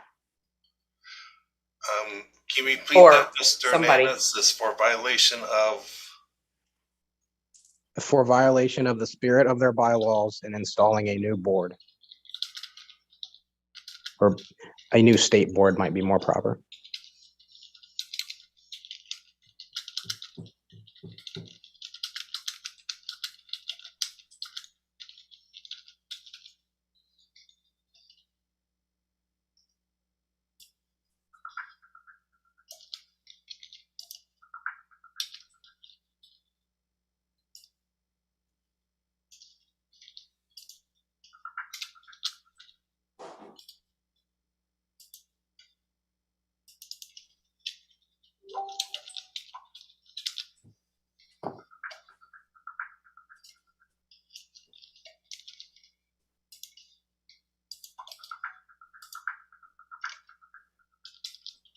All right, it's in the chat.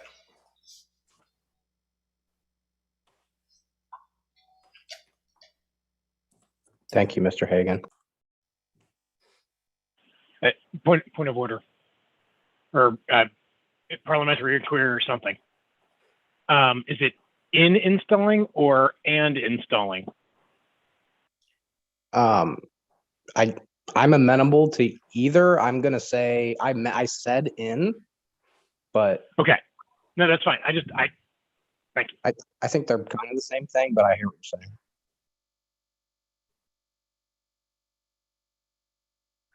So we have a proposed amendment to the original motion was disaffiliate the Libertarian Party of Delaware.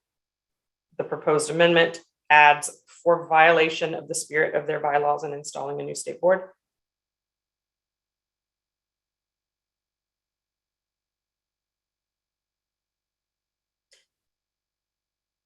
I assume you're looking for a second, Madam Chair.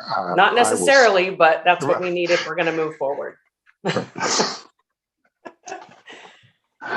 Did you? Is a substitute amendment in order? Not right now. Hearing no seconds, it's not amended. So thank you, Mr. Hagan, for backing that out of there.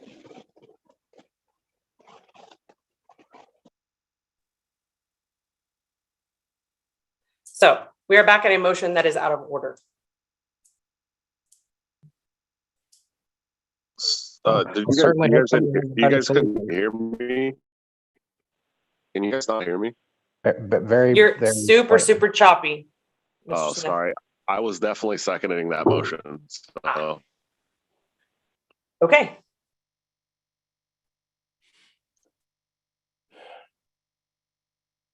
Mr. Hagan, are you caught up? Apparently it was seconded and we did not hear it. Thank you.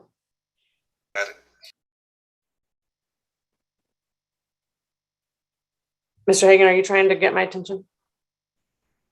Oh, no. Oh, okay. Sorry, I thought I heard you. I'm caught up. Okay. All right. So we have an amendment that was seconded. Are there any objections to this amendment? Yes. All right. So I have Ms. Adams, Mr. Phillips, and Mr. Rodsep on deck to speak, but I'm assuming it's not about this amendment. So mine could go either way because I have some points of information because I know points of information are not an interruptible thing. So. That is true. Ms. Adams, is yours? Would you like to pass for now? I'll pass for now. Okay. Mr. Phillips. Do I get to speak to my amendment? Oh, certainly. Thank you. Sorry, I didn't mean, I don't like to interrupt. That's okay. No, you're right. Yeah, no, I mean, even if you are going to ultimately vote no on this motion, I would hope that you would vote yes for this amendment. That way we can get it to at least be in order. That's it.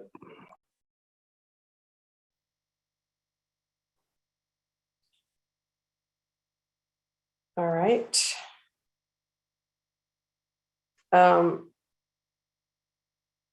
Mr. Phillips.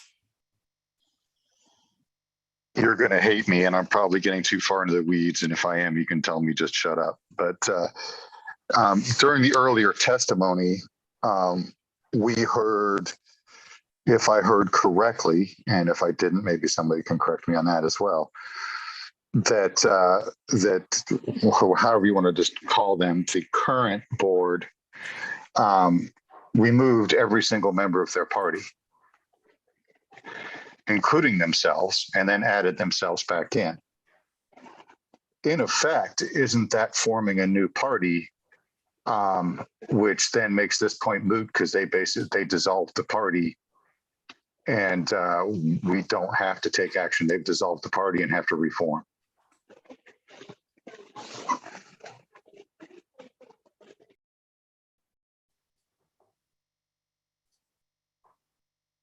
That's a excellent point, Mr. Phillips. If that's the case, then you're right. None of this is, I mean, it would be the same effect. It would all be moot, and then we just take applications.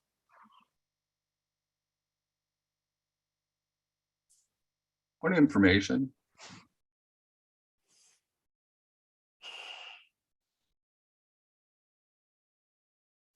Mr. Lucchini. I have been on in organizations that have a board of directors that is distinct from the membership. And I don't see that this is, unless there is verbiage in their original bylaws, I don't see that this removal of membership automatically removes them from the board. So this could be construed to be proper. We are so getting into the weeds here.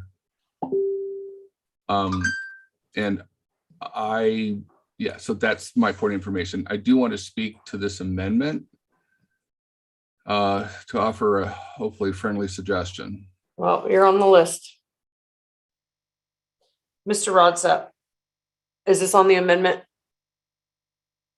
No, I lowered my hand Oh, okay. Bring it Sorry, I back missed that. later. No, I have my hand up, but not for the amendment.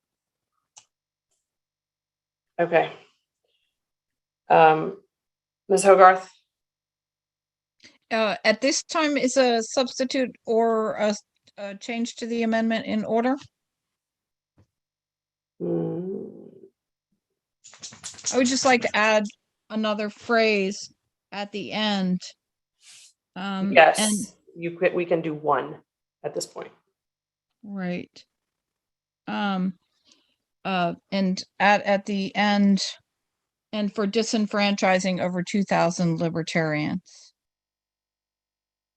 Second. A second. Yep.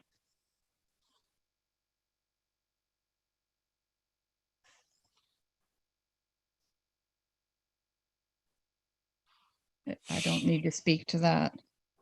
Thank you, though. Mr. Hagan, are you catching up?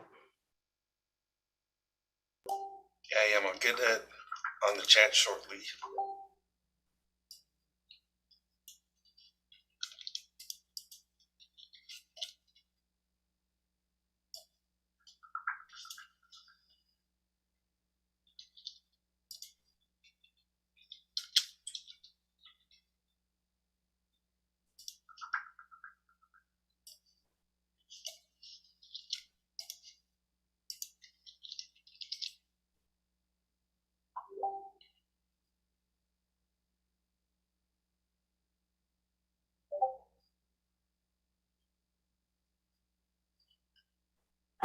Is that wording look correct?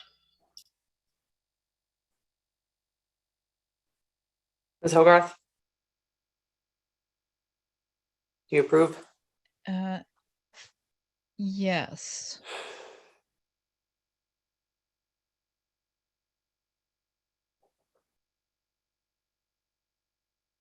Did I hear a second? Several. There were several. Mr. Moman, Mr. Nana, Okay. I think a couple others. Are there any objections to this amendment of the amendment, basically?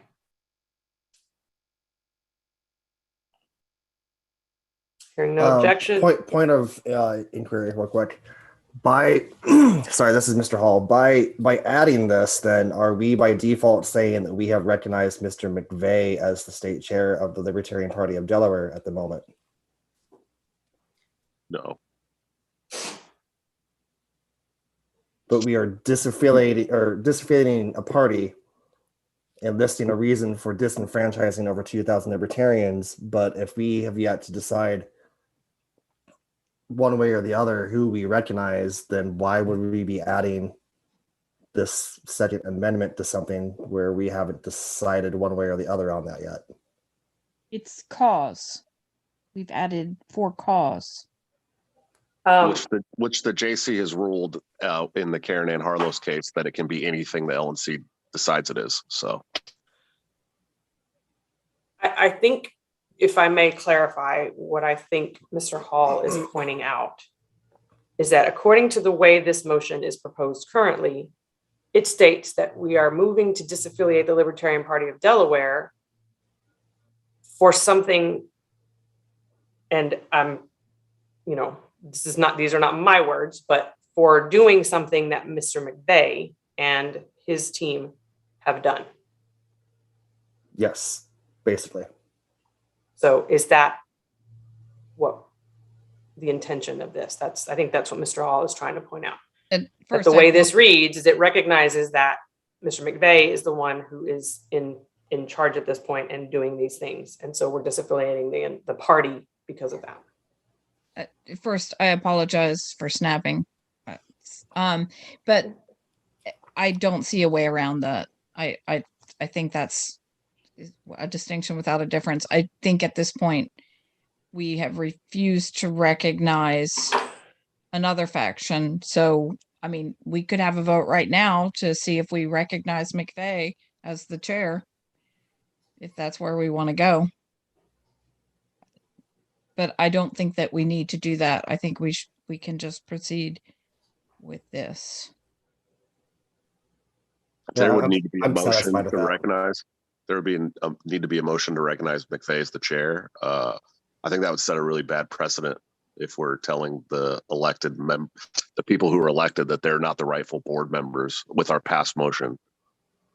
And then, I'm satisfied with that. All right, we are, Ms. Hogarth, have you made your point? I think it was just adding this amendment, right? It was seconded. Yeah, I'm not sure I can do justice to Mr. Hall's objection at this point, but Right. I said all I need to, sorry. He was just asking for clarification, and I think between the two of us, perhaps we provided it, so we'll move on. Mr. Molman, you're up. I would just like to note that the only thing, this is more of a point of order, that the only thing that's topical at this moment is this amendment. Right. And the second part of the amendment, essentially. Yes, just for the amendment to the disenfranchising amendment. over 2,000 libertarians. Yes. Point of order. Who is Mr. that? Buffman. Mr. Buffman, yes.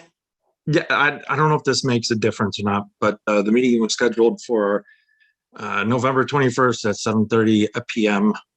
Standard Time. It is now after midnight, making it November 22nd. So I don't know if we need an extension or how would you like to proceed? That's a good damn question. Well, a motion, I mean, we could be here for literally a week straight, but I mean. Madam Chair. Only 11 o'clock here. Mr. Molman? Unless there was an agenda with a specified adjournment time, I believe we continue until we move to adjourn. I believe you are correct, but thanks for trying, Mr. Buffman.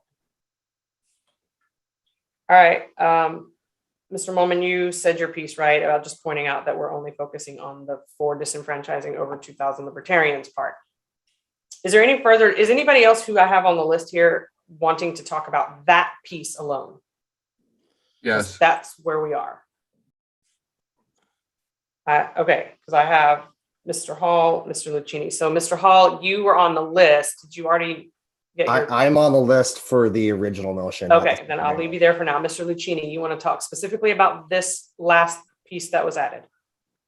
That's or that is correct. being proposed. Okay, go for it. This is a quibble, and I fully admit it's a quibble. And people keep citing this line about 2,000 libertarians. McVeigh said, and I don't remember hearing Hines correct the issue or object to this characterization, that there are less than, I'm going to use the number 50, less than 50 who have ever been active in the party. I'm not sure that you can disenfranchise someone who has no interest in your political party other than having the state accept your registration with that name in it. So I'm not, it's just a comment. I'm not going to object to this addition to this amendment. Registering is if I may be allowed to speak to that, registering is certainly. No, you're really not, Ms. Hogarth. That's crosstalk, and we need to just, we need to Apology. keep on going. All right, thank you. Ms. Ebke, did you want to talk about this specific amendment? Yes, and somewhat more generally as well. I'm concerned, again, as Mr. Lucchini mentioned, the 2,100 some members. My concern is that if we have 2,100 libertarians registered in Delaware without my knowing what their statutory language is, okay, those 21, do we maintain the ballot line? Do we maintain ballot status there, even without an affiliate there? And if we do, can whoever reorganize using that ballot line and then choose not to affiliate with us? So we have the Libertarian Party name on the ballot line. Functionally, I know that's the way it works in Nebraska. If you have 18,000 members who are registered here, doesn't really matter what, we aren't tied to any other presidential elections or statewide elections or anything else. I mean, I think that we need to tread carefully, know what our statutory options are, and recognize that most of those 2,000 libertarians may stay on the, they may stay registered as libertarians and never once attend a meeting. So That's the only thing I have to say. I think we need to think carefully about where we're going on this and what kind of message it sends to other states.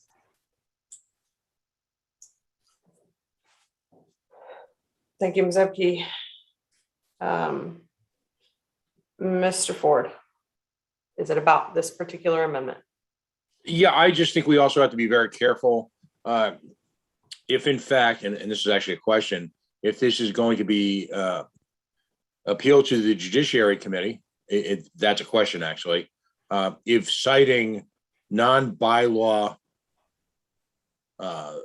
issues is a problem to the Judiciary Committee, and also with the state of Delaware, if I can amplify Ms. Epke's, I think what her point was, is the state of Delaware going to deny a new organization whatever ballot access they have?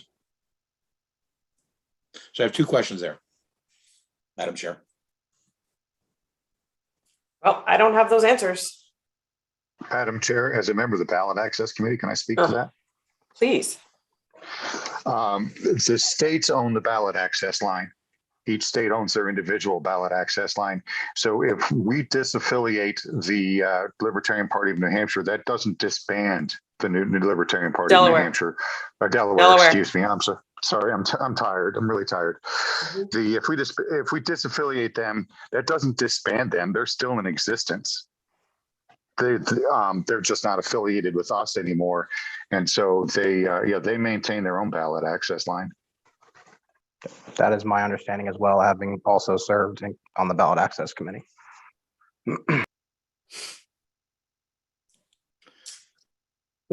Chair, my other question is, Mr. Smith, I think, pointed out aptly that the LNC is given wide leeway, but in terms of the appeal of this, upon what grounds could this decision be appealed if we start including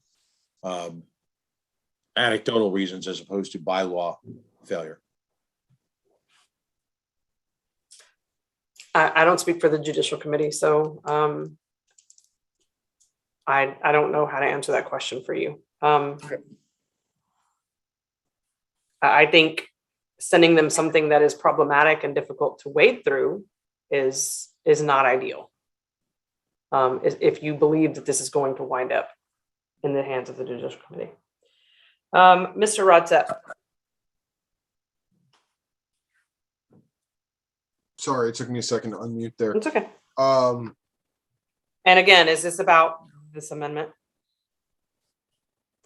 No, no, we're still on the 2000. No, it's not on this amendment. It's going back to the main amendment. Sorry. Okay. Ms. Sarwark is pointing out that perhaps Mr. Hines has a response to the ballot access question. Is there any objection to hearing from Mr. Hines to answer that specific question? Madam Chair? Yes. I would like to object because the ballot access question is not germane to the 2000 Libertarians. I've been waiting. Thank you. Thank you, Mr. Moman. You're used to being up all night. You're sharper than I am. Thank you. I only require 3 hours of sleep. All right. Mr. Rodsett, I didn't mean to interrupt you. You're not ready for this. Mr. Flores, are you wishing to speak about specifically the amendments related to 2000 Libertarians being disenfranchised?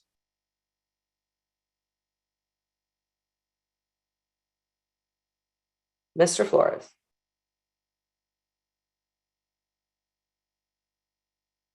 All right. Mr. Moman, how about you?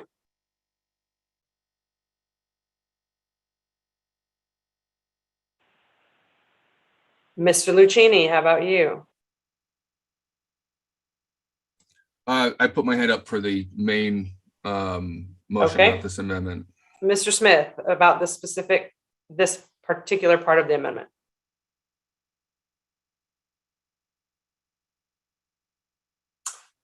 Okay, so at this point, I don't hear anybody else, or I don't see anybody else wishing to be recognized about this last detail here, this amendment of the amendment. So seeing no further debate requested here,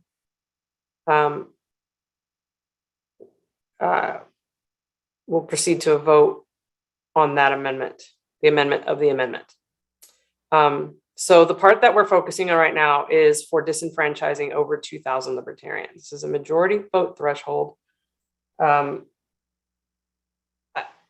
I would say checks and X's. I suspect that someone's going to want a roll call. So does anybody want a roll call for this little amendment? I don't need a roll call, but I just want to know how to abstain with the checks and X's, or you can just mark me down as abstain now because that's how I'm going to vote.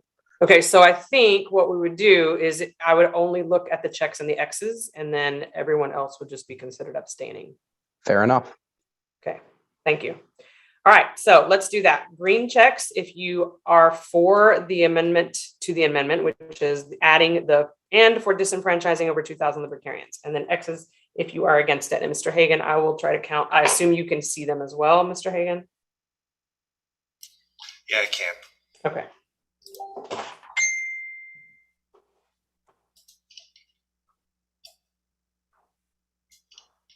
Mr. Flores says he can't unmute. Yeah, somehow he lost co-host status.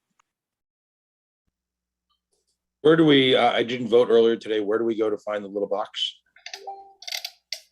Reactions button. Yeah, you should have in your little control panel a reactions button. And that in there is where you can raise your hand. You can find the check and the X. Real quick, Madam Chair, can we see if Mr. Flores had something to say on the secondary amendment before we vote? Mr. Flores, are you able to unmute? There you Yes, go. I can unmute now. Thank you. Okay. I actually had a point of parliamentary inquiry, and it was kind of a two-part thing. The first was, are we able to vote on first of all, is this motion ruled out of order? And second, are we able to vote or amend a motion that is out of order? I did not rule this motion out of order. Though it started that way, I anticipated an amendment coming, and it did. Mr. Nana was in line to do so. So it is no longer out of order, nor did I actually rule it as such, because it would have been a huge waste of time to have that appealed and then come right back to where we are now. So I guess I had just kind of seen us in the weeds related to, amending the motion and trying to vote on amending it. And I was just thinking that it would have been easier to have the motion restated, and ruled on that. But anyways, thank you for answering the question. I appreciate it. Sure. Okay. Point of personal privilege. Mr. Smith lost connection and came back in. Can they give him co-host status back, please?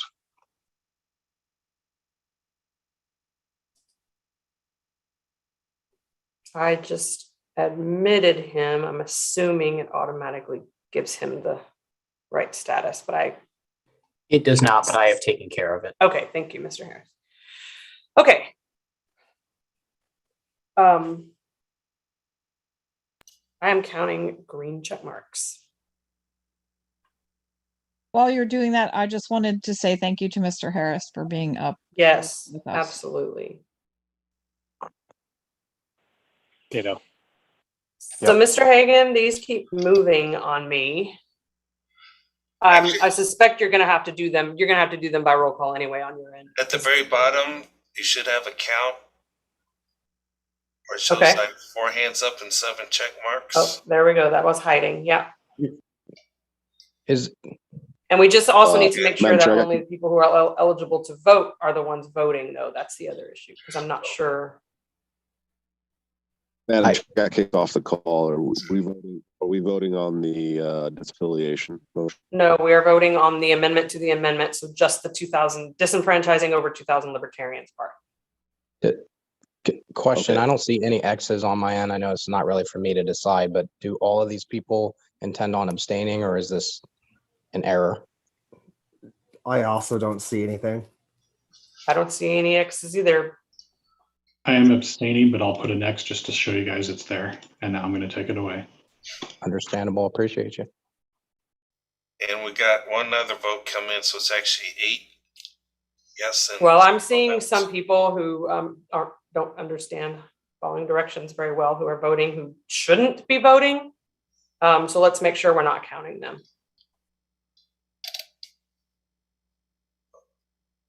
That's why just going by that count can be misleading, because there are people who are not on the board who are voting. Oh, correct.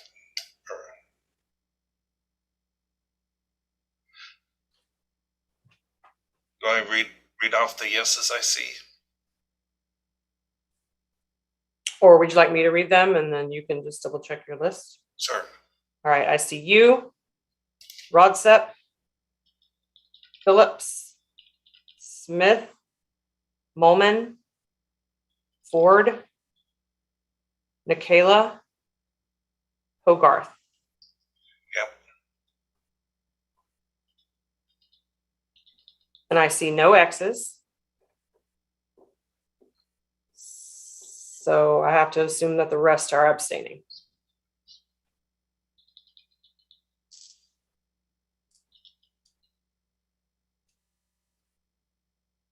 So only 7 votes cast, and 7 of them are all in favor. That means that amendment passes, yes? Yeah, simple majority.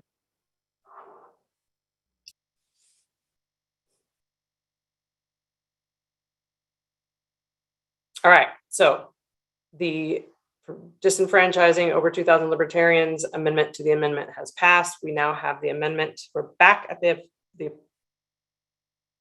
first amendment that was made, which is for violation of the spirit of their bylaws and installing a new state board. And it now includes and for disenfranchising over 2,000 libertarians. So this is the part that makes the motion in order, just so about everybody understands. Doesn't make it good or bad. It just makes it in order because it's required to state cause in order to be valid. So does everybody understand where we are now? Or anyone not understand where we are now? Okay. Madam Chair, point of parliamentary procedure. Mr. Ferreira. On that last vote, if I heard you correctly, you said no one objected and so it passed. Was that your intent? There were no votes and only 7 votes cast, and all of those 7 votes were in favor. I was under the impression that not voting was an expressed abstention. So was I. Yeah. So I think if you word it as no one objected and it passed, we're all okay. If you're wording it as it passed with 7 votes, I think we're going to object to that. I see what you're saying.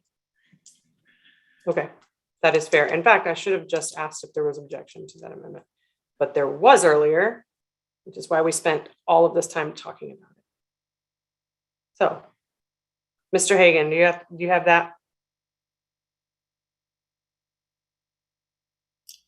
So it passed with no objections. Without objection. There we go. Got it. All right, so we are back on the amendment to the main motion. I've read it a couple times already. Is there anyone who doesn't know where we are? Madam Chair, Mr. Moman? I believe we're actually in the original amendment now. That is We're correct. not back to the main.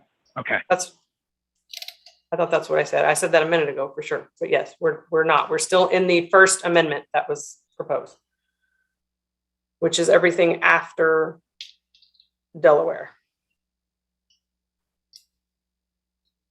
All right, Mr. Hagan, do you prefer that we just do roll call on this? I wanted to speak to this entire amendment. That's fine. I'm just asking Mr. Hagan for when we're at the point for voting, Mr. Hagan, do we just want to do roll call, or was the Ask for objection first, and then we can do roll call. okay? All right. Let's see. So I have Mr. Hall. I'm coming back to you. Were you wanting to talk about this amendment itself, or are you still waiting for the main motion? So the amendment is the last thing that we have. I guess the full amendment now is the last thing that we have in the chat, right? Let me look. Just right. Yes. Okay, so as much as I appreciate, I believe this is Mr. Nano's amendment. As much as I appreciate what he's doing here, and I agree with the idea, I think that we've talked about throughout this entire discussion tonight and this morning now that we don't necessarily agree that bylaws were violated. So including this into the amendment and then into the motion makes this even more complicated for the judicial committee should it reach them. So I'm not entirely sure that we should be voting on this simply because of that. I think we need to scrap this whole thing and come up with a cleaner motion that allows us to do this that includes for cause. That's Madam Chair, Mr. Nana? I know you don't want crosstalk, but I can respond to that quickly and explain. There was a very specific reason I said spirit of the bylaws and not letter of the bylaws. Yeah, but I'll argue against spirit of the bylaws because that's very, very objectionable. Well, that's the amendment I'm making, and I'm just explaining why I worded it that way. I didn't say that they violated the letter of. I said they violated the spirit of it. Yeah, no, and I understand that, but I still want to argue against it for that reason. Okay. Mr. Rodset, are you, I still have you listed. Is it for the amendment or is it for the main motion altogether? So would it be in order to submit a substitution at this point? An amendment by substitution is in order. So my substitution would change this to disaffiliate the Libertarian Party of Delaware for having two boards and the LNC unable to decide an appropriate board. I will absolutely second that.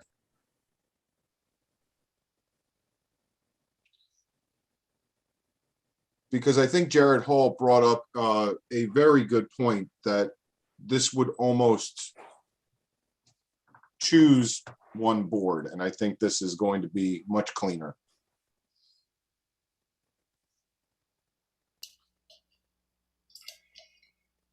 Can you read that again, please, Mr. Rudsep? I will type it in Okay, chat that's for you. even better. Thank you.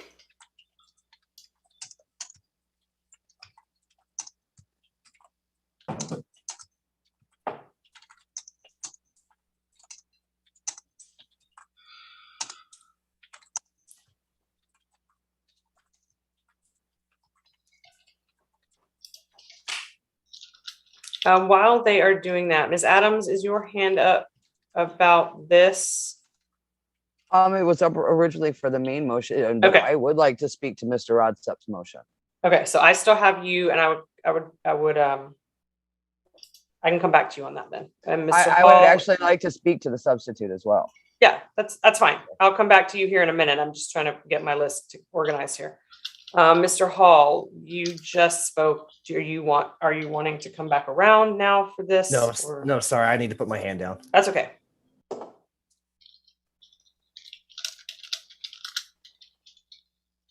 Mr. Lucchini, you still would want to be on the list? No, Moment. sorry, I'm going to pull my hand down. Okay.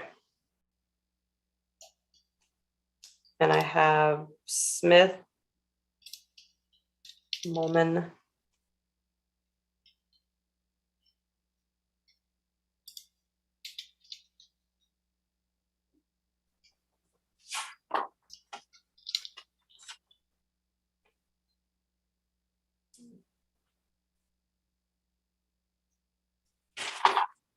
All right. Do we have the language? Yes, we do. Disaffiliate the Libertarian Party of Delaware. And the part that we're currently considering is the amendment, which is being proposed as a substitute now for having two boards and the Libertarian National Committee unable to decide an appropriate board. And it was seconded by Mr. Lucchini.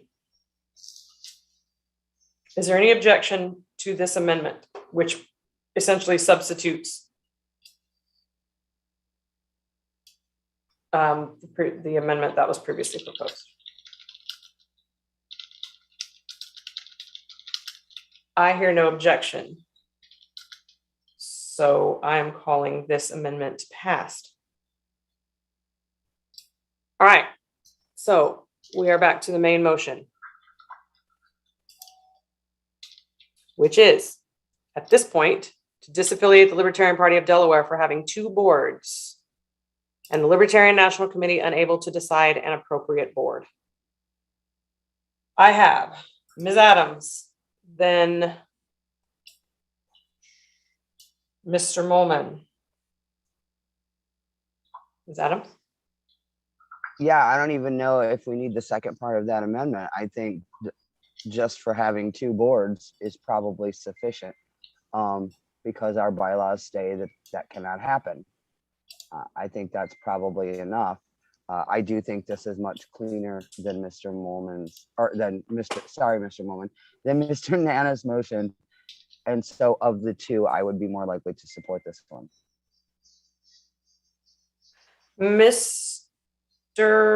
So just to be clear, Ms. Adams, this amendment has already passed.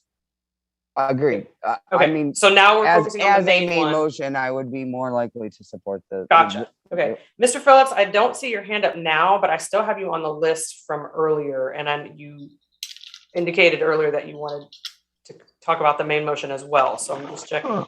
I mean, my question may be germane here or not. I mean, I just have what is the exact deadline for disaffiliation? Is it Friday or is it what? 26th, I Madam believe. Chair, it is 6 months prior to the national convention. Right, we know that, but he asked for exact date, and I'm not in a position to calculate that. So 6 months from the first day of the convention, 6 months from. I would say the Madam first Chair. day, the Credentials Committee Yeah, chair. I'd say from gavel in. Okay, so 6 months prior to the first day of convention, which is May I don't know. 26th.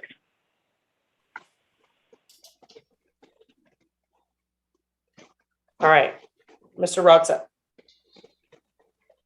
You were on the list from earlier. Do you want to speak to the main motion?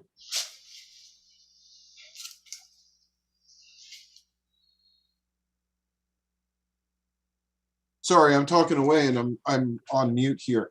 I think this is the best solution that we have in front of us. Ms. Adams brought up the idea that, or the comment that she would be more in support of it if it did not have that the Libertarian National Committee unable to decide an appropriate board. I think we have gone through the exercise that we don't have that power, and this clarifies that. And that's why I included it in the word, in the verbiage of my substitution.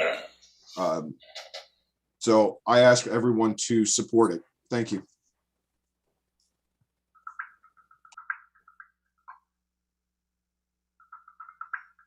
So I actually have a question now. Mr. Hall, I see your message in the chat with that date. I see you asking if that is the last date that we could have disaffiliated. Is that accurately calculated? So my question there is, it's last date that we took for every other state affiliate, I believe, for delegate allocation. So if we disaffiliate now, I guess procedurally, how does that work if we allow a new affiliate to be formed when everybody else had to have their national members signed up by 10/31? As Credentials Committee Chair, I think that we have people who are recognized national members right now. I mean, we certainly could look at that. Ultimately, I'm guessing it would come down to having the body allow, that the Credentials Committee would recommend 3 or whatever based on membership at the time. and then having the body affirm that. That's my guess. Sorry, I jumped in there. Thank you. Mr. Rodsep, you had the floor. Oh, I said my piece. Thank you very Okay. much. Okay, then I have Mr. Flores. I had you down to speak, but I don't know if it was, if you've already done that by asking you the question you asked earlier. I see your hand's not up now, so I'm assuming you don't have anything. Mr. Molman. Yeah, I am hopeful that if this passes, that it will cause both sides to reevaluate what's going on, that the members of the National Party will be included in any sort of reaffiliation convention. It will be, I think, up to the people in Delaware to reorganize, but I also note that it is up to us to accept that petition. And by the way, we will need to create that petition, I believe, because I don't think this has been done in quite some time. So if this motion passes, we will need to probably want to add that to our agenda at our upcoming meeting, and with the hopes that it will be taken care of in a appropriate time frame that is both quick but also accounts for the rights of the members in that state. So that's pretty much what I had to say on it. I'm in favor. I have Mr. Lucchini still written down, but I don't see your hand up now, so I'm assuming No, I'm good. you're passing. Mr. Smith. Yeah, I'd like to call the question.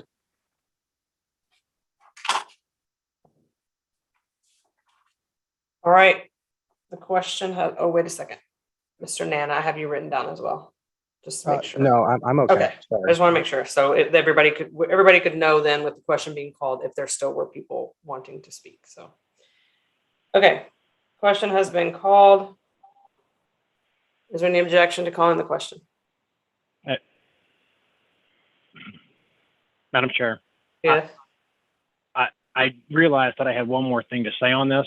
Don't do it. So I'm going to object, and I'm sorry. Don't do it. Don't do it, kid. It's almost 1 a.m. on the East Coast. This is getting out of hand. Can we just call the question? I just wanted to note the ballot access thing, but that's fine. It sounds like the body wants to be done, so let's be done. Okay. So the question has been called. There is no objection to calling the question. So we are moving to a vote on this motion, which is to disaffiliate the Libertarian Party of Delaware for having 2 boards and the Libertarian National Committee unable to decide an appropriate board. This is a disaffiliation motion, which requires a 3/4 vote of the entire National Committee, which is 16 people, to pass. Mr. Hagan, how many does that mean? We want to do the math? Let's see, we have. I mean, currently all of us have- can do the math, but I'd like you to confirm it. 3/4 of 16, that's like 12. That is 12. It's not like 12, it is 12. All right.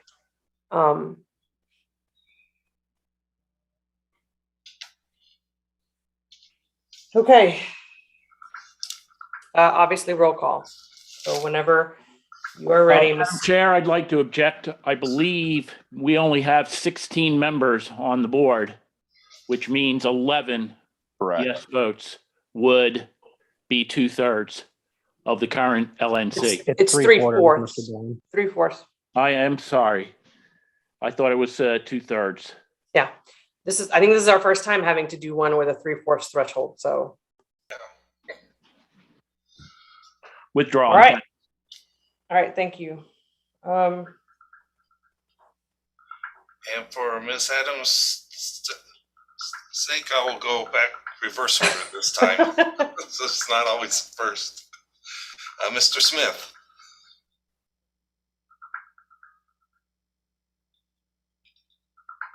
Yes.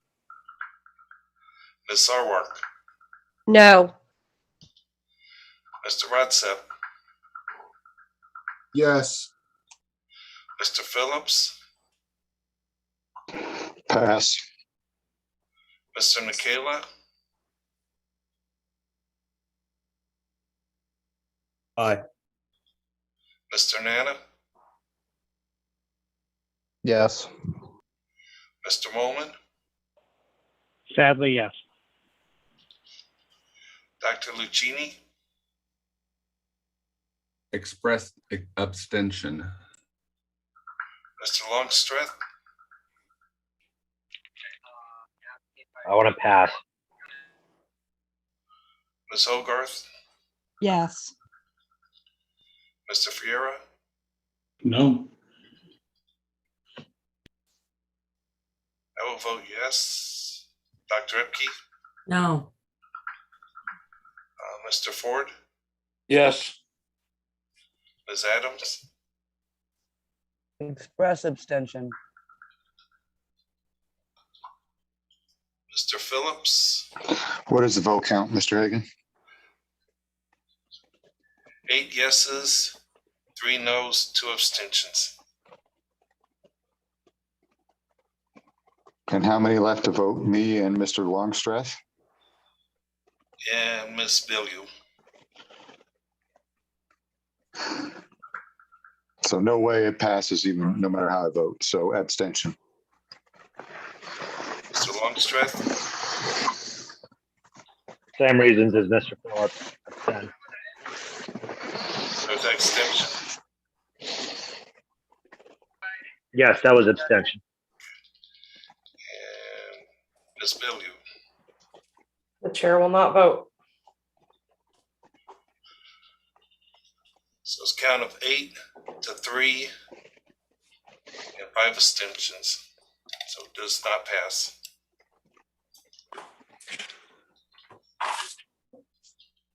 I show one person. Oh, no, Mr. Ford, you have a check mark by your name. Do you wish to be recognized for some reason? No, that's, what are you? Old. That's old. Okay. Madam Madam Chair, I Chair. move to adjourn. Yep. Ms. I Epke second. has Second. moved to adjourn. Adjournment, motion to adjourn is always in order and not debatable. Any objection to adjournment? We are adjourned. Good night, everyone. Have a wonderful evening, everybody.